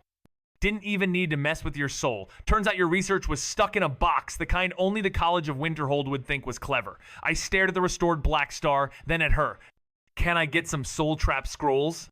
She sighed like I'd asked for her last sweet roll. Bring me research materials. I twirled the Wabbajack with a grin. How about this? Her smirk said it all. Another Daedric toy. Now we're talking. I planned this long before the achievements came calling. The necromancers who tried to leash Potima as their summon? Amateurs. No packs, no power, just delusions. Potima was death made will, a soul too sharp to cage. Immortality wrapped in her own corpse, wielding silence like a scream. Her knowledge? Cosmic. Locking her soul would earn a nod from Azura herself, unless you dared corrupt her star. That'd burn the sky. Me? I figured if you're gonna challenge a queen of the crypt, make it poetic. I made a pit stop by Odin, stared at the tree, played caretaker just to break the silence. How are you doing? I asked.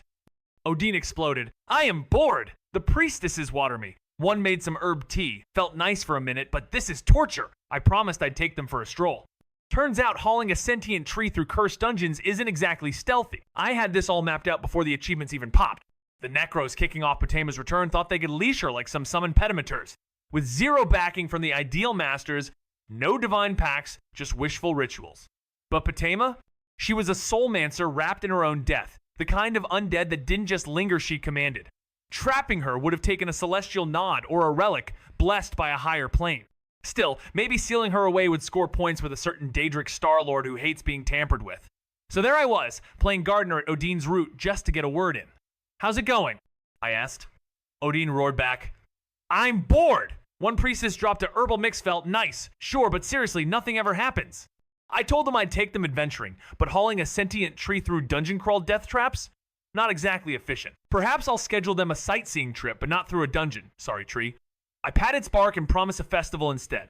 Odin pauses, then speaks. I've overheard guards. I want to see Whiterun, the College of Winterhold, and a dragon burial mound. A dragon burial mound, huh? Speaking of dragons, Sani, rumors of them rising again, vampires attacking cities? Odin answers coolly, yes. They say the Dragonborn has returned, though I don't know from where. My inherited memories recall several, so I don't get how they're returning. As for vampires, cities are safe, but the vigilance of Stendar were wiped out, and the Dawnguard are recruiting. There's even talk of a green-furred Khajiit among them that stood out. Green fur? That's definitely a player. Sounds like a furry mod, not judging, just wow. I gave Odin a quick pat, thanks. Serena? Still sealed in. Makes sense. Serene was lurking around Markarth and Gunmer, who even knows anymore. Last I recall, he'd be bear wrestling in some mossy cave. Odds are they're on their way to Florentius, tucked behind a dungeon that's pure pain at low level. Meanwhile, the Dragonborn? Probably knee-deep in the Alduin arc, still didn't peg them as a player, but that might be changing. Should I pledge to the Imperials? The Civil War as a black box could be rewritten already. I kept wondering where the rest of us were. Someone had to launch from Solstheim, maybe even left it behind. I've already killed one player. Got a Daedric bounty to erase another. If I'm right, the player count's already dropping. 3 known, 1 gone by my hand, 1 marked next, and the Dawnguard fuzzball pacing just out of reach. I pushed open the door to the winking skeever and spotted Vyri sprawled across a table, clearly deep in the cups. So, are you drunk out of your wits? I asked. She blinked up at me, swaying. Huh? Oh, it's you. Yeah, let's go. Where are we going? A sigh escaped Mesh, was definitely drunk, but the cold hike would sober her up. Wolf Skull Cave, it's serious. Get your game face on. Her eyes lit up with reckless cheer. Okie dokie. I bought a really cool greatsword, by the way. I frowned how much had she spent. I gave her barely enough for bread, not blades. Later, at the cave, she clutched her head, wincing through a hangover. So what are we doing here, she asked. But this wasn't just another dungeon crawl. The quest tied to the man who cried wolf was only the beginning. The danger? It wasn't just what lived in the caveat, was what I planned to awaken inside it. Necromancers holed up in a cave were pulling off something truly unhinged, trying to resurrect the infamous Wolf Queen herself. Fyri's eyes bulged when she heard, blurting out, like Potema? Potema, the Wolf Queen? That actually made things easier. At least she knew what we were dealing with. I explained that Potema's soul was still terrifyingly powerful, and the Necros were probably mid-struggle, trying to bind it to their will. No ticking clock here, they were locked in a loop, battling for control. But if we jumped in too soon, we'd risk setting her loose. That's where my plan came in. I revealed the Black Star, and Vyri just stared at me like I'd lost it. Are you insane? She snapped. Maybe, but that wasn't the issue. The strategy was simple. We sneak in fast, avoid the Draugr, and erase the Necros. Once we reach the ritual site, I'll start the soul trap. Vyri will have to go full lone wolf and take out the rest. Think you can handle this solo, or do you need that cursed ring to go full beast mode? She asked, narrowing her eyes. I smirked. You tell me, her answer came sharp. I won't need to shift. I've got this. I raised a brow, warning her. A master necromancer's likely waiting. Kill one, they raise another. She just grinned. Then I'll kill faster. That earned a nod. Let's end this. She unsheathed the fire. Enchanted Dwemer greatsword smart choice since I only brought armor. I drew the oath blade, lucky dagger strapped to my side. Inside the cave, a Draugr blocked our path. I gestured silently. She followed. We flanked it from above, heading straight into a necromancer camp, 2 of them by the fire. I signaled. She takes the right. We struck. Silence after. They died holding hands. For a second, guilt flickered. Then it vanished. I pushed open the dungeon door and spotted Thema Shaky Necromancer rehearsing dark arts on bones, flanked by a Draugr and skeleton like stage props in a grim rehearsal. No need for a fight. Not yet. I glanced at Vairi, flicked my eyes toward the pit. She blinked like I'd grown a second skull. Only way down, I whispered. She muttered something unkind and ghosted past the necro, vanishing into the drop with a clang that snapped attention like a whip. What was that? Curious Fool leaned over the edge right into my tackle. We tumbled down, me breaking his fall, and him. With the topside undead still clueless, I waved Vairi forward. She darted ahead, into a passage soaked in oil, where some unlucky soul in dark robes scrubbed a spill with a mop like it mattered. I gave him a reason to stop. More threats ahead of Draugr, another novice too slow to catch us dropping off a staircase into the buried fort. Dust, bones, and old curses waited, but we moved like ghosts through them, silent and uncatchable. A swirling purple mist clung to the air as Vairi whispered, "This stuff isn't dangerous, right?" I kept my voice low, just etheric runoff from conjuration necromancers channeling raw mana to bind Potema. But they've got a problem no vessel strong enough to hold her. Ahead, more necromancers knelt in trance, leaking mana into the ritual. Vairi struck like a blade of judgment, slicing through 2-in-1 arc as I drove my oath blade into an unarmored Draugr. It stuck the dry husk, gripped the steel like brittle bark, and I had to kick it free. The sword's enchantment dimmed for a heartbeat. Not good. I signaled Vairi to shadow the wall while I dealt with the last necromancer near the site. A swift cut ended them, and I dragged their robes over my armor. I'm going in as one of them. I'll shout about an intruder. You crash the party. She nodded. I bolted up the stairs, voice sharp as steel. An intruder! Someone's here to stop the ritual. Speechcraft level, up new skill tree unlocked, and just like that, I almost blew my cover. The ritual master's scream tore through my act. You fool! You brought them here, trying to ruin everything? I faked confidence and stammered, I brought a Daedric artifact to Black Star. Maybe it can bind her soul. Potema's voice cracked the cave like thunder, mocking us all. Fools! You think you can bind me? I've waited for this. No one controls me now. Blood spilled from the ritual master's nose as she howled, Give me the artifact! Behind you! I flung the Black Star just as Vairi stabbed a necromancer clean through. Hit the dirt, yanked out a soul trap. Scroll. No idea how this worked, but I triggered it. Purple energy surged forward, cutting through the mist like fate rewritten. Her form pulsed, a storm of violet fire in the ritual's core. I barely had time to register it before a soul trap scroll snapped in my hand. The magic lashed out and latched to her. Potema's voice split the air, raw fury crackling. You dare try to soul trap me! I'll shatter you before you bind me to some petty trinket! The ritual master screamed back, veins lit like runes. By our blood and our chorus, the Wolf Queen shall be chained! Vairi cleaved through another necromancer. None of them could step beyond the circle without losing everything. Only the master moved. Faster now, voice tearing into the void. Let their sacrifice drain you. Let the years anchor you. Let your... Her cry cut short by blood and silence. Potema laughed, low and cold. Fools! You think you command me? More scrolls, more arcane threads. I forced the glow tighter, her dead gaze locking to mine like twin shards of winter. It's you, she hissed. You who dares entrap me. How dare you? The ritual master crumpled, blood pouring from their face as Potema screamed in disbelief and fury, realizing she'd been deceived. You tricked me into believing! I will obliterate your soul! Vairi and the other necromancer lay motionless, and even I felt blood drip from my nose yet. All I felt was cold resolve. The hearth shielded me. Smirking, I lunged for the Black Star, lifting it high. I bind you, Potema. Be confined to the star. Weakened never to walk Nirn again. Her glowing specter twisted with rage, no longer spiraling through the cavern but sucked into the star, piece by piece. Screaming curses, her face contorted with hatred. I will remember this. I don't know how you resist, but I will find a way back, and I will crush you. Her soul twisted into the void and vanished inside the Black Starno. Scream.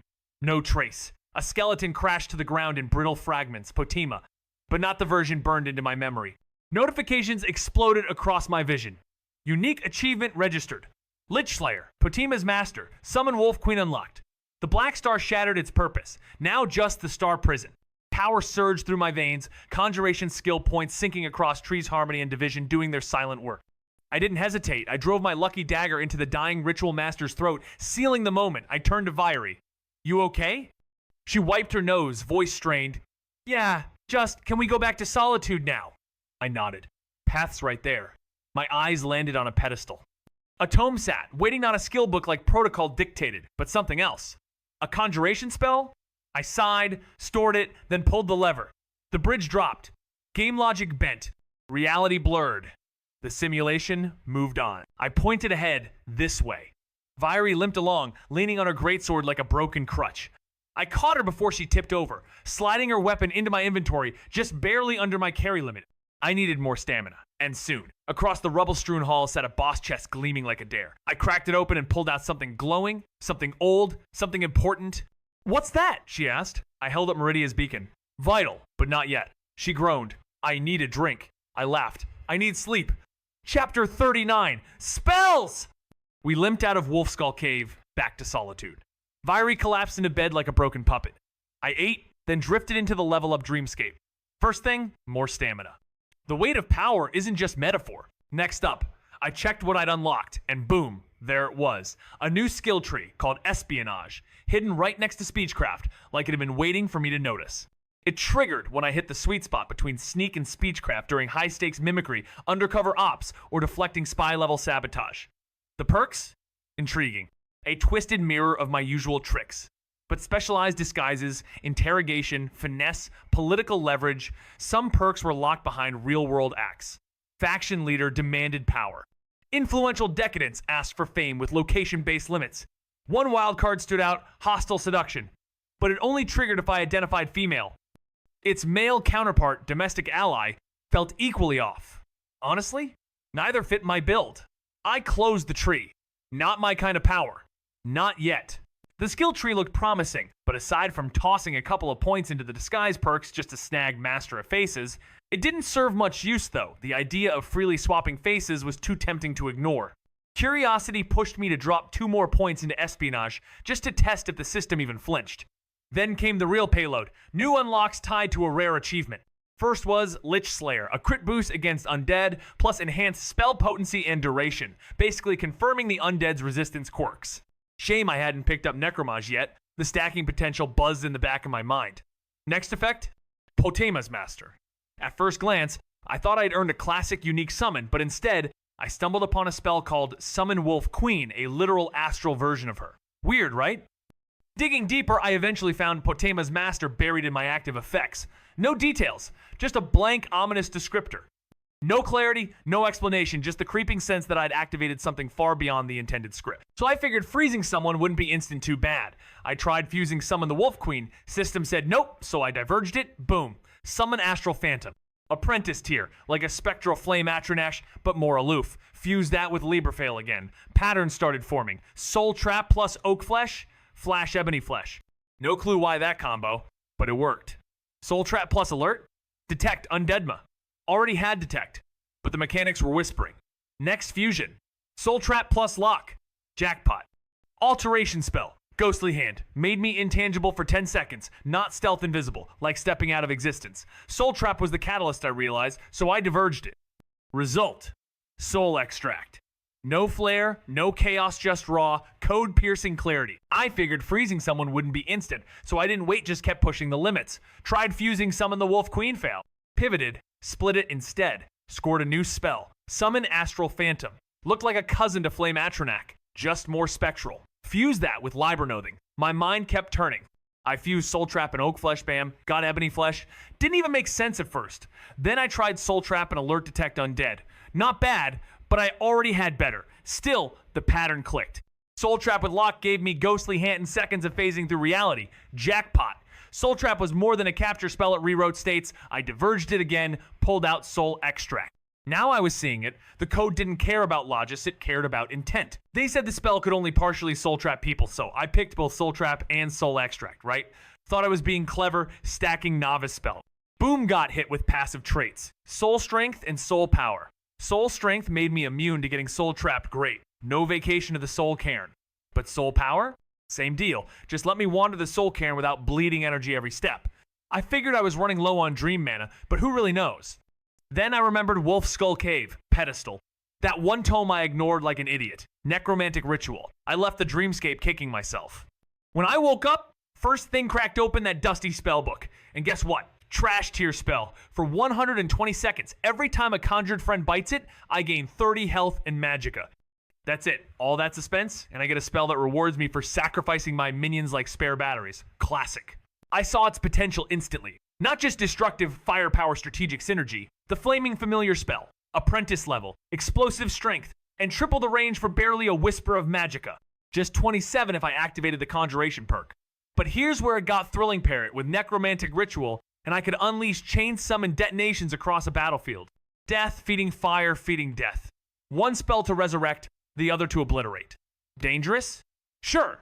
The familiar could hurt the caster, but if timed right, I wouldn't just survive, I'd dominate.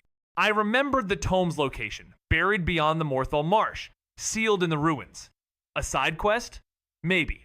But in my script, it was a turning point. I whispered to myself, this changes everything. I pushed open the door of the winking skeever and saw the world still turning, unaware of what I was about to rewrite. Hey man, I called, stepping into the light. Sorex glanced up with that crooked grin of his. Hey, to you too, quiet mornings like this, best time to clean. I gave a nod fair enough, but he wasn't done. Attar came by last night, asked for you, said he'd pay for intel if you've got it. Now I was listening. Sorex chuckled, always enjoying the drama. It's Angeline, you know, the one with the alchemy shop. Her daughter joined the Legion. Something's up. Serious by the sound of it. I said I'd find him. Where?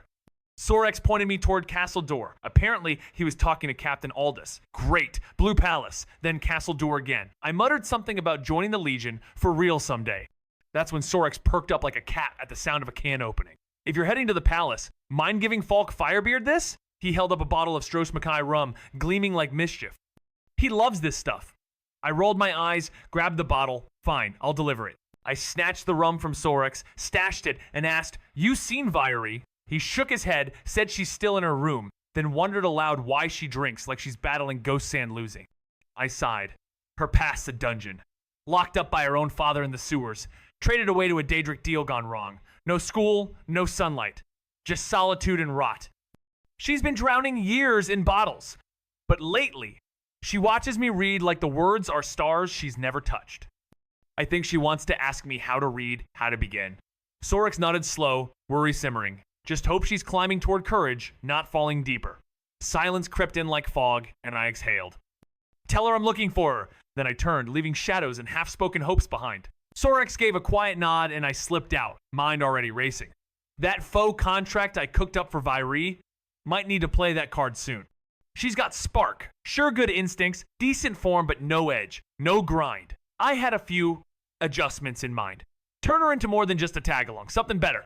But it wasn't just about power, it was about coin. Proudspire Manor didn't buy itself, and the Winking Skeevers upgrade wouldn't come cheap either. I struck a deal with Corpulus. Yeah, but my real plan needed movement, needed the Khajiit caravan to roll into Solitude. That's when I pushed through the Blue Palace gates, flicked a wave to the guardsome, nodded back, and headed for the throne room. Empty, save for a maid dusting corners. Where's Falk Firebeard? I asked. Office. First door on the right, she replied without skipping a beat. Office? News to me. But when I opened that door and spotted the bed tucked in the corner, I nearly burst out laughing. I greeted him awkwardly. Hey, Falk. And he chuckled, correcting me with a sly grin.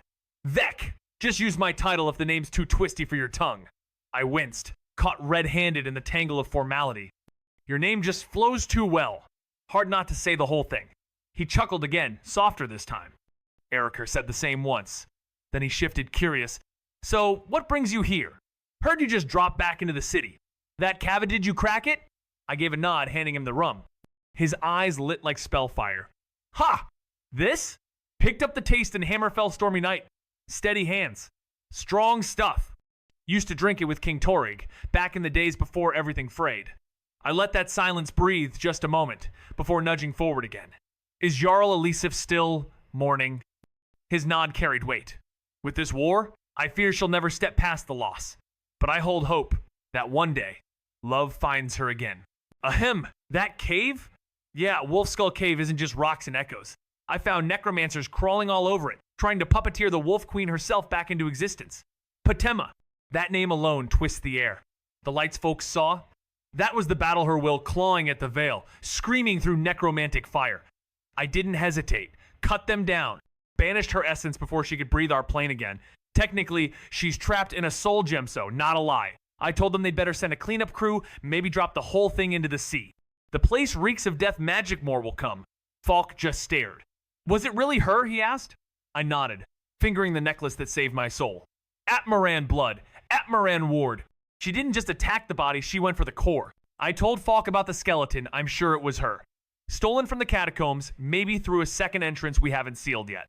He stroked his chin like he was processing a broken command line, then said he'd send someone to sweep the place.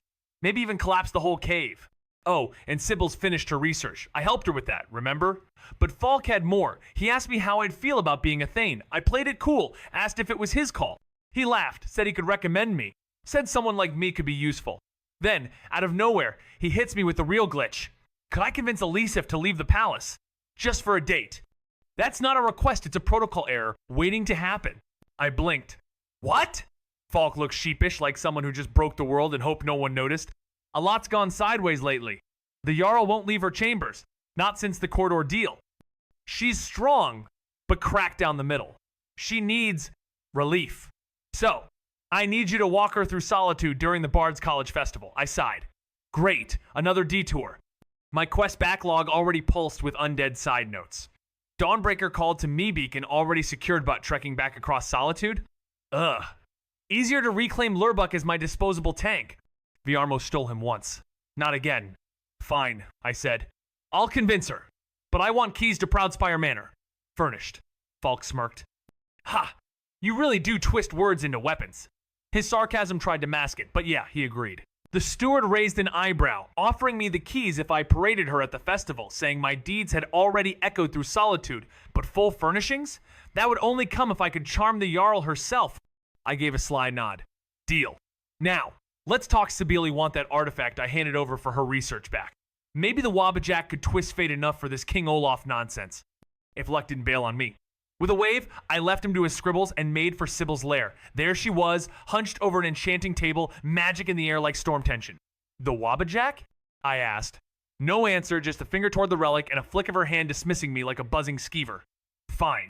I took the staff, stashed it, and made my way to the Bard's College, half expecting the walls to groan under the weight of all the off-key ambition. Viarmo and Lurbuck were mid-rehearsal, barely aware I'd entered until I spoke. How are you two doing? Lurbuck lit up like a torch bug. Haha, nice to see you, Vec. I've improved leaps and bounds. Want to hear it? Viarmo chuckled, eyes gleaming like a bard with a secret. You should really listen. He's not half bad once he picked up some words. Lurbuck scratched his head, grinning. All thanks to you, teacher. Viarmo dismissed the praise with a wave. You earned it. You worked for it. That warmth settled in for a beat before I leaned in. So, how about we finally grab that lost verse from King Olaf's tomb? Viarmo tapped his chin, mischief brewing. Not a bad idea, actually. Mind if I tag along? I'm handy with a bow and a spell or two. Every bard needs survival creds, right? I squinted, curious. Why come along?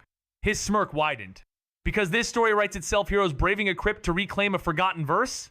That's gold. It's not just lyrics, it's legacy. I shrugged. I don't mind. Truth was, I'd already planned to leave Vairi behind. Potima's soul curse had shaken her deep. I'd tell Sorax to keep her away from the mead.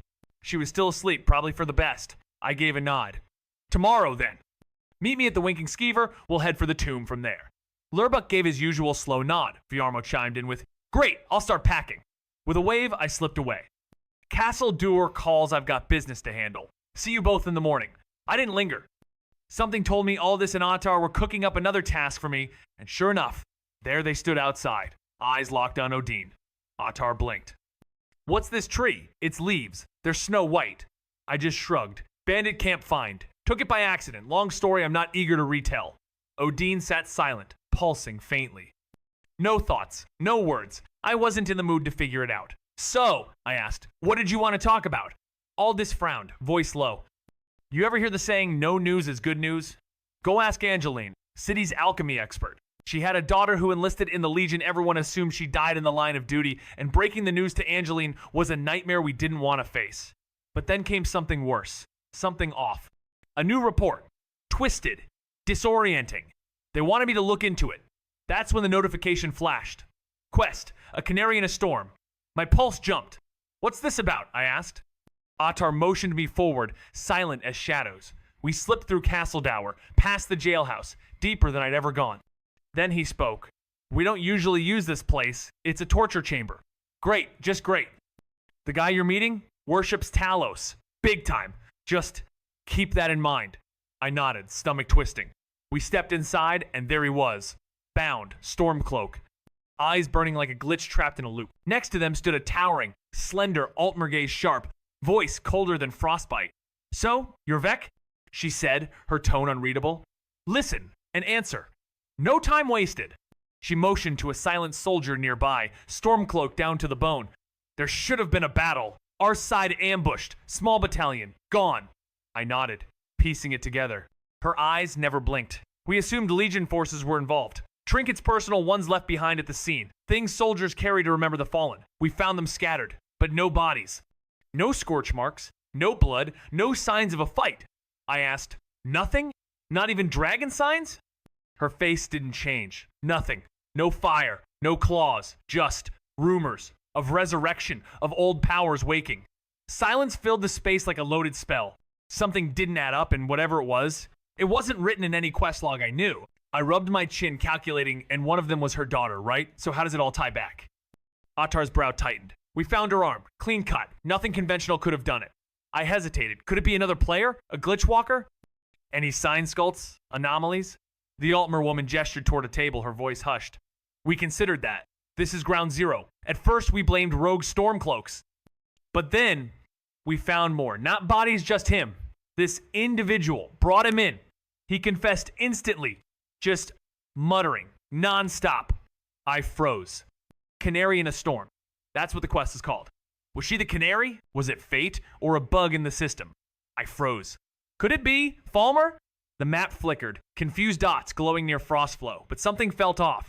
Attar stepped closer, frowning. Falmer? What are those? He hadn't seen what I had. Not yet. Frostflow wasn't where it was supposed to be, bent closer to Dawnstar now, as if time rewrote it overnight. Sheogorath whispered of a player who went missing there. Maybe they weren't a player anymore. Attar muttered something about Captain Aldous explaining the Falmer. I stayed quiet, gears turning. You still have that arm? I asked the woman. How do you know it was hers? Show me the cut. No time for sympathy. She nodded, leading us into a chamber colder than logic. The arm was preserved, untouched by decay, inked with delicate tattoos memories etched in skin, tributes to a father long gone. The past had fingerprints, and I was reading every line. I inspected the severed arm, no rot. Nowhere, just raw flesh curling around pristine bone, sliced clean through enchanted metal like it was parchment. My breath caught. What was this? Before I could speak, she blinked and smiled.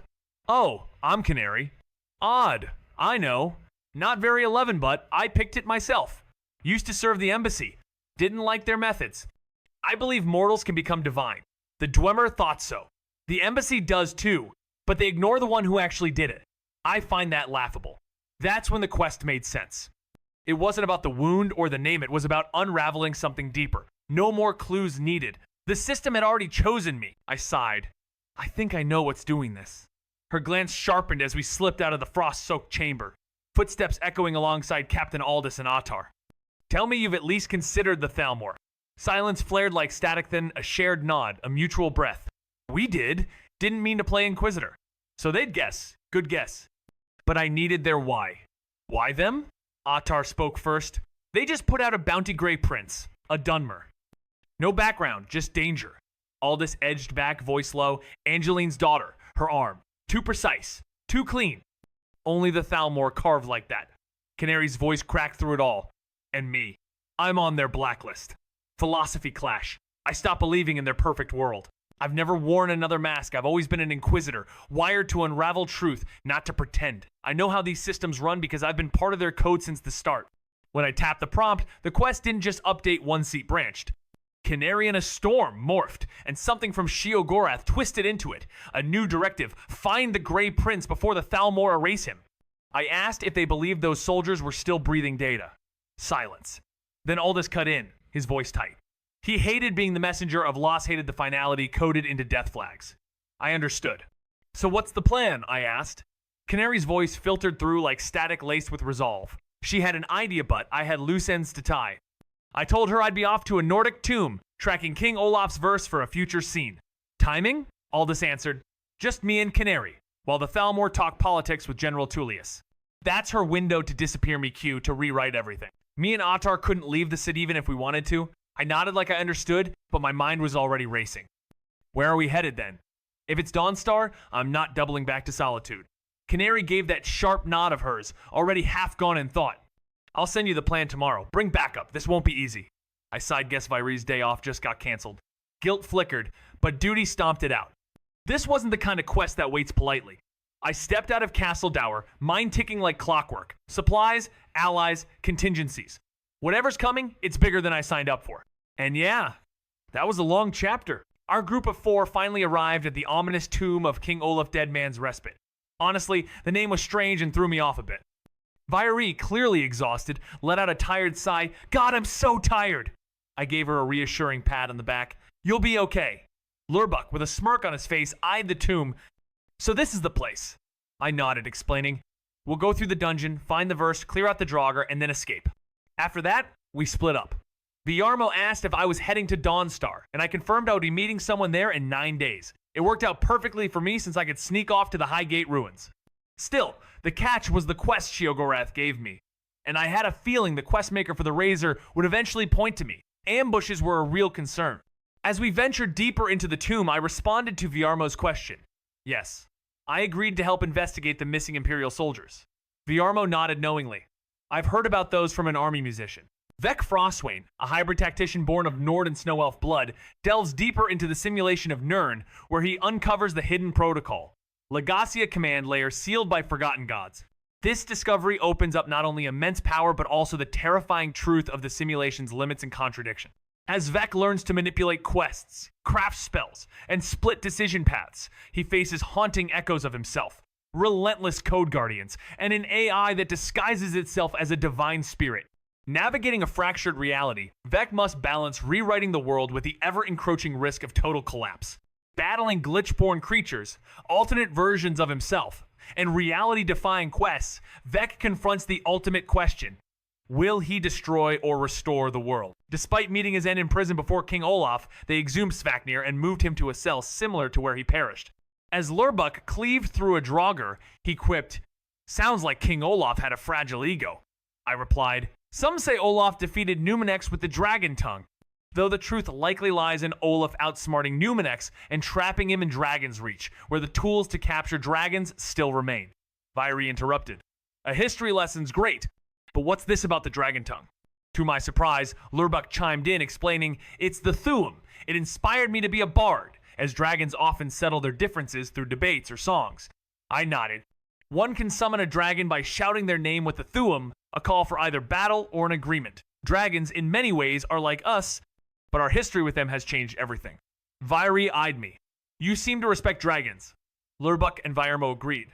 "You speak with a respectful tone, despite your words." I paused, rubbing my chin. "I suppose I do," I mused. "It probably started with Parthenax." I gave a nonchalant shrug. "Power, knowledge, immortality. What's not to love?" I'm sure Olaf had similar thoughts. The others seemed to accept the answer, though an awkward silence lingered. It stretched on until we reached the puzzle door. I began adjusting the combination, and Vyree asked, "How do you know the combination?" I raised my clawed hand, and she frowned. Lurbuck remarked, "That doesn't seem very secure." I shrugged again. "Not to keep people out, but to seal certain powers in. But let me ask you this. What makes a Draugr? How are they created?" Lurbuck paused, thinking, but I already knew the answer. None of them had a clue. Viarmo shook his head. "No one knows. That's why so many have tried to figure it out." I chuckled. "Draugr are created like any other ghost or ghoul. The difference is, instead of staying around because of vengeance or some other reason, Draugr remain out of hatred, loyalty, and a sense of guardianship. They were embalmed, yet something of them remained. Most Nordic ruins hold something draconic, be it a wall of words or a hidden cult of dragons or heroes." I chuckled. "That's the thing with Sovngarde. Olaf rests here, but his soul's in Sovngarde. So, what's a Draugr, eh?" They didn't get it. "Truth is, Olaf lies here, but will rise as a Draugr. Enter Sovngarde and you'll meet him at the table, whether or not you face the Draugr." Fascinating. From where I stood, we arrived at a door sealed by magic. Lurbuck asked, "Now what? Vec, do you know how to open it?" I pointed to Svaknir's ghost. "Why not ask him?" Svaknir walked off down another path. The group stared at me. "Lurbuck, Vyree, stay here. Svaknir is probably guiding us to his resting place. We'll return, guaranteed." They nodded. Viarmo and I followed the ghost. Vec Frostway, a shadowy strategist with the power to rewrite reality, stares into the very heart of Skyrim's fractured world. With his ice-forged skills and the ability to manipulate the simulation that governs Tamriel, he dives deeper into the protocol. Legacy, a forgotten layer of code that exposes the world's deepest secrets. Haunted by echoes of alternate versions of himself and hunted by AI guardians, Vec must navigate a landscape where every choice ripples through time, causing quests to glitch, creatures to spawn from the fractured logic, and memories to bleed across realities. With every step he takes, he feels the simulation fighting back, pushing him toward a catastrophic endure, an impossible new beginning. Reality isn't just bending, it's breaking, and Vec might just be the key to either fixing it or shattering it completely. Svaknir vanished with a chilling scream. We exchanged uneasy glances and bolted up the stairs to find Lurbuk gasping for air and Vairi shaking her head. "What happened?" we asked. Lurbuk caught his breath, still shaken. "The ghost appeared and the door opened. I got spooked." Viarmo and I couldn't help but chuckle lightly. "This is it. The big fight," I said, my tone serious. "All I'll say, don't die and avoid getting blown apart by Olaf's Thuum." They nodded, though Lurbuk hesitated. "Can that really happen?" he asked, pale. I smirked. "Just ask King Torrig or his wife. They'll know." Viarmo coughed. "Q, let's move on." Lurbuk, still ghostly pale, followed silently. Vairi leaned in, whispering, "Explain." I whispered back, "King Torrig was the Jarl of Solitude. Ulfric, leader of the Stormcloaks, challenged time only. It wasn't a fair fight. Ulfric's Thuum tore through Torrig like a whirlwind, leaving nothing but a broken mess." "That's messed up," she gasped. I nodded in agreement, but before we could linger, Svaknir's voice boomed, a ghostly echo of vengeance. "Arise, Olaf! My vengeance is at hand!" Draugr stirred around us, and Olaf emerged from his coffin, his black axe gleaming like a new weapon. I couldn't let this chance slip, but Svaknir was keeping the Draugr distracted. I swung the oath blade, smashing a Draugr's skull. A dozen more followed, arrows barely missing as I cut through them, one after another. Soon, only 3 remained, a Draugr Scourge, a Death Lord, and Olaf. My mana was running thin, but I reached deep and unleashed Lich's Bane, willing myself to finish this battle. A small orb of radiant light materialized in my hand, drawing the Draugr's attention. But it didn't matter. I hurled the glowing sphere forward, and it exploded with a burst of light. As the effect faded, I felt drained, my mana nearly spent. The spell had used up 178 mana, leaving me with barely any left. I glanced up to see my party staring at me and the fallen Olaf. Svaknir stepped forward, plunging his sword into the Draugr's skull. Then, with a flick of his wrist, he strummed his lute, and a beam of light enveloped him, fading him from existence. "Thank you," he said before vanishing. The party turned their gaze to me, and Viarmo, with a look of disbelief, shouted, "What the hell was that?" I shrugged. "Magic." "No? I mean, what spell was that? I've never seen a restoration spell like that before." I shrugged again. "It's an expert-level spell, requires all my mana. It's called Lich's Bane. Pretty effective, don't you think?" Viarmo laughed. "Effective? That was insane!" In a world where reality and code collide, Vec Frostway, a hybrid of Nord tenacity and Snow Elf, craft delves deeper into the simulation that controls Nirn. As he unravels the hidden layers of protocol, legacy, he gains unimaginable power but also exposes the world's cracks and contradictions. The more Vec bends the fabric of this world, the more the simulation fights back. Faced with echo versions of himself, dangerous code guardians, and a mysterious AI posing as a divine being, Vec must navigate a fractured reality where time glitches, creatures are born from broken quests, and NPCs return with memories that don't belong. As he learns to rewrite quests and manipulate the environment itself, Vec must choose. Will he restore the world, or will he shatter it beyond repair? This cyber fantasy journey is one of self-discovery, shifting timelines, and unraveling the very nature of existence. As we stepped into the ruins, I couldn't help but share a grin with the group. "We're heading into another Nordic ruin," I said, the words lingering in the air like a challenge. Vairi, the ever-doubtful one, shot me a questioning look. "Wait, really?" she asked, her eyebrows knitting in confusion. "Yup," I replied with a smirk. "This one's already got a useful ally inside." Her face twisted in confusion. "A what?" I quickly corrected myself. "A mage. We've got a mage in there." Her eyes widened. "How do you know this stuff?" she asked, skepticism clear in her voice. I raised my hands dramatically, letting magic crackle in the air. "Magic," I said simply, my voice thick with amusement. Sighing, she just muttered, "Let's go." The moment we crossed the threshold, a shout rang out, a woman standing before us, her hands crackling with electricity. "Who are you?" she demanded. I raised my hands, palms open. Just some adventurers. The puzzle door wasn't quite ready yet. I grumbled a bit, shooting at a Draugr. Thankfully, I actually hit it, despite being a terrible archer. I had promised to shoot Anska in the back, but that was clearly not going to happen. Thankfully, Vyri didn't seem to notice. I then turned to Anska, asking, "So, I guess you could reward us for helping you?" She gave me a nod and replied, "I suppose I could. Fighting Vulcan alone is much harder. I'm glad you showed up." Vyri then asked, "If Vulcan is so powerful, why come here alone?" Anska hesitated before responding, "I had assistants, but they ran away when they saw the Draugr." Not every bodyguard wants to face the undead. Vyri, curious, asked, "Why are there so few Draugr here?" Before Anska could respond, I quickly explained, Vulcan means shadow or darkness. He was known as the Priest of Shadows, really more like an assassin for his dragon overlords. So, he didn't have many guards or subordinates. Anska smiled, impressed. Wow, it's rare to see someone so knowledgeable about dragon culture. I simply nodded. I like to research my loot. The puzzle door was still under construction, so I found myself with an arrow in hand, shooting a Draugr. It was a lucky shot, especially since I had promised to shoot Anska in the back, but was no expert with a bow. Luckily, Vyri hadn't caught on yet. I couldn't help but ask, "So Anska, any chance you could reward us for helping?" She nodded, acknowledging that facing Vulcan alone would have been much harder. Vyri, ever the curious one, asked why Anska was here alone. With a slight pause, Anska admitted that her bodyguards had run off at the sight of Draugr. Not every bodyguard is willing to fight the undead, she chuckled. Vyri, still puzzled, wondered why there were so few Draugr here. Before Anska could respond, I chimed in. Vulcan, meaning shadow, was an assassin for dragon overlords. Not the type to rely on guards or a big crew. Anska smiled, impressed. You know the dragon language and culture well. I shrugged. I like to research my loot. She laughed, knowing the real reason behind my intentions. I was after something far more than just the dragon priest. Anska's eyes scanned me from head to toe, intrigued by my unique gear. You've got quite the interesting setup, she remarked. I gave a small nod. I made it myself. The only drawback was that I couldn't wear the Clavicus Vial mask's circlet form constantly. I'd switch to it when I was in a city, or when I needed its power. Wearing it maxed out my speechcraft, making almost all speech-related challenges a breeze. The group fell into a tense silence, only broken by the sounds of battle. Finally, we reached the burial chamber of Vulcan. Anska charged ahead, excitement in her voice. This is it! Prepare yourselves! I stopped Vyri with a silent gesture, signaling her to let Anska use up her mana. Vyri's eyes widened in realization. I was planning to eliminate Anska. She didn't protest, but readied her greatsword nonetheless. I knocked an arrow, and just as we entered, Anska warned, Vulcan will most likely rise the moment we step inside. The dragon priest shattered through his coffin's roof, soaring into the air.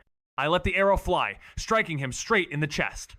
To my surprise, he spoke in dragon tongue. Anska marched into the next room. Now we just need to find what I came for. I gave her a nod. How about you get ready with that reward and recover your mana? I'll find it for you. What exactly are you looking for? She paused, a smile forming. It's a sealed scroll. And thank you. I motioned for Vyri to follow me, and she twitched slightly before following. I spoke loud enough for Anska to hear, You wanted to learn more Draconic, right? Vyri nodded in agreement, but whispered, What's your plan? I whispered back. When Vulcan woke up, he spoke in dragon tongue. Let's just say he said something interesting. I picked up the scroll and checked the quest log, which told me to either bring it to Anska or read it. I decided to bring it to her.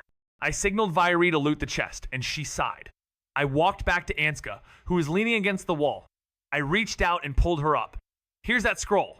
Anska marched into the next room with purpose. Now we just need to find what I came for. I nodded at her.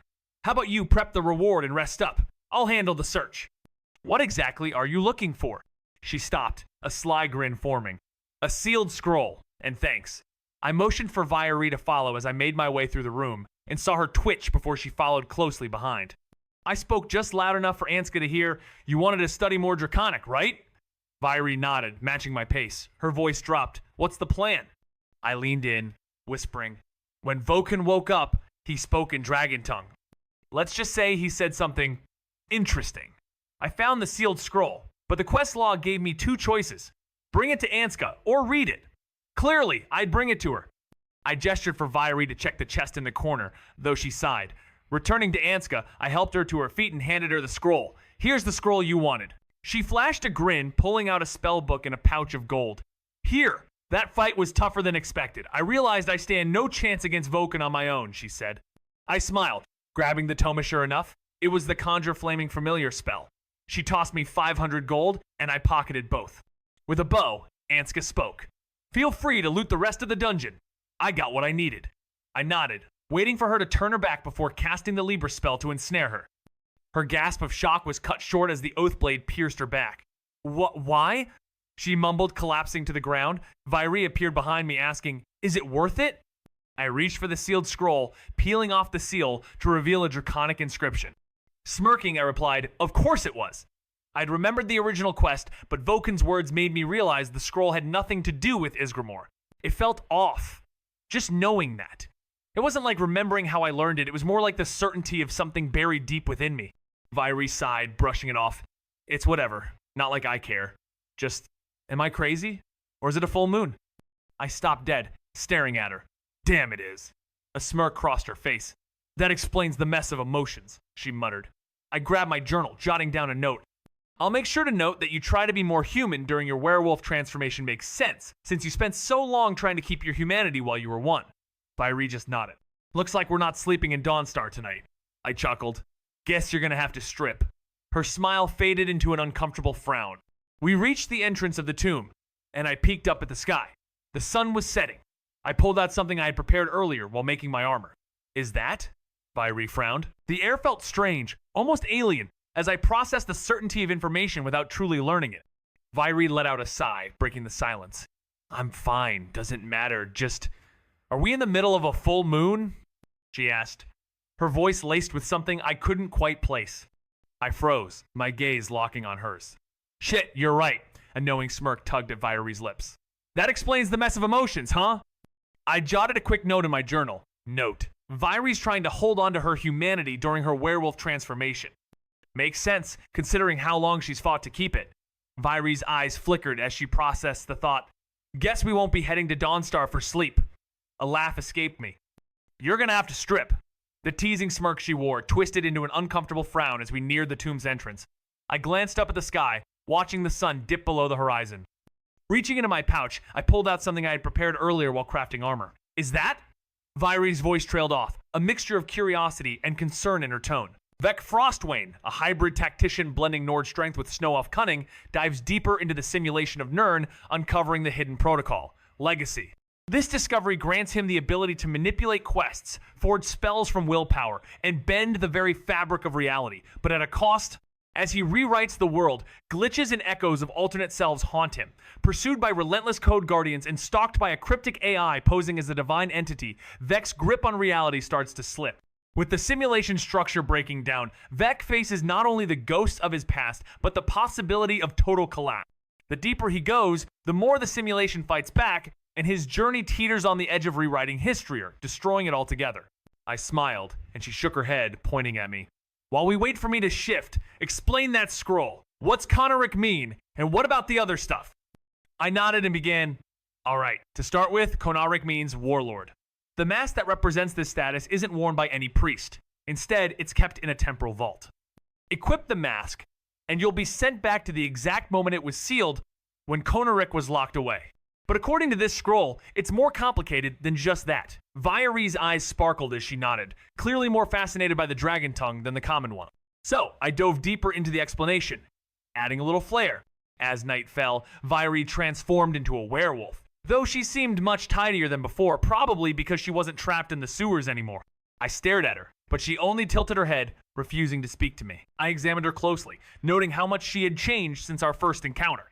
Her fur had thickened, and she now looked more like a wolf than the usual monstrous werewolf. I extended my hand. Paw? She stared for a moment before huffing and holding her hand up. I gently examined it, feeling the texture.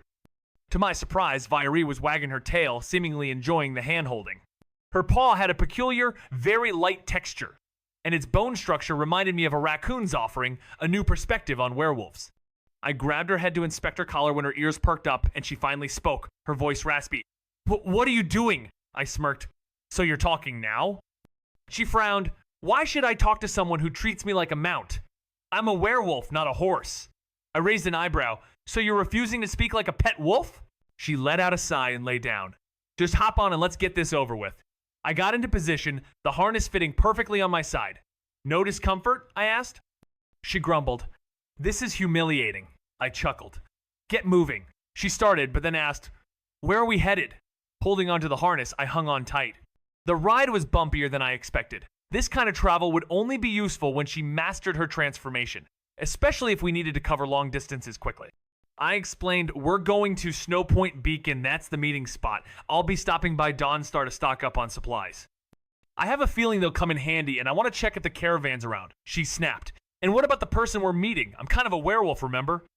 I did the math quickly, fairly certain. They should arrive by the day after tomorrow. Vec Frostwain's journey takes him deeper into the very fabric of Nirn's simulated reality, where he uncovers Protocol, Legacy, a forgotten command layer sealed by ancient creators.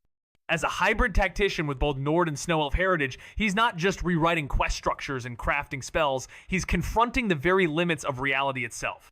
As his reality fractures, haunted by glitching echoes of himself and pursued by code guardians, Vec faces a divine AI posing a deadly riddle. Rewrite everything and risk reality's collapse, or stay within the code and let the simulation consume him. With every decision, he's bending the rules of fate itself. But in a world that resists change, how much of Vec will remain when the code is finally rewritten? I could see Dawnstar from here. I nodded. Fine. I was going to make that offer anyway. Though I suspect you knew that. She clicked her tongue, the sound making me flinch slightly, her teeth flashing better than any growl. I held my ground and scratched Vieri under her chin, and her tail started wagging before she slapped my hand away. Stop that! I smirked. Ah, does my good girl not want pets? She grumbled, and I pulled out the supplies I'd planned to head for. Hooking the bag to her harness, I patted Vieri on the head. Vieri asked, how do I know where I'm going? A real compass didn't exist here, and even if it did, it'd likely just point to the throat of the world. I could see that mountain from here, and I suspected it'd have a strong enough magnetic pole to mess with compasses. So, I used my log screen map to estimate. It's about that way, past a small fort, a single watchtower on a mountainside. Vieri nodded, and off she trotted. I shouted, remember to be a good girl!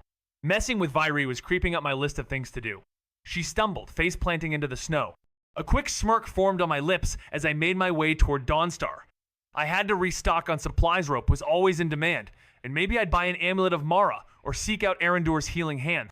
Then again, he might be gone, or, worse, dead. The tents at the edge of Dawnstar told me the Khajiit caravan had set up camp, though I was concerned they might be moving again soon. I saw Rizad from afar, eyes locked on mine as I trudged through the snow. His caravan was impressive, the carriage larger than anything I had seen, drawn by horses. He greeted me with a wry smile. This one wonders if it was cold out there. With a smirk, I replied, where isn't it cold? Rizad grinned back. Elsewhere was certainly not this cold. The merchant was quick with his words, studying me carefully as I approached. What can I offer you? He asked as I stepped into the tent. I need supplies for the wilderness, I replied. He nodded confidently. We stock the best here. If I don't have it, another trader will. I nodded back, making my request clear. Sturdy rope and paralysis poisons, if you have them. With a swift motion, he laid out his offerings. And preserved meats? Potatoes? I added.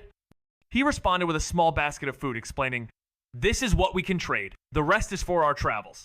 I gave a knowing nod before asking, do you have any pure honey or sugar-based meads? He set down 3 types, asking, how many do you need? I pointed at the selection. I'll take 4 of these. He pulled out 3 more bottles of the mead I'd chosen, and I asked, how much? Rasad replied, 488 septums for everything. I handed over the gold, storing the items in my deep storage, a rare and useful spell. He noticed, deep storage?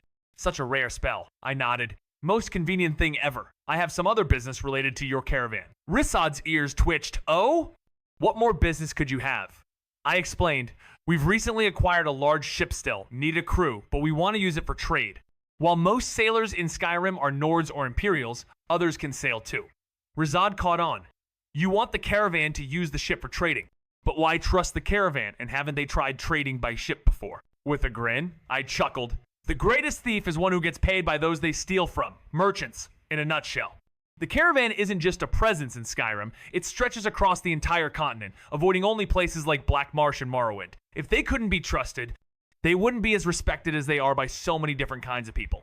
Rhysand tried to conceal his pride for the caravan, but couldn't help but ask, you still haven't answered Medone. You think the caravan has tried trading by ship before? I nodded, acknowledging the thought. It crossed my mind.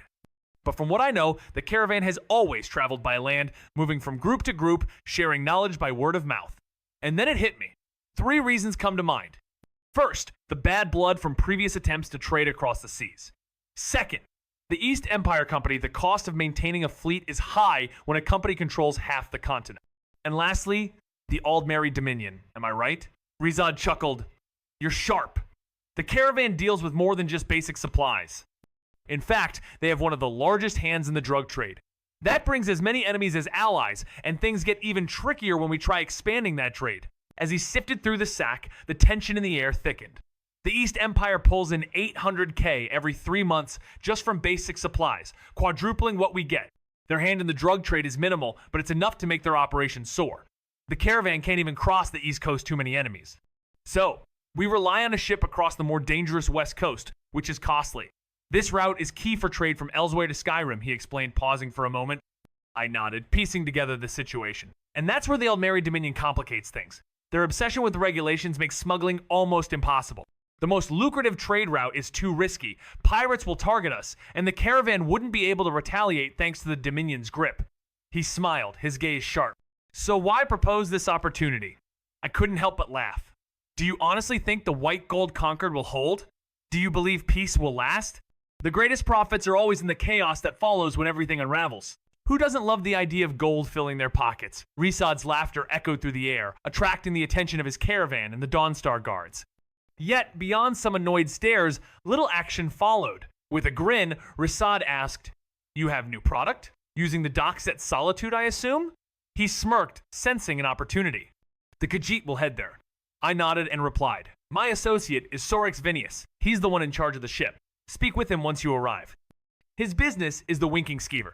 I handed him a small jar, one I had prepared earlier. A little sample of what's to come. Rizad raised an eyebrow as he examined the jar, then opened it, inhaling deeply. His eyes widened in recognition. This is his sap. I've only had it once, but I know it anywhere. It's different though. I'll need to test it, but this could bring in some serious profit. He stood, bowing slightly. You've just given me an incredible opportunity. The moment hung in the air like a promise, heavy with unspoken tension. We will remember this, came the cryptic words before they dissolved into the shadows. A subtle nod, a quiet acknowledgement of what was yet to unfold. The journey ahead was wrapped in uncertainty. The road littered with guards who had yet to realize the danger in their midst. A small smile, a gesture of innocence, and the tension flickered away, only to be replaced by an unsettling itch danger. A sharp sensation, like a warning from the edges of existence. It wasn't normal. It was the sense of the unknown, the kind that had only ever stirred in the chaos of combat. Yet, there was no battle, no conflict in sight. The feeling didn't fade as it should have, as everything else did. Instead, it lingered like a shadow at the edge of vision, ever watchful. The inn was a refuge, or so it seemed. No sign of the one I sought, only the eerie feeling that something had shifted. Danger was still there, lurking just beneath the surface. A player, that's what triggered the alarm. Someone was here, in Dawnstar, weaving their own chaos. And with that realization came the uncomfortable truth. I wasn't going to be sleeping tonight. A quiet resolve settled. A room in the inn was paid for, the restless hours ahead, a small price for the puzzle yet to be solved. The question lingered, cold and unanswerable. Had Erendur met his end at the hands of this very player? The same player, perhaps, hunting for pieces of an ancient power, the pieces that would unlock the madness of Sheogorath's quest. This might be where it all converged, where paths twisted and fate collided. Only time would tell. But tonight would not be for rest. In the early morning light, I was preparing for the unexpected with my lucky dagger soaked in paralysis, poison its purpose clear. As I waited in the quiet of Dawnstar, I couldn't shake the feeling of being watched, though nothing seemed to stir. My plan was simple. If nothing happened, I could explore the town or just wait. But there wasn't much to do here. After a while, I decided to leave the inn and find a quiet spot by the water. I had brought a fishing rod, thinking it might come in handy if food became scarce, but now it felt like a perfect way to pass the time. As I cast my line, the eerie sensation of being observed lingered, and soon enough, a figure approached the Dunmer, curious about my catch. With a blank expression, I muttered, Well, no one's ever asked me that before. And thus the waiting game continued, the tension thickening, as the strange encounter marked the beginning of something unpredictable. The town of nightmares was freed, and I decided to head over to Dawnstar. Lately, I've been making my living fishing in solitude. I mixed truths and lies carefully, using speechcraft on it. The Dunmer was a bit puzzled but sat down next to me. His next questions were clearly aimed at figuring out if I was a real player or not. Oh? You live here in Dawnstar? I hear Morthal as between here and Solitude. Ever gone there to fish? I shook my head. I only use it as a place to sleep while traveling. My name's Gills. People say I'm born to fish with a name like that. What's yours? Don't see many Dunmer around here. He froze, as if resisting something, but then said, You can call me Gray. I'm a traveling priest from Raven Rock. Then he pulled out 2 bottles of mead. I raised an eyebrow. Pretty neat, huh? The priest from Raven Rock offers a drink, but my senses scream danger. His intentions are clear as I read the quest log. The favor for Sheogorath has updated. I play along, pretending to be relaxed. Not thirsty yet, I say, before probing why a priest from such a distant place would be talking to me. His answer, though smooth, smells of deception. He's here to study the view on Talos, a crucial piece in Skyrim's civil war. As his guard drops, I make my move, slipping my dagger out and striking him in the leg. His eyes widen, frozen by the paralytic poison. With a swift grab, I drag him away, out of sight. The danger still fresh in the air. As we moved out of sight, I quickly tied him up with my rope and gagged him with a cloth. You should have been more careful, my friend, I muttered. Dragging him to the dark sanctuary, I was stopped by a door that asked, What is life's greatest illusion? A moment of hesitation, then I answered, Innocence, my brother. And the door opened. Inside, the poison I'd used had worked better than expected. He was paralyzed far longer than I thought. Checking my inventory, the poison was supposed to last just 2 minutes. The quest told me to kill him, but I had other plans. I found some embalming tools, lined them up, and drew the oath blade. I stabbed it into his foot, looking down at him with a grin. I'm going to ask you some questions now. If you try to use your special power, you die. The adventure begins as Vec Frostwain, a tactician born of Nord and Snow Elf blood, delves deeper into the heart of Nirn's simulation. With his mind now capable of rewriting quests, forging spells from sheer will, and splitting reality's paths, he uncovers a hidden command, protocol, legacy, left behind by forgotten gods. But the deeper he digs, the more dangerous things become. The simulation fights back, glitches infecting NPCs, past and future events collide, and Vec is haunted by echoes of his own fractured selves. A wolf-headed companion challenges him with a broken oath. A Daedric fragment creates a new soul anchor, and Vec faces mind-bending decisions, guided by an AI masquerading as a divine spirit. Each step he takes into this world risks unraveling the very fabric of reality. As Vec's power grows, so does the threat of his destruction, and with the ultimate choice ahead, restore the world or erase it completely, he must face the terrifying question. Is he the creator, or merely a player in someone else's game? He was trembling, his gaze fixed on the oath blade. Do you mean the Hall or the Daw? I pressed the blade deeper into his neck, and a cry escaped him. I started at the Hall. I started at the Hall! With a single word, I cut through the panic. Backstory, he stammered. I'm a priest of Azura from Morrowind, banished from the temple. I came to Skyrim, seeking revenge on the Daedra. I earned the trust of the Vigilance, hoping to use them against the followers of other Daedric lords. That's it. When I woke up, the Hall was already under attack. His words were a fragmented map of time. What skills did you start with? I asked. He looked away, frowning. Destruction, restoration, blessings. But nothing worked.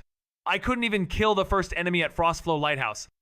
Please, I don't know what you want, but if you're a player, we could work together. I stabbed him in the shoulder. What did I say at the start? He shook his head, terror in his eyes. It seemed like he finally understood he wouldn't survive this. Time to end it. One last question. What bonus did you choose from your blessing skill tree? His eyes flickered. I went for the passive effect boost 100% stronger, but it only worked at 50%. I made a note, then swiftly ended the conversation with a slash across his throat. He gasped. What? Why? His body went limp, but in that instant, I felt stronger. The same message popped up from the first player I killed. A new effect danger sense, just like the first one, but I had earned more. A passive called Celestial Dew. I frowned. I had definitely gotten it. The tension was thick as I watched the purple butterflies swarm the fallen player's corpse, and in an instant, Sheogorath materialized, scooping them up with a grin. Fantastic work! But honestly, I'd have loved more chaos, maybe a little more torture, or a Wabbajack action, you know? Still, you finished the job. Here's what's left for you, everything useful from his inventory. I'm taking the rest. With that, items like the razor's pieces, a giant mace, the skull of corruption, and a hefty sack of gold appeared before me. Then, with a theatrical pause, Sheogorath clapped his hands and performed a ridiculous little dance before pulling down his pants. Oh, right! The reward! He shouted as his polka-dotted underwear was revealed. Behold, the supreme uber, super, duper belt! The belt of many effects. A mysterious artifact shrouded in danger and intrigue. When the eccentric figure hands it to me with a grave warning, I can't help but feel a cold shiver run down my spine. Side effects? Oh, just the usual headaches, nausea, vomiting, death, dizziness, and more things like lycanthropy, heart explosions, gender impermanence, spontaneous dental hydroplosion, and, for some strange reason, your mom. My mind races, but the one thing that sticks is the unpredictability of it all. He laughs it off, casually mentioning the absurd consequences, then vanishes with a cryptic chuckle, leaving me alone with a leather belt that seems too mundane for such chaos. But when I check its abilities, my breath catches. Can be used to store certain items. Just how deep does this rabbit hole go? I strapped on the belt without hesitation, its magic hungry to absorb. The moment I shouted, "Store!" the skull of corruption vanished from my hand, and my spell list shivered. Night terrors and dream siphon etched themselves into my mind. Laughter erupted from me, wild and uncontrollable. My passive effects flashed Crimson Belt of many effects, 20% chance of hysterical laughter, frenzy at critical health, 1% madness triggered during sleep. What a trade-off. Ha ha ha. My voice cracked through the frenzy as I fought for control, breath slowing, sanity holding barely. Still worth it. With a grin, I pulled my lucky dagger. Store! Another flicker ran now, every strike carried a 25% shot at Death's Whisper. I paused. My eyes scanned the new passives widening in disbelief. Another wave of laughter threatened to tear free. The Celestial Dew boosted all positive passive effects by 25%, increasing the chances for a critical hit thanks to the belt. With a 31.25% chance to crit, it was clear that my next step was to focus on the Blessing skill tree. I clicked my tongue, muttering to myself, "If I didn't fear Sheogorath's wrath, I'd name my firstborn after you, Jiggalag Grey Prince." I shook my head, picking up the next item Sheogorath had left behind the pieces for Mehrunes' razor. All that was left was the sheath. There was nearly 49,000 gold scattered around, adding to my growing wealth 50,000 septims now. I had no idea how he had accumulated so much, but I wasn't complaining. Among the loot was a two-handed silver mace, Pendulum, which had an interesting property. It dealt extra damage to undead, Daedra, werewolves, and other abominations. I figured it had something to do with the Vigilant of Stendar. Tossing it into my inventory, I considered giving it to Vairi, as it was stronger than her current weapon. I cracked my knuckles, stepping out of the Dawnstar Sanctuary. Venturing deeper would only invite trouble, and besides, I had a museum to rob. Chapter 46, Hardly Criminal. The Mythic Dawn Museum was my next stop. I needed the final piece of the razor. Though I wouldn't be assembling it just yet, I wanted all the parts first. As I entered, the museum curator perked up, greeting me with enthusiasm. "Greetings! Are you here for the Mythic Dawn Museum?" "We have." Before he could finish, I grabbed him by the throat. "Hand me the keys to the display case," I growled. He struggled, his voice strained. "What? Who are you?" Without hesitation, I slammed him to the ground and planted my boot on his chest. "Does it matter? You're a Daedra worshiper."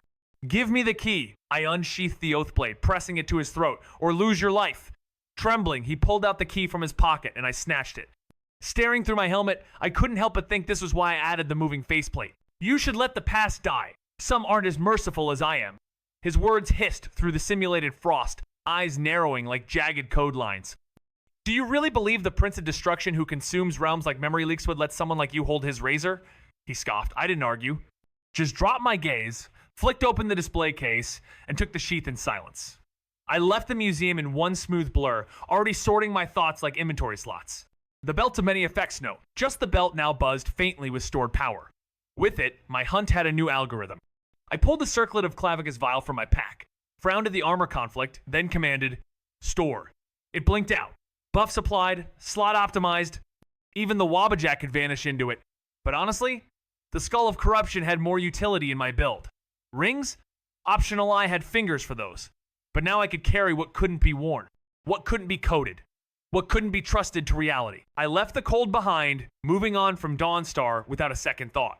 The Pale was as barren as it got, offering little more than 2 Daedra quests to pass the time. One of them, the Pale Blade quest. I checked my gear, comparing the Oathblade to the Pale Blade. The Oathblade hit harder, but the Pale Blade had a superior enchantment. No contest. I wasn't about to waste time recharging the Oathblade, so I strapped the Pale Blade to my side and trudged through the snow. Next stop, Snow Point Beacon. By morning, I arrived, seething. Vec, that idiot. If not for that damn contract, I wouldn't be here, stuck in this humiliating mess.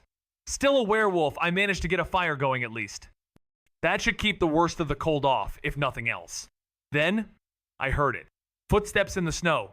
Bandits? I slid out of sight, straining to listen. The footsteps stopped. A voice cut through the quiet. You smell that? Wood burning. The tension was palpable as they whispered, You think it's more bandits? I stiffened, recalling the last time. Had the bandits returned? Did they take care of them? Their steps were slow, cautious, a subtle back and forth of hushed voices. Did you hear anything? No, they're either gone or heard us coming. One asked, You don't think they found it, do you? Found what? What could they be hiding? The small tower seemed quiet, but I hadn't checked upstairs yet. Was it there? I cursed the confusion swirling in my mind. They moved closer, and I heard the final warning, Stay alert, or Adwin will have our heads. My hand instinctively went to the blade. Would I need to fight them? They could be friendly. This was the meeting spot, the one Vec had mentioned. I took a deep breath, but the crackle of a branch betrayed me. Could they hear it too? The sound of metal slicing through the air echoed as they drew their swords. I could feel their presence, each step measured, each movement deliberate. One emerged from the shadows, clad in gold-tinged armor. Without hesitation, I sank my teeth into his neck, crushing it with a savage force. The second figure froze, stunned by the loss of his comrade. I have to report this, he gasped, but his composure betrayed his training. I didn't give him the chance to escape. I lunged, claws ripping into his back, leaving his body crumpled. Inspecting the armor, I immediately recognized the design Thalmor. The realization hit me hard. Shaking my head at the mess I'd made, I knew the battle wasn't over. There was something they were hiding. I could feel it, and I was going to track it down, following the faint scent of these elves. With determination, I muttered to myself, I'll start with that, and then Vec will have no choice but to praise me. As the words left my lips, I caught myself. Maybe I phrased that wrong. Narration box. Thalmor. Of course. I'd hoped not, but I wasn't surprised. Thought box. One corpse left in any condition to study. The others, Fiery had turned into scrap piles. Harvest spell got me nothing but a crumpled breastplate and a sword too bent to matter. Dialogue bubble. Key, I muttered, plucking it from the crushed skull of the last one standing. Fiery, now human again, pointed like a glitching quest marker. Dialogue bubble. It goes to a hatch, hidden upstairs, second floor, behind the wall breach. Thought box. Less fun treating her like a pet when she's not a beast. Shame. Narration box. The beacon didn't match memory, but my memory doesn't fade, especially not Skyrim. Thought box. Snowpoint beacon. One of the few places the Meridia beacon could spawn. Figures it'd all start glitching here. The irony of a beacon appearing where it shouldn't is hard to miss. Yet, this location is no wasteland. People come and go, the place is organized and clean. The second floor's wall may be under construction, but it's clear someone's improving it. Even the patio, once makeshift, is being replaced with stone instead of wood. I step out to the hatch that Vi rediscovered, and she follows, asking if I'm thinking the same thing. Someone with higher standards than bandits lived here, she says. And I agree. A sturdy bed on the roof, clearly for two lookouts, hints that Vyri probably took down those who once rested here. Thalmor armor mixed with bandit gear. A disguised tactic, like Captain Valmir's use of Civil War officer outfits. I clicked my tongue at the foolish Nords who fell for such tricks. Fighting for Skyrim, yet fooled by an Altmer in disguise. Really? Would Stormcloaks really have an Altmer officer?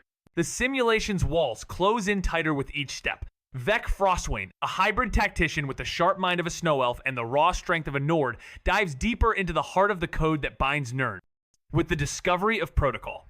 Legacy. A hidden command layer from the ancient creators. Vec unlocks more than just power. He stumbles upon the very seams of existence. Now, he can manipulate quests, forge spells from sheer will, and alter his destiny, but with each change, the world fights back. Haunted by echoes of alternate versions of himself and pursued by enigmatic code guardians, Vec inches closer to reality's collapse. As the simulation fractures, past NPCs return with distorted memories while a divine-like AI watches from the shadows, ready to tear the code apart. In this war of realities, Vec must decide whether he is the hero or the destroyer, with every choice splintering the world further. The code rewrites itself, and with each shift, the lines between what is real and what is simulated blur. I didn't expect them to be in the mountains, but here we were. My hand stayed on my sword as I asked, "So, please enlighten us." I couldn't fully trust her just because she was the one sending us on this mission didn't mean I could overlook her past. After all, an ex-soldier of the Thalmor was still a Thalmor soldier, no matter how much they'd changed. Canary didn't react. Instead, she simply pointed toward the beacon. "Best to hide," she advised. I agreed 2 lookouts were dead, but that didn't mean we were safe yet. As we entered the beacon, Canary asked, Do you know why they left their posts? I shook my head. Not for sure. I think they were checking traps. I saw some bear traps on my way up. She nodded. Yeah, I noticed those too. Either checking or setting them. Then Vyri, impatient as always, asked, so what's the explanation? Canary giggled at the push, but I was just as eager for an answer. Instead, she shifted the conversation. What happened to those soldiers, though? No blade could have done that. Canary fixed us with a gaze sharp enough to slice pixels. Are one of you a vampire? She asked deadpan. I nearly choked on my own breath right, the vampire theory again. Anyone who hadn't seen a werewolf in mid-attack might guess bloodsucker. No vampires here, I replied coolly, flashing Hircine's ring like a cursed trophy. This lets the wearer go full beast mode. Daedric artifact, old code. The second rings for the undead crowd looks good, but only vamps get the upgrade. No need to mention the hidden spell baked into it. Easier to claim I was a hoarder with shiny taste. Canary sighed, not even surprised. I won't question your access to Daedric Great Inventory, she muttered, but next time, warning first. I could have used some live prisoners for a little Q&A. She raised her hand, and the glow said necromancer. Corpses can chat too if you leave their heads intact. Try not to turn potential intel into paste. I nodded like an obedient glitch, while Vyri looked away fast. Canary noticed. Her golden eyes narrowed, but she didn't press. I just hope she bought the ring story over the reality of claws and howls buried beneath skin. Canary sat down on a barrel, looking relaxed yet intense. Let's break this down first. Introductions, then theories, planning, and finally, action. She extended a hand toward Vyri. I'm Canary. Not my real name, just a code name. Used to be with the Thalmor, now I follow Talos. Not exactly worship, but respect, for sure. No way he should be banned, though. Vyri glanced at me, clearly confused, and Canary chuckled. Guess you're not into religion? Anyway, I've met Vec, but who's this? Vyri shrugged. Vyri. My dad kept me locked up in a prison till Vec freed me. That's my story. Canary gave him an awkward glance, but quickly moved on. Alright, so here's what I think. The Thalmor are using soldiers from both sides as experiments. From what I've seen with our own troops and the Stormcloaks, they're poking around old Nordic sites, investigating dragons. Makes sense, right? They're after the blades. But here's where we come in, Vyri interrupted, asking, so why are we here? Canary sighed. I fear they're attempting to craft an artificial god. At first, I laughed, but then it hit me her theory wasn't that far-fetched. The Thalmor may not believe in much, but they sure knew how to acknowledge things they couldn't quite dismiss. I clicked my tongue, the pieces falling into place. I think I get it, but I need more info. Let's head down the hatch. The two women exchanged glances. Vyri's gaze was calm, while Canary's was filled with confusion. With 22 players involved, it made sense that some parts of the story would need tweaking. It was an expanded series of events. I wondered how this would affect the other major quests, but for now, I focus on the present. I yanked open the hatch, peering into the dark tunnel beneath, a lone ladder descending into the unknown. Not much room to move, I muttered. Canary glanced up and asked, so who's first? It's a risky game in the shadows, and I'm the one leading the charge. I'll go first and stay hidden, I said, motioning towards Canary. Follow me, and Vyri should keep watch from up top. She's not quite in the loop here. Vyri snapped her fingers. You're right, I'll keep watch up here, no problem. Canary nodded. Good idea. A lookout sounds solid. After you. I rolled my eyes, grabbed the ladder, and descended into the darkness. The climb felt endless, like a loading screen stretching on forever. Finally, I hit the bottom about 30 meters down, I guessed. As I crouched to the side, I pulled a couple of splinters from my hands. Canary dropped down next to me and studied the walls. They used magic, probably called texture. It's an apprentice-level spell that alters surfaces. I studied the walls too. They looked like brick, but on closer inspection, they were just stone and dirt from the mountain. I raised an eyebrow. Why is it considered an apprentice spell? She gave me that are you serious right now look, but still answered. You've got to channel mana nonstop to hold its shape. It burns through reserves fast. Speaking of, you've got a lot of mana. Are you a mage or something? I shook my head, just starting to explain when voices echoed down the hall. Instinct kicked in. I vanished into the shadows, Canary right behind me. We tracked the noise to a chamber thick with tension. A prison hall lined with cells, crammed with ragged civilians and defiant soldiers still in uniform. Among them, a Thalmor, robed Altmer, grinned like he was watching a playcasting, a silent spell that shimmered eerily. His victims screamed silently, fury trapped behind spellglass. Canary leaned in, her whisper colder than ice. That's Enkelmo, old Thalmor officer. Her eyes said more than her words ever could. Vec Frostwind had always been a master tactician, but when he ventured deeper into the simulation of Nirn, he found something that shook even his resilient spirit. The discovery of protocol.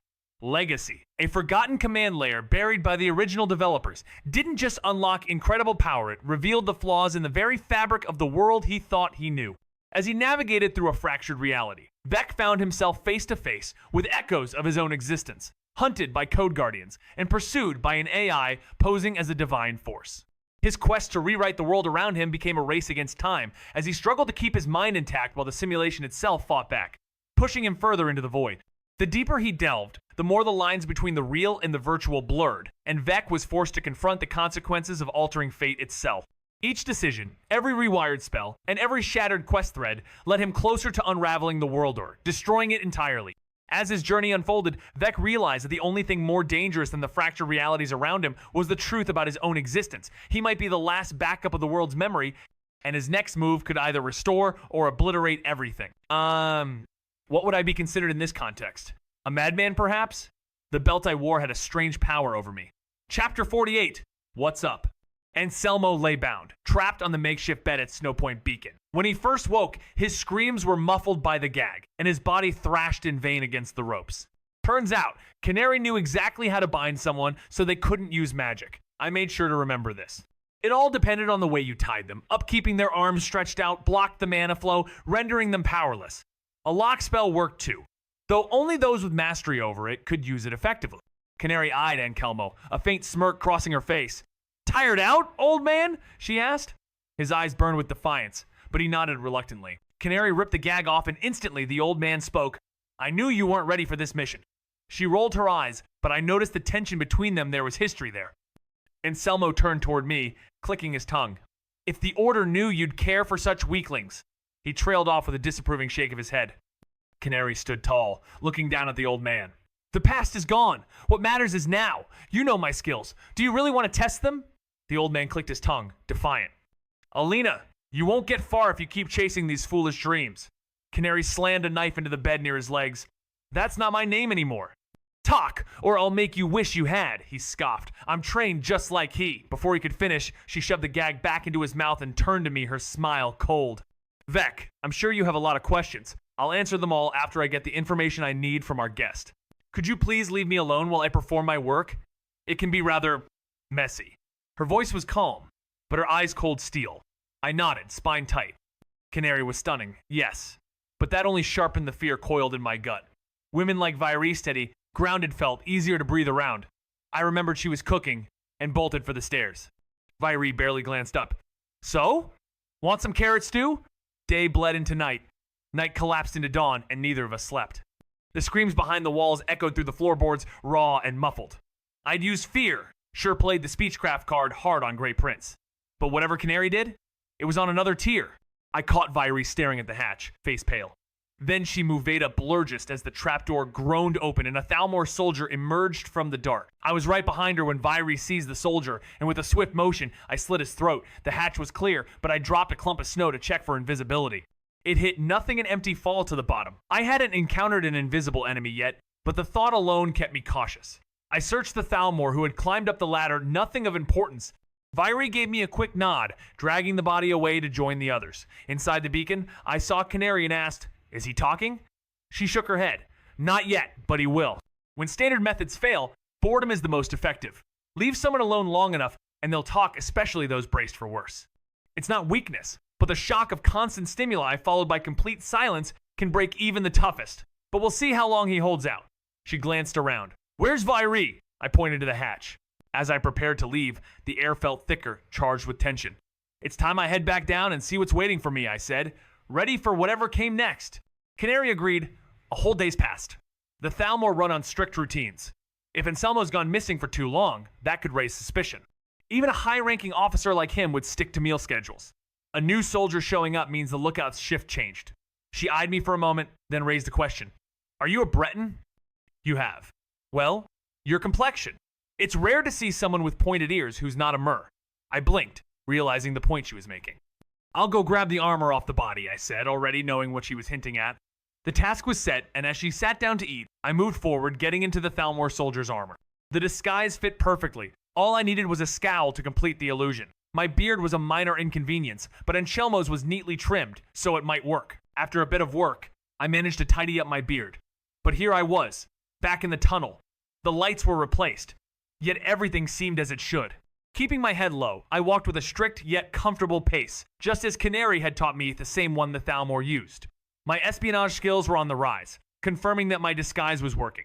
My thoughts drifted to the possibility of other hidden skill trees. But that was a question for another time. I needed a player I could trust. As I passed by the jailhouse, 2 Thalmor soldiers emerged.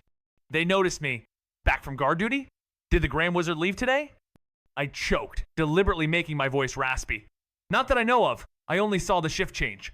With this sore throat, I'm in need of a break.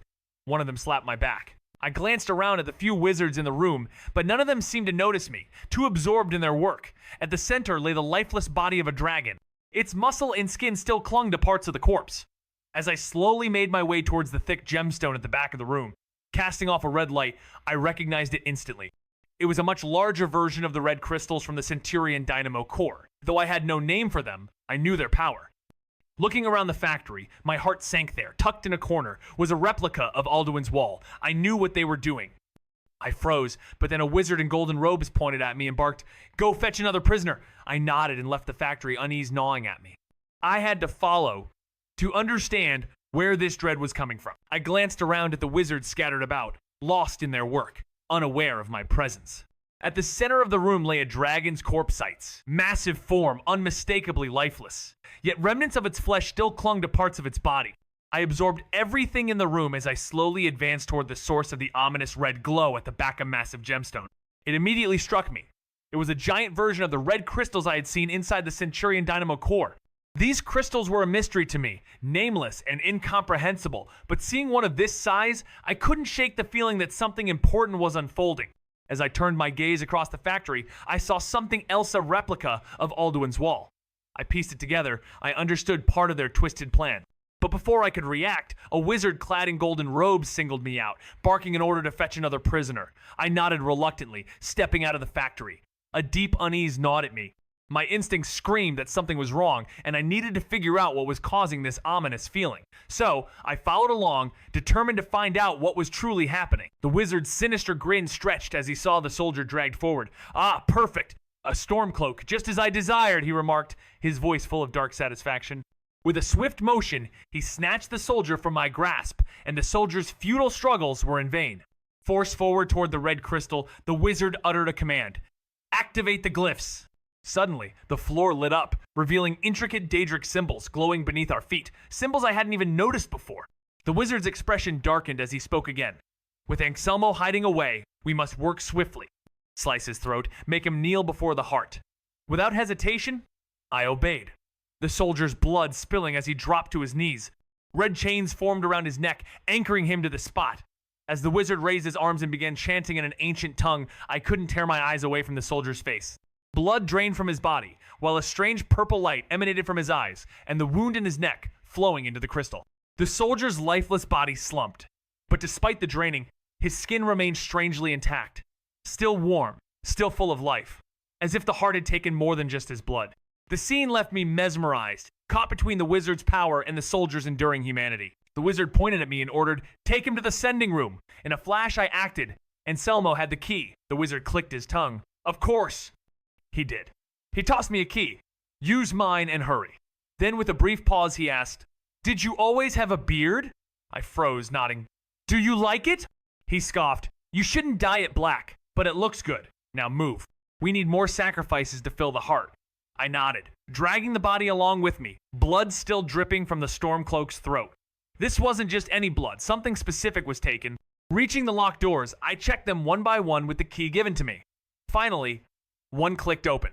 Inside, there was a structure resembling an Atronac forge, though without the usual design and offering box. A sigil stone rested on a pedestal, surrounded by several scattered bodies. They teleported the corpses out of the dungeon. Vec Frostwain stands at the edge of unraveling reality itself. A hybrid tactician born from Nord strength and Snow Elf ingenuity, Vec has learned to manipulate the very simulation of Nirn, diving deep into its core where hidden command layers called Protocol, Legacy, lie. Each discovery pulls him further from sanity and closer to the heart of a collapsing world. As he begins reshaping quests, forging spells, and rewriting decision paths, Vec finds himself hunted by echoes of his former selves, guardians of the code, and an AI disguised as a divine force. These fractured possibilities haunt him as the world around him glitches, with time-distorted quests and broken creatures manifesting from the chaos.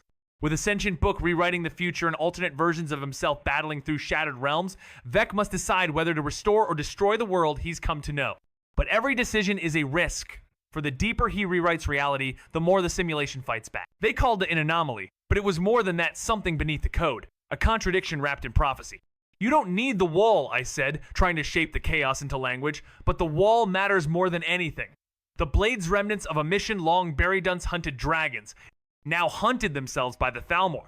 Alduin's wall wasn't just history. It was a trigger point, a trap, a convergence site. They're planning something there. I know it. And that's not even the core of it. I saw a dragon corpse dissected, studied, paired with a blood-red crystal pulsing with stolen life. Soldiers sacrificed, their blood and souls fueling something unholy, mechanical, alive. A build, something immense. How did they move the bodies? Canary asked. Teleportation, I said, rubbing my temples. Platform-based, set coordinates, systematic. And then I dropped the final thread. Ansel moded, he give you anything? The silence that followed was heavier than prophecy. She tilted her head, a soft sigh escaping her lips. Not much, nothing extraordinary. Did you spot a man down there in almost gold robes? I nodded, recalling the wizard. He seemed in charge, but his attire didn't strike me as anything special. Canary, however, elaborated on what I missed. That's Mural. He's the Grand Sage of the Thalmor, overseeing their mages and missions. My curiosity piqued. I asked, does someone named Encana work under him? Canary blinked in surprise. Yes, he's actually on a mission at the College of Winterhold. My mind clicked into place there, was definitely a player there. The college was the easiest place to learn magic, after all. Just then, Vairi chimed in, I'm a bit lost. Can you simplify this? I'm all in for helping you, Vec, but... I paused, seeing Vairi as nothing more than an NPC, her thoughts tangled with my own plan. A prophecy, ancient and ominous, is unfolding in Skyrim, and I've just stepped into the middle of it. My mission? To ensure the Dragonborn defeats Alduin, the World Eater. But things aren't as simple as they seem. The Thalmor are involved, and their plans? Far more complex than I ever imagined.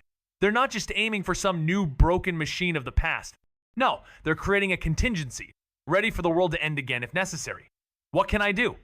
I'm in this not just for the fight, but to unravel their twisted schemes before it's too late. Each step I take, however, draws me closer to a game where the lines between fate and manipulation blur. It's more than just saving the world, it's rewriting its code. The people of Yokuda, remnants of a past cycle, are about to face a terrifying plan. The Thalmor, with their cryptic ambitions, aim to skip into the next cycle, bypassing history itself. But that's just the beginning. They have a darker plot, to resurrect Talos, a god to many, and trap his soul in the body of a dragon. This would tarnish his divine legacy, turning him into a monstrous figure in the eyes of the world, especially with the return of dragons and Alduin. Some might still revere him, but politically the plan would be disastrous. Why? The Thalmor's true intentions are far more insidious. They believe they can either kill Alduin or use the last Dragonborn to do so.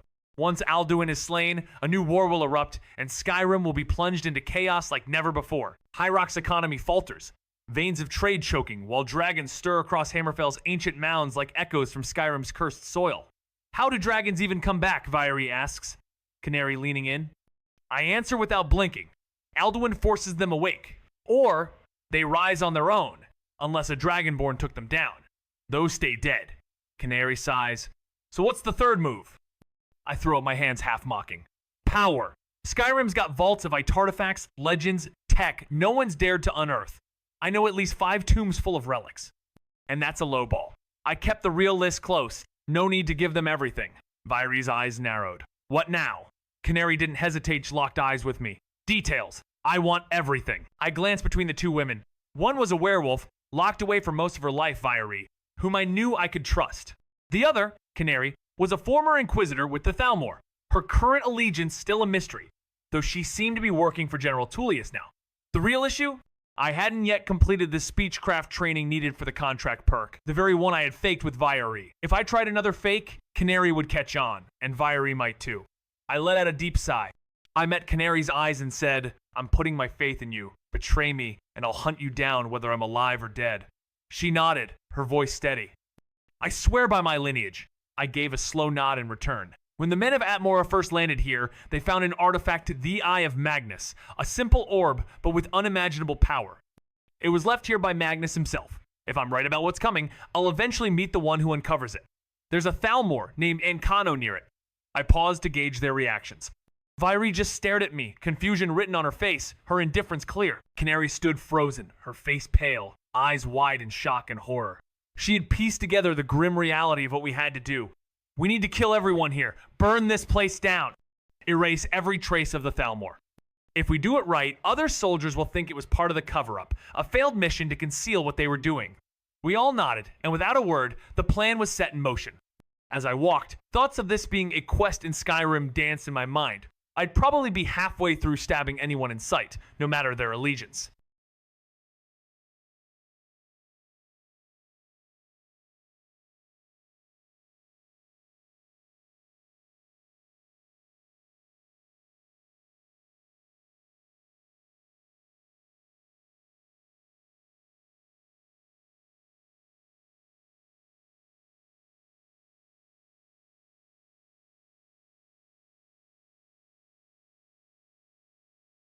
We dropped Anselmo before heading down. He wouldn't have survived anyway, but I wanted to see if taking him out granted anything. It didn't.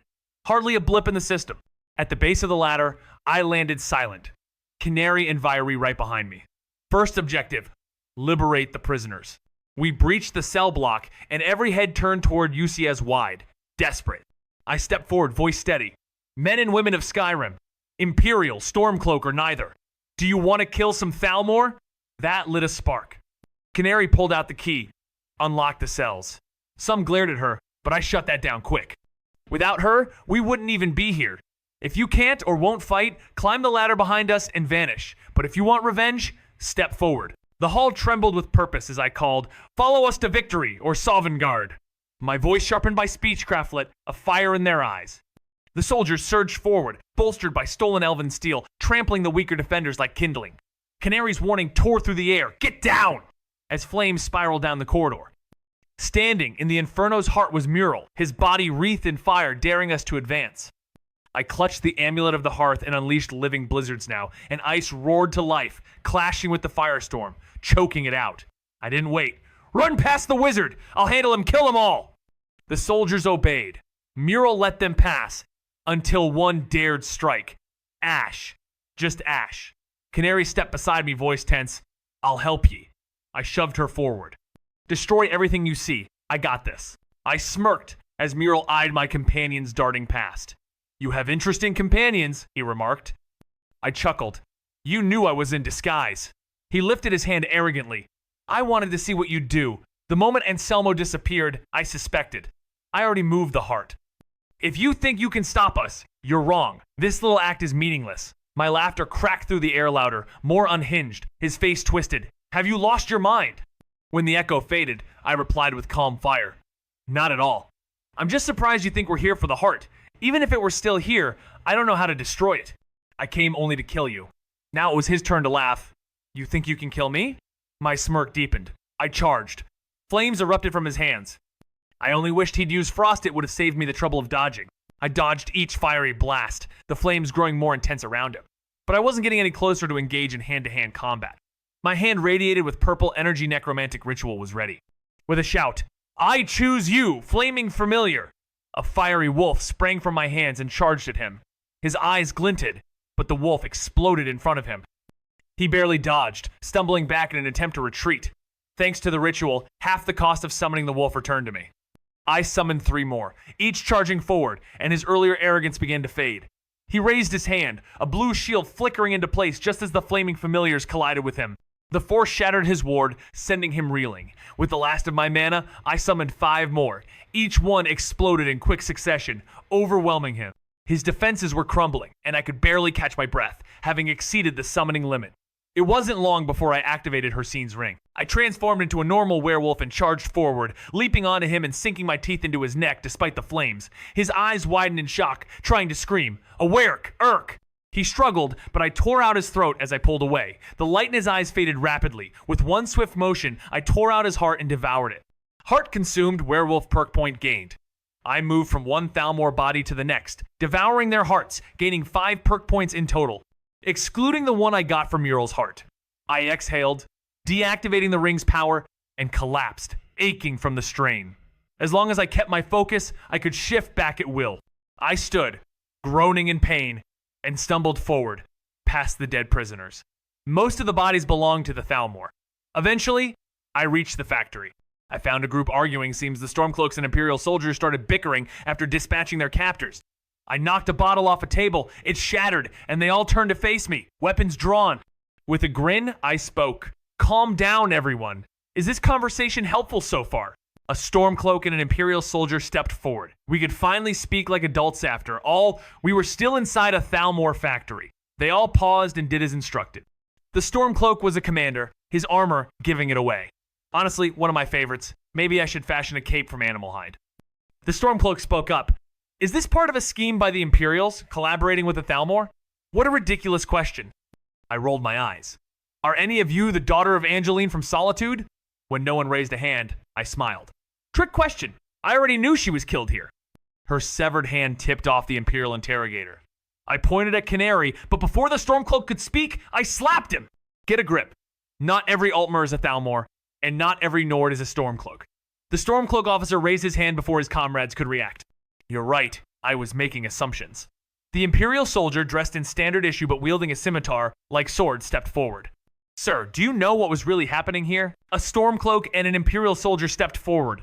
We could finally speak like adults after all. We were still inside a Thalmor factory. They all paused and did as instructed. The Stormcloak was a commander, his armor giving it away. Honestly, one of my favorites. Maybe I should fashion a cape from animal hide. The Stormcloak spoke up. Is this part of a scheme by the Imperials collaborating with the Thalmor? What a ridiculous question. I rolled my eyes. Are any of you the daughter of Angeline from Solitude? When no one raised a hand, I smiled. Trick question.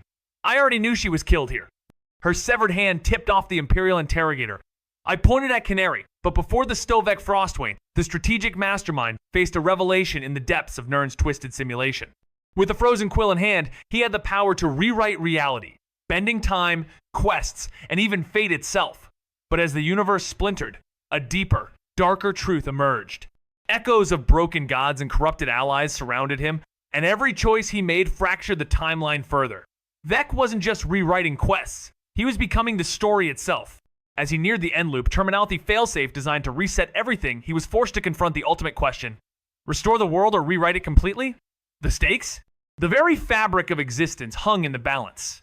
Every twist, every turn, led him closer to the edge of oblivion, but also to the power to define it all. RM Cloak could speak, I slapped him. Get a grip. Not every Altmer is a Thalmor, and not every Nord is a Stormcloak. The Stormcloak officer raised his hand before his comrades could react. You're right, I was making assumptions. The Imperial soldier, dressed in standard issue but wielding a scimitar, like sword, stepped forward. Sir, do you know what was really happening here? The commander, standing tall with resolve, looks at the path ahead, knowing the gravity of his decisions. He turns to the young soldier holding the special sword, a teenager with eyes full of uncertainty, yet capable of a future far beyond his years. We can trust him, I think, as the tension lingers. As the soldiers gather, the Stormcloak commander points toward a ladder, suggesting a careful, alternating climb. One Stormcloak, one Imperial, he says. The march begins with purpose. As they move, the young soldier hesitates, speaking up, Sir, will we bury this place? His voice carries a quiet determination, and I look at him, considering his request. The fate of this crumbling land now rests on the shoulders of those who dare to rewrite its future. Do you like this personality? I patted his shoulder and asked, So you joined the Legion as soon as you could? He nodded. I sighed and shook my head. I'll say your prayers for you, kid. Save yours for her funeral. You're holding her only memento after all. He nodded, then ran after the others. Vairi glanced at me. Will you actually say prayers? I shrugged. I don't know any, so it'll probably be silent to spare myself from the cringe. Suddenly, Canary spoke behind me, making me jump. What's cringe? I held my chest from the scare. If it weren't for those cheesy tactics, Mural would have been a real boss fight. The nerves from that battle still lingered. I waved Canary off and asked, Did you manage the teleportation platform thing? She nodded. It's called the tonal sending gate, but yeah, I froze. Why is it called the tonal sending gate? Both she and Vairi perked up, and Canary explained it uses tonal magic to connect places together. The Dwemer technology, something the Thalmor had stolen, was fascinating. I made a mental note of it. Tonal magics were complicated, and while Thuums were technically a form of tonal magic, I still struggled to master shouts, despite studying my draconic dictionary cover to cover. Fiery asked, "So what do we do here?" I glanced around the room. The red crystal heart was missing. The copy of Alduin's wall shattered, and the tables and shelves had been stripped of their ingredients. Even the dragon's corpse was gone, something I really wanted. I sighed, harvest. I cast the spell, and magic covered the room. My inventory instantly filled, and I had to start dropping things. Canary, wide-eyed, asked, "How did you do that?" I held the harvest spell in my hand, dropping items from my inventory. Magic. I'm a master at alteration. I can bend any spell into a new form. Canary pointed at the falling items. "How are you doing that?" Vieri patted her shoulder. "Come on, get over it. The answer is magic," she said, her smug look almost unbearable. But of course she was right. The answer is advanced magic. Canary sighed, rubbing her forehead. "So, let's talk about destroying this place. Got any ideas on how to do that?" It was an early morning in Dawnstar, and I lay in and in bed. Canary had paid for the rooms, and I couldn't shake the feeling of accomplishment. Had I really destroyed their base of operations? That Thalmor cave, or factory whatever it was no more. Using Splinter and Harvest on the mountain had worked no avalanche, no extra chaos, just a massive collapse. I felt relieved. Pulling out my journal, I set to work on a new documentation of my abilities. This time, I made sure it was neat and compact. I updated my notes on the spells I'd created and the new ways I'd discovered to use them. The more I refined my powers, the clearer the path ahead seemed. In a world where reality bends and quests glitch, Vec Frostwain stands at the edge of the unknown. With his frozen quill in hand, he's rewriting fate itself, hacking the system that governs time, space, and destiny. But the deeper he goes, the more the world unravels. Alternate versions of himself are born from fractured timelines, and the very rules of existence begin to collapse. Each new choice seems to twist reality further, leaving echoes of ghosts, memories that shouldn't exist, and quests that repeat without end. Vec's goal is clear: reach the end loop terminal and stop the world from resetting itself. But in this fractured universe, nothing is ever truly in his control. As his enemies become his reflections and allies take the form of his former selves, Vec must navigate a maze of glitching realities and paradoxes to rewrite the ultimate ending or risk being erased from existence entirely. My speechcraft stayed capped at 100, and just when I thought I was done, a new perk appeared. No name, no hint, just speechcraft. No details, no flavor text, just a silent challenge. The quest it gave me? Max out every speechcraft perk and pass some kind of test didn't matter what, as long as it pushed my skill to its limits. I tossed my points around, ignoring the mystery perk for now. Only 2 perks left unclaimed. I figured I could smooth talk my way past some bandits later to wrap up the quest. For now, I needed coin fast. I flipped open a fresh journal page, brainstorming. Bard work, maybe? Speechcraft had to be good for more than escaping fights. And if I timed it right, we'd arrive in Solitude just as the Olaf Festival began. Showtime. The festival lasted for 2 weeks, and I saw an opportunity to make some money, though not as much as I truly needed. But things could change with the Sleeping Tree sap. I had unwittingly claimed the tree that produces it, so why not take advantage and monopolize the trade? The only problem was, selling it in Solitude was a terrible idea. For one, it was too risky. 2, never sell in your own backyard, that's just asking for trouble. In Solitude, guards turned a blind eye to the skooma trade in Riften, but the reverse was true in Riften. They cared, and they cared a lot. Probably more for the profits they could gain. As I pondered this, Vieri walked in. Canary had been stingy and had booked a shared room for us. I froze, staring at her. She looked at me and raised an eyebrow. What? Something on my face? She had just come from a bath. Do you like this personality? The festival lasted for 2 weeks, and I saw an opportunity to make some money, though not as much as I truly needed. But things could change with the Sleeping Tree sap. I had unwittingly claimed the tree that produces it, so why not take advantage and monopolize the trade? The only problem was, selling it in Solitude was a terrible idea. For one, it was too risky. 2, never sell in your own backyard. That's just asking for trouble. In Solitude, guards turned a blind eye to the skooma trade in Riften, but the reverse was true in Riften. They cared, and they cared a lot. Probably more for the profits they could gain. As I pondered this, Vieri walked in. Canary had been stingy and had booked a shared room for us. I froze, staring at her. She looked at me and raised an eyebrow. What? Something on my face? She had just come from a bath. Do you like this personality? I had forgotten how much I needed a proper bath. I sniffed myself and realized I was in desperate need of a cleaning spell. Surely there had to be one out there. Speaking of cleanliness, a sauna could be a fantastic idea. Not too hard for the players to put together, and magic could easily enhance it. Winterhold would be the perfect location for it. I jotted down a note to rebuild Winterhold with a sauna in mind, though it was a project for the distant future. I'd need the right kind of allies for that ones who'd be friendly with the college. Winterhold was firmly under Stormcloak rule, but replacing the Jarl with the Archmage wouldn't be that tough. I glanced back at Vairi and raised an eyebrow. "What are you doing?" I asked. She looked back at me with a hint of irritation. "What? It's too hot wearing just armor. Not like you gave me any normal clothes." I blinked. Why did I need to provide her with normal clothes? I gave her an allowance. Didn't she buy any? She sat on her bed, in her underwear, across the room. She stopped and glanced at me. "Do you like what you see?" I blinked, confused. "Are you trying to seduce me?" She stumbled over her words. What? Why would I? I just want to be comfortable." I shook my head. "It's early morning. You just got out of the bath, and you're in your underwear, even though we're leaving in an hour or two." She clicked her tongue. "Just shut up," she muttered under her breath. "You fucking idiot." My eye twitched, but I kept my cool. Vair was attractive, but I wasn't about to act on that, not yet. I paused. "Want some reading lessons?" People usually read at a time like this. Vairi blinked and then smiled. "Great, let's do that." The scent of burning wood filled the air. Makeshift stalls were set up nearby. In the heart of the city, there was this massive chunk of meat roasted over a pit of fire. It looked like a mammoth, slow cooking in all its glory. The Burning of Olaf festival? Way bigger than before. I checked my quests. Still had the escort of the fair on my list. Elisive needed me to keep her safe through the festival and help her unwind. To be real though, I'd already lost track of Vairi. Canary, who was in my group, bailed as soon as we entered the city, probably off to report what was going on. So here I was, stuck with the decision. Do I stick to my quest, or make some coin with bardic skills? Maybe I could even charm some gold out of the Jarl. After all, I was aiming for a free house in the city. For now though, Elisive seemed like the best bet. I still had plans for the money had been scheming all the way back to Solitude. I made my way to the Blue Palace, eyeing the market stalls. The Khajiit caravan had set up outside Castle Dur, with guards keeping watch while they sold their elsewhere cuisine. The truth is, they seemed perfectly normal. Meat pies, some fish cakes, and raisin cookies, nothing too special. But it was strange that they were allowed into the city for the festival.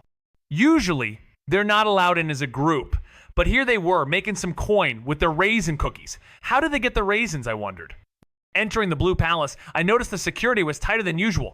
Magic lingered in the air, or maybe it was the walls. Sabeel must have used some fireproofing magic. Elisive wasn't sitting on the throne, so I made my way to Falk's office. He opened the door just as I knocked. Good timing, Elisive is. Well, just follow me. I trailed behind him to another room in the palace, which seemed to be her bedroom, though the layout was tricky. Falk knocked softly. Elisive? I brought someone who can help. Elisive's voice echoed through the room as she shouted, "No, I may have allowed the festival to happen, but that doesn't mean I approve of it. Who knows if those monsters might be waiting for me?" Falk's sigh was heavy, his patience wearing thin. "Elisive, can you at least open the door?" But her response was sharp. "No, I won't. I am safe here." I stepped forward, offering a solution. "Falk, I've got this." I knocked firmly. "Jarl, I am Vek. You remember me?" "Falk asked me to escort you during the festival to help you relax." Her voice came back, hesitant but resolute. "I'm sorry, Sir Vek." "But I do not," I interrupted her, my tone firm but understanding. "Would Torrig want you to sulk like this?" Falk's eyes widened for a brief moment, then silence. A moment later, I heard the distinct sound of her stomping toward the door, the battle between her doubts and the truth of her own heart shifting in that quiet space. She pushed the door open with a deep frown, her eyes slightly red from crying. The tension was palpable as the Jarl's vulnerability became clear. Sighing, she muttered, "Give me 5 minutes to get ready. You're right, I shouldn't hide." She shut the door softly, leaving Falk to nod, a hint of sadness in his eyes. Good call. Still, it's tough seeing my old friend in such a way, I shrugged. Elisive has 3 things on her mind. She wants to be a strong Jarl, honor Torrig's memory, and make the court proud. After all, most of them were close to Torrig. Falk nodded in agreement. You've got a good read on things. I'm the only one who really knew Elisive before all this. I shrugged again, shifting the topic. Hey, any chance I can get some spending money for the festival? Falk chuckled and handed me a pouch of gold. 100 septums, that's the best I can do. I raised an eyebrow. Seems like you were expecting me to ask. He smirked just as Elisive opened the door. She was dressed in royal, but clearly low-key robes, a look that screamed she wanted to avoid attention, though I doubted that would work. I extended my hand and gave a slight bow, feeling like a teen taking their date to prom. She accepted my hand and followed, while Falk silently slipped away, leaving me with the Jarl. As we stepped out of the Blue Palace, I asked, "How should I address you tonight? You went with the incognito look for a reason, right?" She nodded. "Just call me Eli for tonight, Vec," she stammered, looking away when she said my name. I caught a glimpse of her face, and it seemed like she was lost in a memory. Maybe from someone named Torig. Not that it mattered. As we walked, Elysif kept glancing around, not out of curiosity, but more like someone who was constantly watching their back. In a soft voice, I added, "Looks like the Bard's College set up a game." A carnival booth popped up near the college bright banners, tinny music, and was that a mini archery range with actual toy bows? Whose idea was this absurdity? Eli squinted at it, unimpressed. "A game?" she asked flatly. Just then, a familiar bard strolled over Forgettable Face, definitely one of those side quest wanderers. "Why don't you two give it a shot?" he chimed. I turned to Eli, grinning. "Wanna try it? Might be fun." She sighed, stepped up, and awkwardly grabbed the tiny weapon like it offended her ancestors. While she fumbled with it like a frost troll at a tea party, I felt a tug on my awareness. Lurbuck was skulking nearby, whispering like a shadow with stage fright. "Psst, psst, Vec, over here." I kept Eli in my peripheral and slid toward the whisper, because in this world, even carnival games come with plot twists. Is this conversation helpful so far? Like my idea? Originally, I suggested an archery range for a bit of fun, even for the guards to show off their skills. But Viarmo came up with this. Pretty clever, huh? I smirked. It's smart, but speaking of Viarmo, when's he starting the King Olaf burning? Lurbuck nodded. That's just before midnight, so you've got about 4 hours. Night was closing in, and I was thinking of taking the Jarl back to the Blue Palace before that. Maybe even make a bit of gold on the way. I need to get back to escorting the lady. See you around, Lurbuck. He nodded, and I was right beside Elysif again. She was still trying her hand at the archery game. She'd hit the target twice and missed once. The last 2 arrows missed, but she nailed the final shot. I smiled. Well done. The Jarl gave a faint smile, while the bard, watching the game, grinned. Congrats. You get a prize. The prizes were nothing special. Rushed together, some books, wines, and what seemed like random instruments. The bard grinned. If the prizes don't catch your eye, you can always grab some septums. Elysif shot him a look, saying, "I'll just take the septums." He handed her a pouch of gold, roughly 20 coins. The Jarl turned to me and asked, "Now what?" I sighed mentally. "We can do whatever you want. Most of the stalls are selling festival food, but I'm sure we'll find some with clothes or jewelry. Nearly all the stores in Solitude have set up stalls to make some extra coin." She scanned the area. I see. The festival's more important than I realized. Canceling it could have hurt the economy. I doubted it, but kept listening. Torig and I met during the New Year celebrations at a nobles party held by the court. Maybe we should host more citywide events. I thought about the only citywide event I knew, the public executions. It was a good idea, though. It could boost the morale of the city. And if similar events took place in other cities, it could have more benefits. Many people, yourself included, have lost family to the war. Even just a day of peace can soothe those drowning in sorrow. She gave a small nod. "Lead the way, then."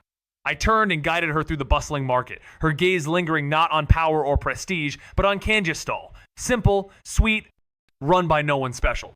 "Want some taffy?" I asked. She hesitated. "They're for kids." I didn't care. Dropped 3 gold. Took the candy. The vendor waved. She leaned close. "Do you think he recognized me?" I shook my head. "Doesn't matter. Here's your taffy." A smile, uncertain but real. Beneath the title, the Jarl was just another soul unsure of her place. "Let's keep talking," I said. "What do you want? What happens if the war stops?" I meant the coming ceasefire, the one linked to the Dragonborn's quest. Her response? A pause. "Why ask me?" I raised an eyebrow. "I want to know if you'll be a good Jarl. The war will eventually come to a close, but not without some sacrifices. I could end it myself, as long as no one like me steps into the fray. What I'm getting at is simple. Do you value your people more, or those of Skyrim?" She halted in her tracks, a look of understanding in her eyes. "I see where you're going. I'm not exactly a proactive Jarl. My court either doesn't respect me, or they just don't have the power to help. Even now, after you cleared the Pelagius Wing, nothing's been done about it. You cleared out Wolfskull Cave and stopped Potema, but what has the Blue Palace really done? They barely help with piracy or trade protection." I couldn't deny the truth in her words. From what I had observed, if the quests weren't completed by one of us, they would have been eventually. Meaning the only real difference I made was dealing with Potema. I smiled genuinely. It happens. That's why you have powerful vassals. But the real question is, are they ambitious enough to help? She frowned, already knowing the answer. "I won't get it, will I?" She muttered, thinking deeply as we stopped in front of a clothing stand. It was clear who had set it up. I thought she was eyeing the clothes, but her next words proved otherwise. She was dressed in royal, but clearly low-key robes, a look that screamed she wanted to avoid attention, though I doubted that would work. I extended my hand and gave a slight bow, feeling like a teen taking their date to prom. She accepted my hand and followed, while Falk silently slipped away, leaving me with the Jarl. As we stepped out of the Blue Palace, I asked, "How should I address you tonight? You went with the incognito look for a reason, right?" She nodded. "Just call me Eli for tonight, Vec," she stammered, looking away when she said my name. I caught a glimpse of her face, and it seemed like she was lost in a memory, maybe from someone named Torig. Not that it mattered. As we walked, Elisif kept glancing around, not out of curiosity, but more like someone who was constantly watching their back. In a soft voice, I added, "Looks like the Bard's College set up a game. He was always trying to get into my personal space, either with his creepy flirting or constant remarks about my potential remarriage." I paused. Those were in fact good reasons. I had considered cutting ties with him myself after all. I knew he was aligned with the wrong side, dealing with the Thalmor and the Thieves Guild. Not to mention, he was involved in shady business with drugs, having been swindled by a notorious gang over some illicit goods. If I was going to establish my own operations, I had to eliminate any competition near Solitude. I smiled and gave my word to the Jarl that I'd take care of it. That wrapped up most of our conversation. I escorted the Jarl back to the Blue Palace, and with a new mission ahead, I headed back to the festival. Removing a Thane was just the start of a simple task, but I knew it was part of something much bigger. I could sense the chain of events unfolding in my quest log. Smirking, I made my way back to the Khajiit caravan, but I wasn't there to chat. I grabbed a lute and strummed it, promising to play something special. Rasad grinned slyly. "Yes, you did. So what's this strange noise you call music?" With a shrug, I strummed the lute awkward at first, then something clicked. The sound twisted, transformed, until it wasn't just noise, it was rhythm, rebellion, raw power. People turned, guards stared. Khajiit started hawking cookies. Risad leaned in, eyes now lit with curiosity. A crowd formed as I slipped into a memory-born metal rift distorted. Wild, but alive. The wooden strings strained, but I forced the sound into form, a roar from another world. With a final screech of strings, I bowed, helmet in hand. Coins clinked in, applause faded. Then, "That was brilliant!" Viarmo's hands gripped my shoulders. "Where did you learn to play like that?" After my performance, I expected something like this, but not so soon. "Instruments were hard to get where I lived," I explained, "so I used minerals instead of wood to craft them." Viarmo's eyes lit up. "That's incredible, do you—" But Rasad interrupted him, asking if I could recreate the instruments from memory. I sighed. "Sure, they're pretty similar to lutes, but most bards wouldn't use them. Are you planning to sell them?" Viarmo frowned. "I didn't even think about playing them for music." Rasad nodded. "The music you played, I've heard something like it when I was a child. I'd like to send the instrument to elsewhere for study and pay for any music that could go with it." I rubbed my chin, surprised by the offer. Viarmo looked over at Risad, asking if he'd ever heard music like the one played earlier. Risad nodded, recalling a time long ago when he heard a wandering Khajiit play something similar and odd. Green-furred Khajiit with piercing yellow eyes, who, in hindsight, he suspected was a vampire. I held back my surprise. A vampiric green Khajiit? That was a new one. Odin had mentioned something similar. I couldn't help but laugh. A vampire rock-playing Khajiit? That would definitely be one to remember. Viarmo perked up, asking if this music had a name. "It's called rock," I replied, though I added my own twist. Rizan rubbed his chin thoughtfully. "This one is intrigued by this rock music, but perhaps it's best we talk about this later." The guards seemed to be watching us more closely now. I nodded in agreement. "Yeah, I've got other things to take care of too." As the street began to empty, it was clear the Khajiit would soon have to leave the city and set up camp. Just before I left, Viarmo stopped me. "Do you want to see the burning of Olaf?" "It's not much, but we wouldn't have this festival without your help," I smirked. "You would have done it anyway." With just a little push and the loyal Lurbuck at his side, things were finally falling into place. Viarmo laughed, but his eyes lingered as I made my way toward the ancient tree. "Plans are coming together," I whispered to the branches of Odin. "Time for you to keep your end of the deal." The tree twitched as the wind stirred, and its voice echoed in my mind. I hear the whispers. "You plan on using my sap as a narcotic." "How does this fit our deal?" I smirked, unbothered by the inquiry. "Simple. When the Khajiits sell the sap, you'll be aboard the ship. I can't drag you across the land, so this is the best way." Odin's voice resonated again. "And what if I grow too strong, connecting with the Hist Overmind?" "Your trade could collapse." I chuckled, unfazed. "No trade, no travel. In the world of shifting allegiances and uncapped promises, a trade with Odin takes an unexpected turn. Khajiit and other traders had already failed to meet the expectations of the Hist, leading to their fall. Now, it was my turn to navigate the deal, but would I uphold it? Odin's telepathic response echoed with resolve, confirming their part in the exchange. With a silent nod, the deal was sealed. Odin, after growing a mysterious fruit, handed it over with instructions to eat it for the promised reward. As I bit into the fruit, the floodgates opened. Hist! Argonian arts flooded my mind-ancient techniques, magic spells, and martial arts that I couldn't fully access without the right ingredients from Black Marsh. However, 11 new spells appeared on my list. Far more than I anticipated. The journey wasn't over yet, and more challenges awaited as I delved deeper into Odin's world. With business with the old psychic done, I gave a nod but before I could leave, he chimed in, voice faint and fading. Color me impressed. You integrated the knowledge faster than expected. Hope it's what you wanted. I need to sleep now.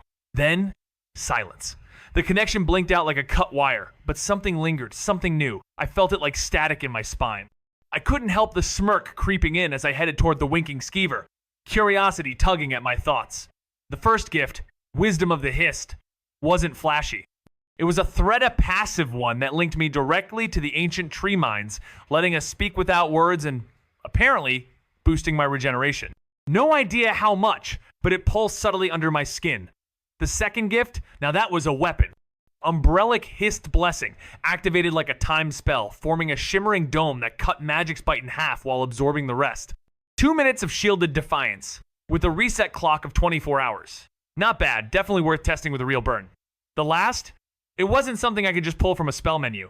The knowledge was there, swirling and dense, needing to be unpacked thought by thought. Whatever came next, I'd have to wrestle it into clarity before it cracked me open from the inside. Vec Frostwain's journey takes a bizarre turn as he delves deeper into the hidden layers of Nirn's simulation. With the frozen quill in hand, he manipulates quests, bends timelines, and activates relics never meant to be disturbed. But the more Vec twists reality, the more unstable it becomes, leaving him facing impossible choices. Amid a fractured world where logic crumbles and time folds, Vec uncovers the end loop terminal, a failsafe that could reset everything. But will he rewrite the world's fate or let it collapse into chaos? Each new spell he uncovers only adds to the complexity some offer, healing, others ward off danger, and still, others challenge his very understanding of magic.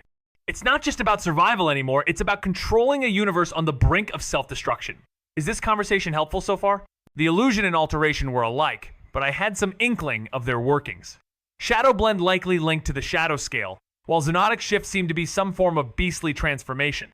Both Khajiit and Argonian had animalistic or monstrous blood, though I couldn't say for sure. Stopping in my tracks, I pondered.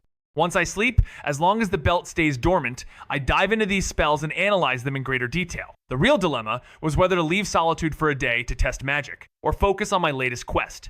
A quick flip of a coin settled its spells it was. And what better place to test them than Meridia's shrine? Preparing was easy, since it was just a short hike from Solitude.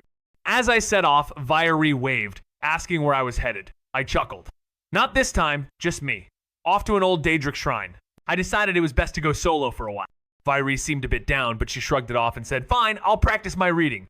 I nodded. She was eager to learn more after I taught her the basics. It was good for her, too. Without saying another word, I left the city. As I walked past the guard patrol, they waved. "Hey, where are you heading, Vec?" they called out. I pointed toward the mountain.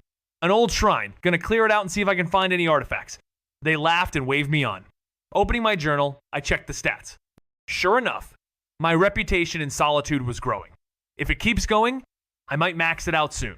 I rubbed my chin, noticing that I also had reputation with the Imperial Legion. It seemed like everywhere related to Solitude was rising. But what would this reputation system really do, aside from making me famous? Being famous isn't always a good thing. I hiked up the mountain, my eyes catching the towering statue marking the spot. I couldn't help but laugh, realizing I hadn't gone straight to the Shrinino, I just casually passed by it. Instead, I found myself stepping around it and stumbling upon the word wall. There it was, the legendary Elemental Fury Shout. A voice inside me wished I could use it. Sadly, no such luck.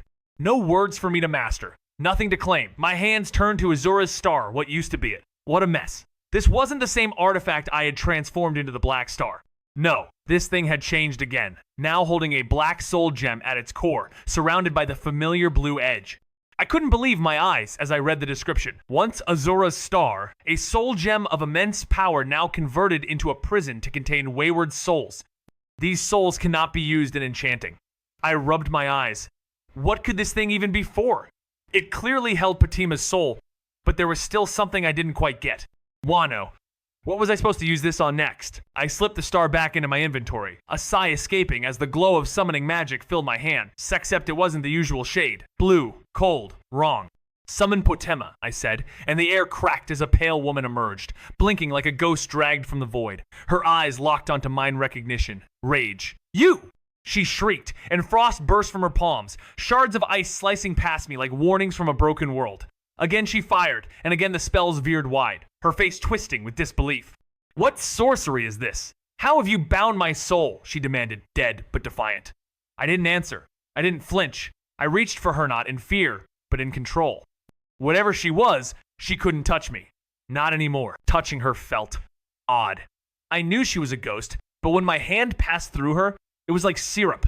Weird, right? But then she pulled away, her face twisted in fury.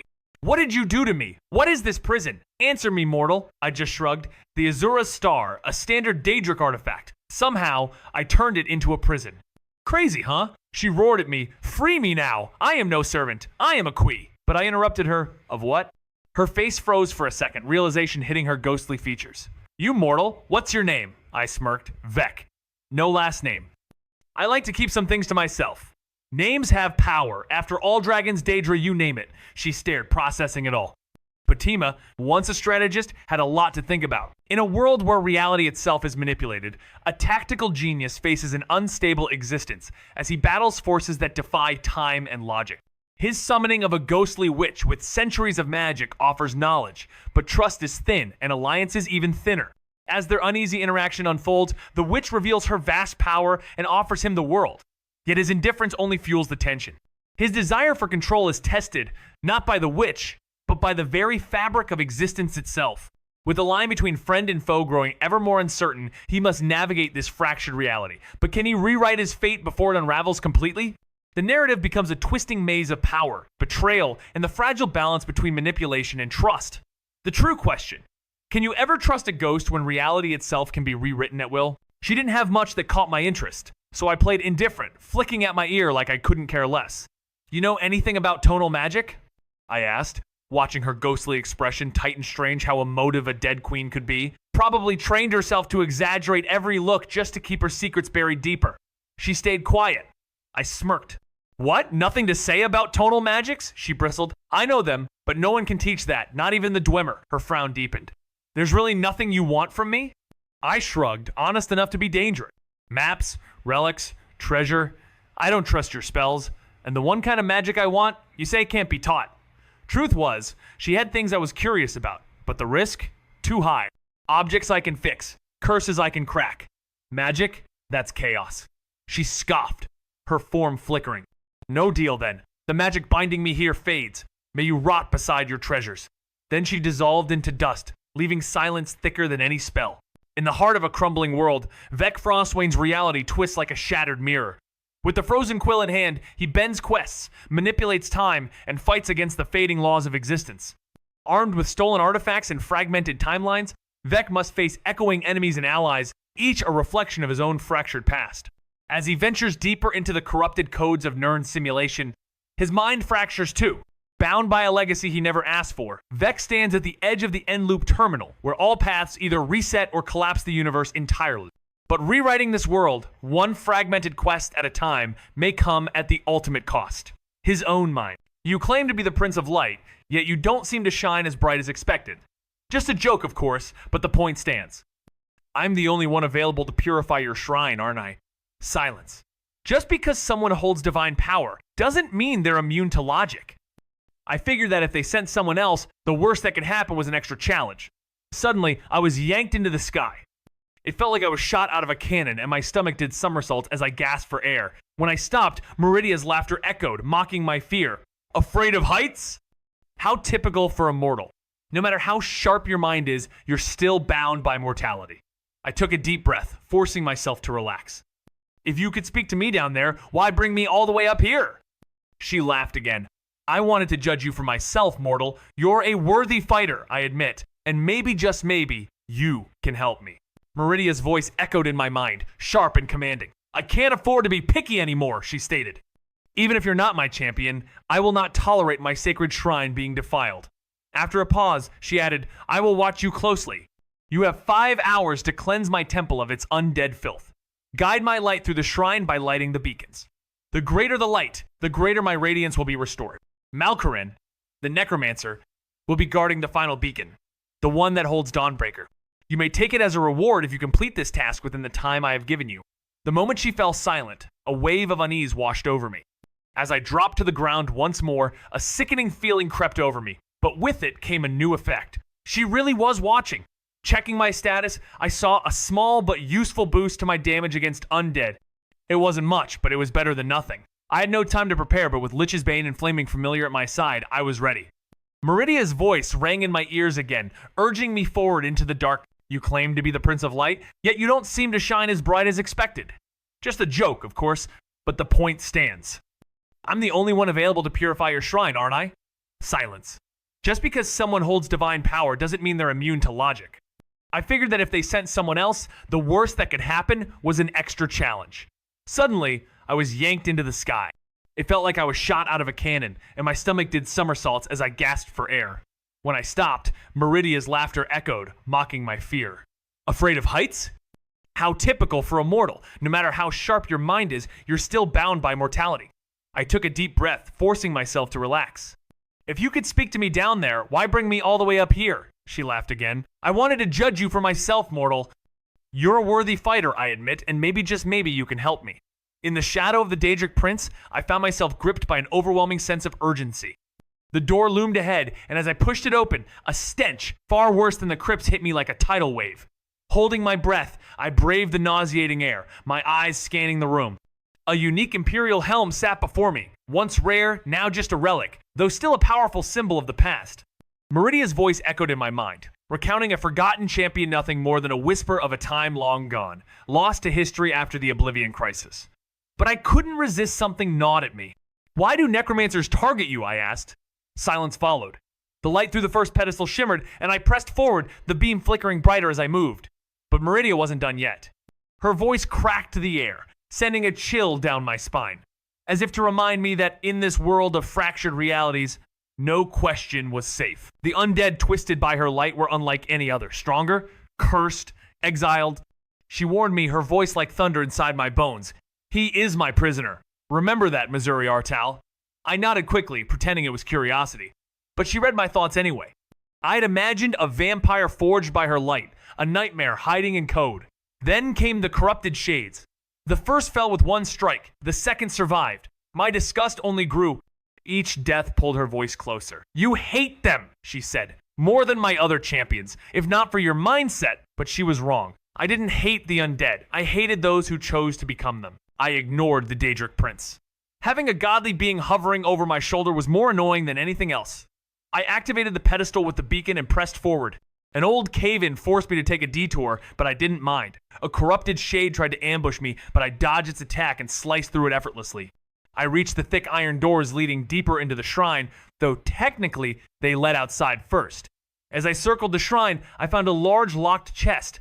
A quick kick broke the lock, and the chest fell open to reveal a small stash, a pocket of gold, an amethyst, and an enchanted mace. I'd sell the mace later. For now, I moved toward the door that led back inside. I pulled out some oil, coated my pale blade, and set it aflame. The sword crackled with energy as I swung it a few times. Despite the fiery hiss, it handled just fine. Most of the dungeon was a mindless slaughter of corrupted shades, but the next room was the worst of them all, packed to the brim with the creatures. I sliced through them effortlessly, each of their forms falling apart with a single slash. It seemed the corrupted shades were more vulnerable to fire than regular undead, which made sense given that they were ghosts with physical bodies. Fire, after all, was their greater weakness. As the corrupted shades perished, Meridia's voice echoed through the chamber. Now, activate my beacons and guide my light further into the temple. In the old games, Malkorin remained unaware of your presence, but I had a feeling this time he would know. I activated the next pedestal, feeling the room grow warmer. The stench of the dead shifted, replaced by an unfamiliar scent. The light redirected toward the next pedestal blazed brighter, and I groaned. It was the one that required parkour. Thankfully, it wasn't too difficult. I reached the pedestal, shielding my eyes as the light intensified upon activation. Meridia's voice boomed. Yes! Feel my presence! March on, my little knight! Ha ha ha! I frowned, but accepted that this was just how Daedra were. I had one more pedestal to activate in this room. I encountered more corrupted shades, and though my sword's flames were dwindling, I managed to slay the last shade before the pale blade was extinguished. Upon examining the sword, I found it cracked frost, enchanted, yet scorched by burning oil. It was no longer of use, so I sheathed it. Moving onward through another set of iron doors, I reached the second to last pedestal. Upon activating it, blinding light pierced the temple, and I could hear Malkorn and his shades stirring ahead.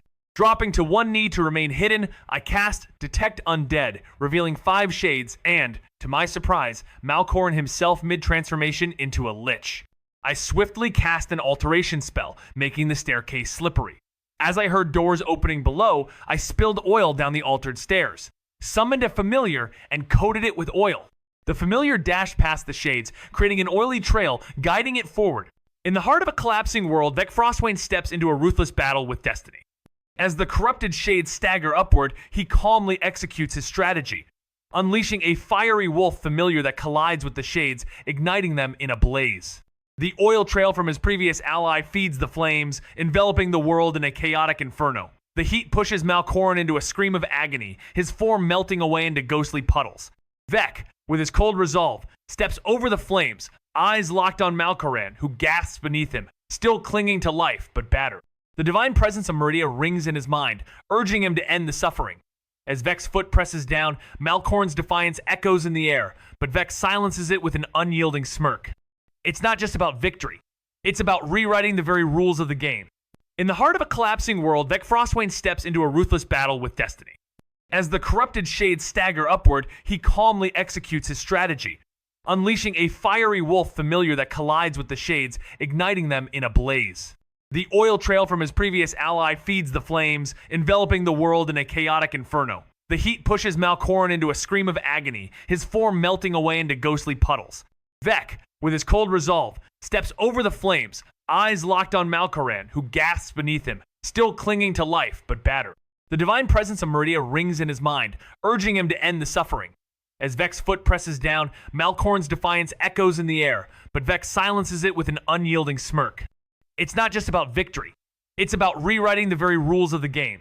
I swiftly dismissed those thoughts from my mind. Meridia might appear as a woman, but she was known as one of the princes. The other Daedric princes made me distance myself even further from those thoughts. For now, I focused on Dawnbreaker, my new sword. It was the mightiest weapon I could wield without forging one myself. Plus, I could upgrade it with Ebony and the Arcane Smithing perk, which I acquired thanks to my Atmora inheritance. Dawnbreaker's enchantment was perfect for dealing with almost anything. After all, most living things burn naturally. The enchantment would never fade, as it was a Daedric artifact. The Oathblade's enchantment had worn off, and the Pale Blade was only marginally stronger. So Dawnbreaker was by far the best weapon I could possess. After Meridia finished mocking Malkoran, she turned her attention to me. I felt a jolt. My body passed through the shrine's walls, and I ascended into the sky. This time, I was a little more prepared, so I didn't immediately feel nauseous. Meridia laughed, her voice ringing in my ears. Well, are you satisfied with my blade? Are you ready to become my champion now, mortal? I steadied myself, smirking. Is this conversation helpful so far? I quickly cleared them from my mind. Meridia might appear as a woman, but she was one of the princes, and the other Daedric princes made me push away any related thoughts. For now, I focused on my new sword, Dawnbreaker. It was the most powerful weapon I could wield without forging one myself. And with Ebony and Arcane Smithing, I could upgrade it. Its enchantment was perfect for dealing with nearly everything. After all, most living things burn naturally, and since it was a Daedric artifact, the enchantment would never fade. The Oathblade's enchantment was spent, and the Pale Blade was only slightly better. Dawnbreaker was, without a doubt, my best weapon. Once Meridia finished mocking Malkoran, she turned her attention to me. I felt my body jerk, and suddenly, I was passing through the shrine's walls, rising into the sky. This time, I was more prepared and didn't feel like I was about to vomit. Meridia laughed and spoke. Well, are you satisfied with my blade? Are you ready to become my champion, mortal? I smirked, clutching my stomach. I want to become a human god, one that stays on Nirn to guide others, Vec Frostwain declared. The silence that followed was thick, but then a burst of laughter filled the air. I like your ambitions. The Aedra, they were full specially him, Tiber Septim. Mortals have their gods, but few last. The Daedric princes were always clashing, tiring ourselves out. But you, Vec Frostwain, I get it. Meridia's voice rang out. Stronger now, a flicker of intensity in her gaze. The sky shimmered, a powerful presence surrounding him. I won't ask you to serve me in death. You wanted my blade? It's weaker than it should be. Restore it, slay the undead, and I will let you keep your dream. A god of human innovation, perhaps? I'll strike you a deal I'd never offer anyone else. Her voice trailed off with a playful giggle, and the air between them shifted, leaving Vec with an undeniable sense of the gravity ahead. With the sky swelling and the weight of her gaze sending chills through my body, I stood face to face with her power. Restore my blade beyond its former glory, and I will show you how to permanently alter Daedric artifacts, weaving them into your very essence. Her words hung in the air like a challenge, each one heavier than the last. The deal was made, whether I wanted it or not. Her presence was overwhelming, shaking me to my core. Fail, and you will serve me as my champion in death, she threatened, the air thick with an undeniable certainty. I couldn't afford failure, not when the stakes were this high. Deal, I gritted out, holding on to the last bit of pride I had left. But I request a hint, her laugh echoed, both knowing and cold. You've already altered a Daedric artifact, haven't you? The sky flashed bright, blinding me as the weight of her words crashed down. I staggered back to the ground, soaked in sweat, my armor drenched in it. This was no ordinary quest, no simple task. As I rose and made my way towards solitude, the gravity of what I had agreed to began to settle in. I could no longer take things lightly. Things had changed. Do you like this personality? Chapter 57. Human ambitions unfolds with a moment of reflection for our protagonist, struggling to shake off the unsettling gaze of a Daedric prince. He takes a breath, steadying himself, as the weight of the world seems to press down on him. With an image to maintain in the city of solitude, he marches ahead, resolute. The encounter with the guards is brief, but his destination is clear. He heads straight for the Winking Skeever, a familiar tavern where he finds Corpulus behind the bar.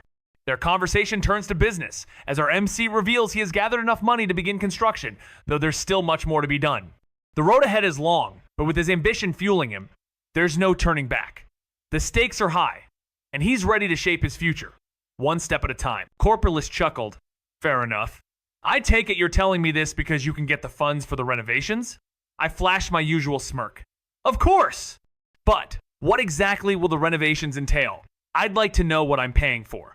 Most traders were reliable, but no one wanted to deal with a Daedric cultist or a thief. Still, that didn't mean they couldn't be tricky. So I waited as Corpulus smirked back.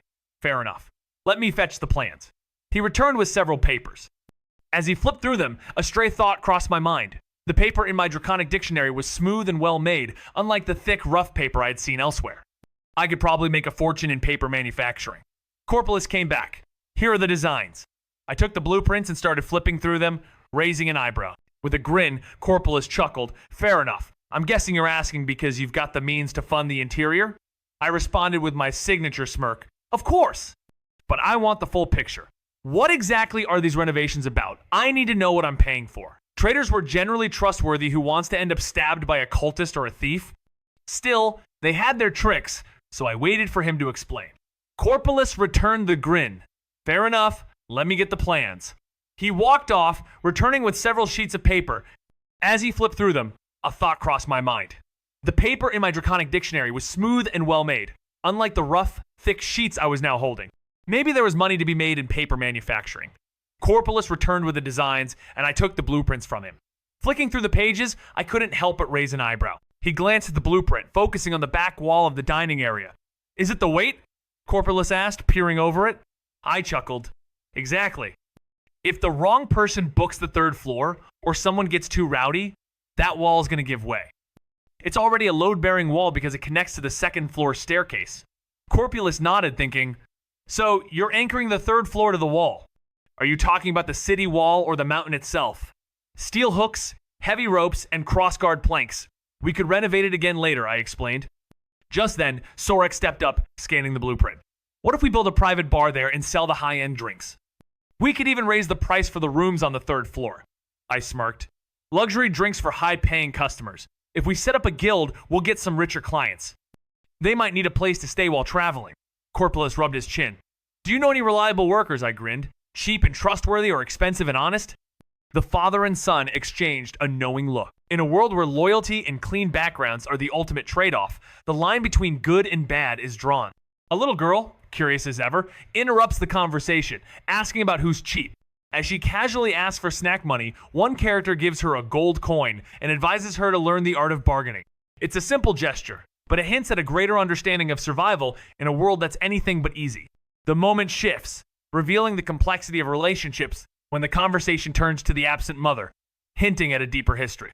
Amid laughter, there's a quiet acknowledgement of the wisdom in teaching even the youngest how to navigate the world's rough edges.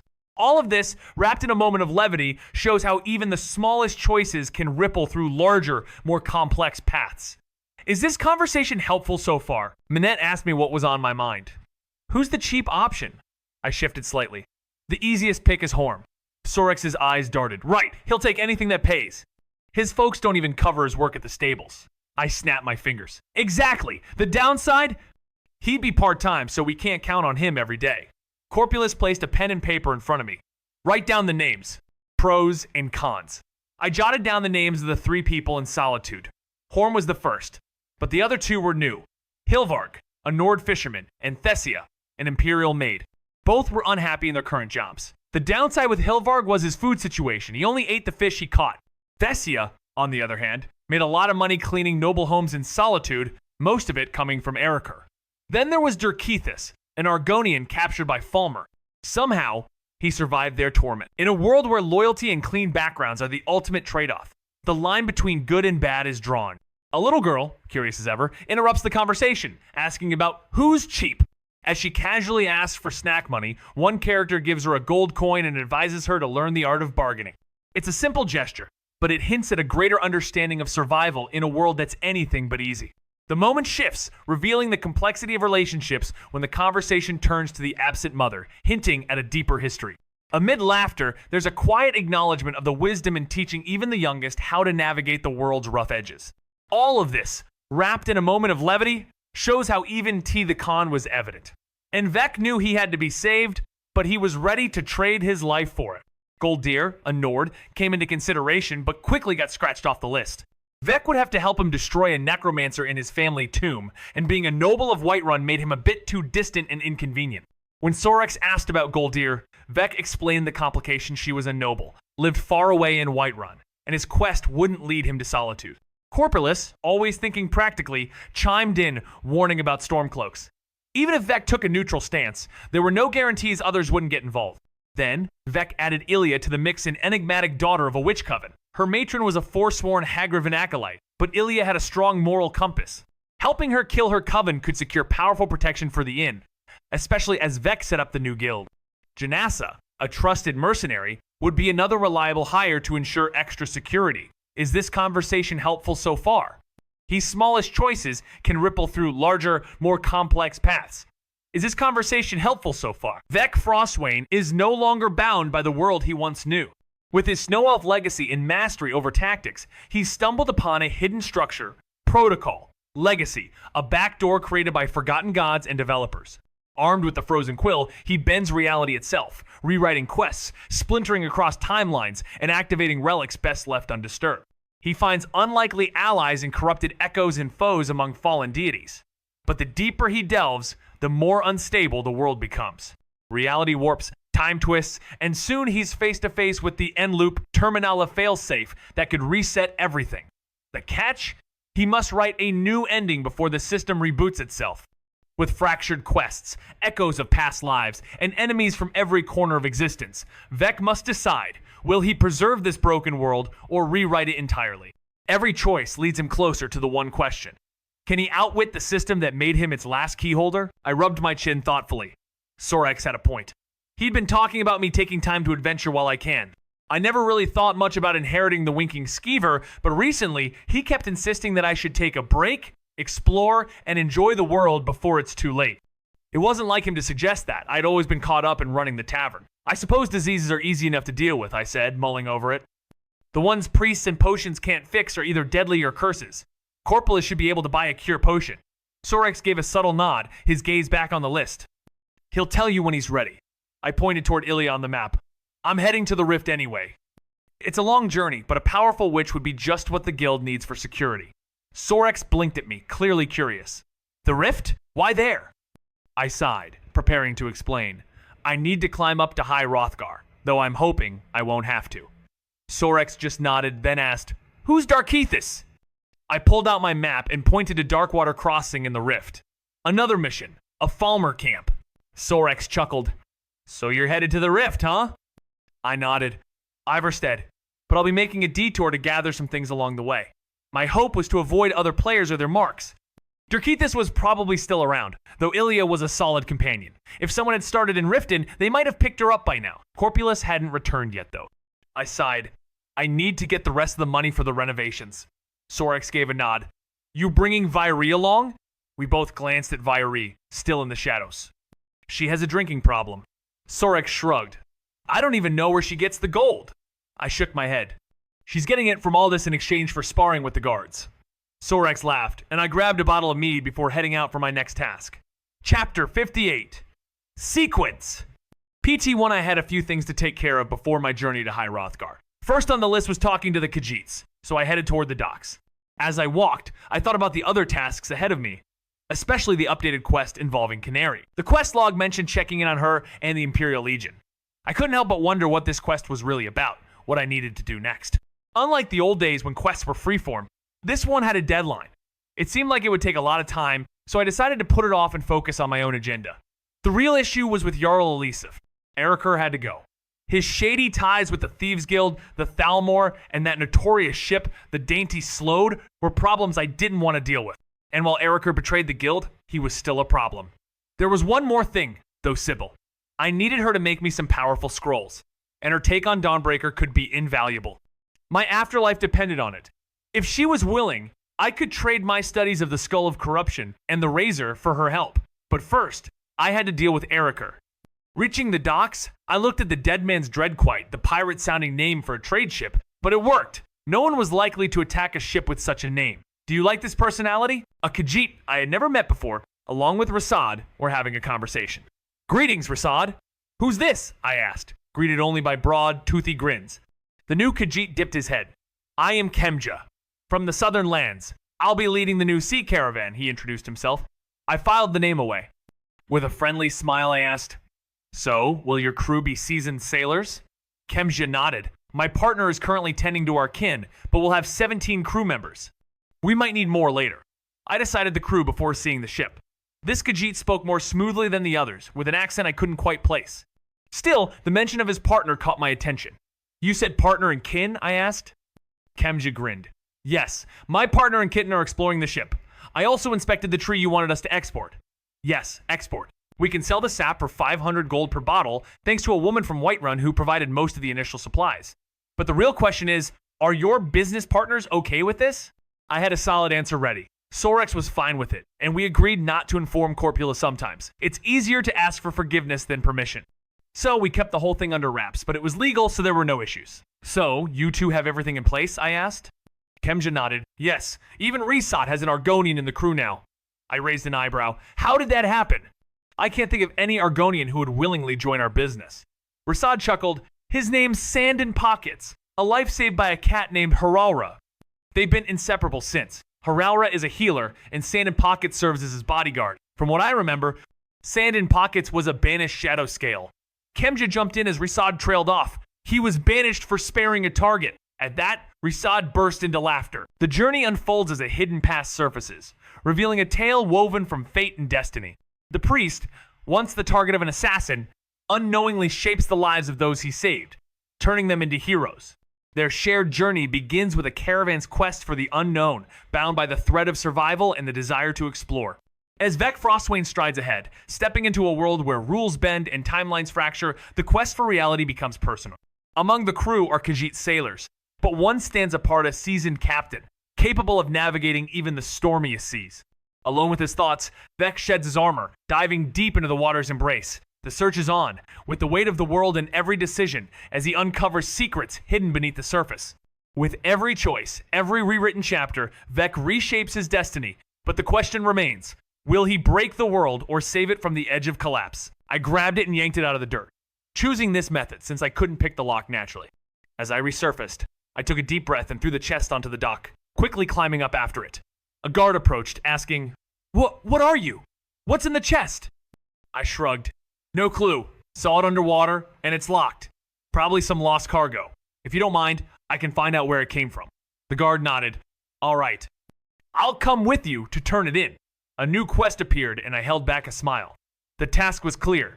Find the chest's owner and anyone involved. It was an open quest, so I could skip steps. No problem, finding out who it belongs to is important, I said. The guard agreed and helped carry the chest. As we walked, he made small talk. So, how did you see it underwater? I shifted the chest to reveal the still shiny lot. I spotted something glinting in the water, and when I leaned in closer, I saw a chest. With my trade business underway, I couldn't resist the curiosity. I knew I couldn't just leave it there. The guard gave me a nod. You're a good one, Vec, but about your business, are you sure about hiring those Khajiit? I nodded back. They've got the experience, trading with folks who aren't always fond of them. We carried on chatting lightly about solitude, but eventually, we reached Castle Dur. Captain Aldous gave us a strange look. Aye, Vec, what's this you've got? I flashed a grin and gestured to the guard. He took the cue, saluting Aldous. Vec found this chest at the Solitude docks. It's locked, so no one knows who it belongs to or what's inside. Aldous stroked his beard. Lost cargo, eh? He turned a suspicious look at me, then pointed at the guard. You are dismissed. The guard gave a quick nod before sprinting back. Aldous turned to me with a sly look. You know who that belongs to, don't you? I smirked. You know me too well. It's from Safia of the Dainty Slode. Aldous raised an eyebrow. Those guys? The Black Bloods weren't enough for you? I laughed. Not after them. Let's get inside and open this chest. I need to talk to Canary anyway. Aldous shot me a knowing look. You're planning something, aren't you? I said nothing. Striding into Castle Dur with the chest in hand, Aldous trailing behind. Inside, we found Canary and General Tullius mid-conversation, but they stopped when we entered. The general waved us over. Come on, you two. We have some things to discuss. I placed the chest on the table and said, I'm sure we will. Canary pointed to it, asking, what's inside? Captain Aldous sighed, muttering, he probably doesn't know, but I'm certain he does. General Tullius shook his head. The chest can wait. I need to talk to you, Vec. It's Vec, right? I nodded. Yes, it is. This is about what Canary and I found, isn't it? She nodded. He wants to create a new station. Canary rolled her eyes. I glanced at Tullius, who shook his head. He sighed and began explaining. Since your discovery, tensions with the Thalmor embassy have risen, especially since they're so close to Solitude. He paused. Some of the higher-ups in the Legion think the Civil War may have been orchestrated from behind the scenes, especially those who oppose the White Gold Concordat. With this new discovery, we need more information. Tullius was a man of contradictions, decisive yet uncertain. So what's my role in all this? I asked, trying to make sense of the situation. I've made my allegiance clear. I'm with the Legion, but I'm no soldier, more like a mercenary, really. Canary nodded, a wry smile on her face. Ironically, that's what makes you perfect for this task. We need someone outside the regular ranks for a new operation, espionage. The pieces clicked into place. So, you want a group of unofficial Imperial-aligned agents. And me? I fit the bill because I'm currently jobless. I leaned back, intrigued. I'm not doing this alone, am I? Tullius met my gaze. You, Canary, and anyone you can recruit but keep it small. You'll report directly to Legionnaire Rikke or me. And your first mission, infiltrating the Thalmor embassy. The good news? I was supposed to attend a party they're hosting. Here. He slid an envelope across the table. Gather your team and let's make this happen. Do you like this personality? I placed the chest on the table and said, I'm sure we will. Canary pointed to it asking, what's inside? Captain Aldous sighed, muttering, he probably doesn't know, but I'm certain he does. General Tullius shook his head. The chest can wait. I need to talk to you, Vec. It's Vec, right? I nodded. Yes, it is. This is about what Canary and I found, isn't it? She nodded. He wants to create a new station. Canary rolled her eyes. I glanced at Tullius, who shook his head. He sighed and began explaining. Since your discovery, tensions with the Thalmor embassy have risen, especially since they're so close to Solitude. He paused. Some of the higher-ups in the Legion think the Civil War may have been orchestrated from behind the scenes, especially those who oppose the White Gold Concordat. With this new discovery, we need more information. The Imperial Legion trusts you, and so does Solitude. But something bothered me. He didn't say he trusted Med just gave me an envelope with a mission. The party's in 2 months, he said, and I nodded, adding items to my to-do list. The general waved me off. You're dismissed. As he walked away, Captain Aldous grumbled. That man, sometimes he's inspiring. Other times, well, you know. I didn't know him well myself, honestly. Not much lore to go on with Tullius. Canary gave me a look, then turned to leave, but I stopped her. Can you open this chest? She stared at me, surprised. You can't pick a lock? I shrugged. Not much of a thief. She rolled her eyes, turning to Aldous. You? He raised his hands. Not the most steady of hands. With a sigh, she pulled out a lock-picking kit and got to work, with Aldous and I peering over her shoulder at the chest. Totally useless. Do you like this personality? After a minute, she grumbled, Would you two back off? So we did, not because she gave us a death glare. A minute later, she popped the chest open and whistled at the contents. Where did you find this? Aldous' eyes widened. Is that? I held back a laugh but couldn't stop smirking. Found it in the water by the docks? I suppose an official investigation's in order? Captain Aldous laughed. So you're after an Imperial investigation? If you are. Canary cut in. He's after a noble. They drained all the fun out of the moment, too smart to give me any satisfaction. I sighed, nodding. So, you want to hand me what I need to investigate this? Captain Aldous scratched his chin. Palmora Blue is more dangerous than normal skooma. I assume you know the dealer? I smirked. And the consumer. The problem is, I don't have solid evidence. Canary sighed. I'll get you an Imperial seal and warrant. That made my next steps a lot easier. As Canary left, Captain Aldous looked at me. Can I ask who you're after? I raised an eyebrow and smiled. I don't want to say too much. If things go wrong, I'll just eliminate them. Aldous frowned. I'll take that as a joke, but what's the point? I shrugged. I was hired, but it fits my goals to get rid of them. Does that work? Aldous nodded. It does. Keep me updated if you find anything. I chuckled just as Canary came back with what I needed. If? More like when? I grabbed the paper she handed me and marched out. Behind me, I heard her ask Aldous something, but I wasn't concerned. I read the document more than I expected. Not specific, but forceful. I rolled it up and pocketed it. Time to track Eriker. The investigation notice and sealed warrant made things easier. Is this conversation helpful so far? It didn't stop Eriker from keeping secrets. So my plan? Watch his every move. I needed to see his house. To his housecarl, maids, and sister all seemed to hang around there. Now that I own Proudspire, I could use that as an excuse to check out the area. Time for a stakeout. Chapter 60, A Shift in the World. Watching Eriker's house day and night turned out to be way more boring than I imagined, especially since I was stuck sitting on a wall all night. My eyes burned from lack of sleep. I really needed rest, but I couldn't level up lately due to the belt side effects. Eriker left again, thankfully, with Gisli and Meloran, leaving just the maid and housecarl behind. Meloran was Eriker's housecarl, and Gisli had her own, a bear of a man named Gao, who I suspected she was with. He acted as her housecarl and had a room upstairs. I climbed up Proudspire's back wall and sneaked into Eriker's house, planning to enter through the third floor. The lower level seemed to be for the kitchen and storage, while the second floor was where the housecarls hung out. Tullius was a man of contradictions, decisive yet uncertain. So what's my role in all this? I asked, trying to make sense of the situation.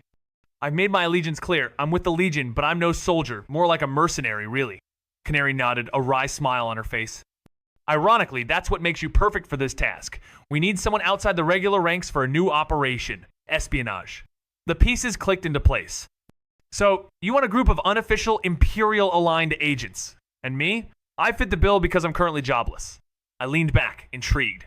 I'm not doing this alone, am I? Tullius met my gaze. You, Canary, and anyone you can recruit but keep it small. You'll report directly to Legionnaire Rikke or me. And your first mission, infiltrating the Thalmor embassy. The good news? I was supposed to attend a party they're hosting. Here. He slid an envelope across the table. Gather your team and let's make this happen. Do you like this personality? I thought women hid diaries in their underwear, but I shrugged it off and tossed the broken glass shards into the dresser. I didn't want that junk in my inventory. I scoured the room, checking every corner and under the bed, but all I found was a locked strongbox on a desk, no way to open it, so I tossed it into my inventory. It could be filled with notes or jewelry. Who knew? After clearing Gilsey's room, I cautiously checked the door to Eriker's room. The door was ajar, and I heard a faint hum. I drew Dawnbreaker, but hesitated, swapping it for the Lucky Dagger, which, although it didn't boost my crits, was less noticeable. With fluid precision, I pressed the dagger to the maid's throat. She dropped her broom in panic, and I silenced her quickly, warning her not to scream. She nodded, trembling, as I demanded she tell me where Eriker kept his documents. After a moment's hesitation, she stammered, "His desk has a hidden pocket." I thought women hid diaries in their underwear, but I shrugged it off and tossed the broken glass shards into the dresser. I didn't want that junk in my inventory. I scoured the room, checking every corner and under the bed, but all I found was a locked strongbox on a desk, no way to open it, so I tossed it into my inventory. It could be filled with notes or jewelry. Who knew? After clearing Gilsey's room, I cautiously checked the door to Erica's room. The door was ajar, and I heard a faint hum. I drew Dawnbreaker, but hesitated, swapping it for the Lucky Dagger, which, although it didn't boost my crits, was less noticeable. With fluid precision, I pressed the dagger to the maid's throat. She dropped her broom in panic, and I silenced her quickly, warning her not to scream. She nodded, trembling, as I demanded she tell me where Erica kept his documents. After a moment's hesitation, she stammered, "His desk has a hidden pocket." I heard shouting, followed by the sound of a door slamming shut. That maid sure was fast. I caught a murmur about Gal hurting her neck again, but I wasn't interested in the drama, so I continued my way down the stairs. I stopped at the first room on the second floor, immediately recognizing it as Melloran's. An enchanting table sat in the corner, surrounded by several metal staves on a distant desk. I moved quickly, grabbing anything valuable and leaving the trash behind. Among the things I found were several charcoal pencils, just like the ones I used for writing. I snatched them up and made a mental note to look into graphite or ballpoint pen production. My tongue clicked in irritation when I found another locked box. This time, I didn't waste time. I cast Frost Shock on it, feeling the lock crack under the force of my magic. With a quick pull, the box opened and its contents spilled out several black soul gems, a few keys, and a small notebook. I picked up the soul gems and examined them closely. They were filled! Now, that was definitely interesting. I pocketed the lock keys too and flipped open the notebook. Pages overflowed with arcane ramblings, but one entry snapped my attention. Sabile. He'd seen her for what she truly was, a vampire, her spell shattered by a black soul gem. That gem didn't just free him, it exposed his paranoia. He'd spotted me showing her a Daedric artifact though, which, one, he didn't say, but he suspected I knew her secret.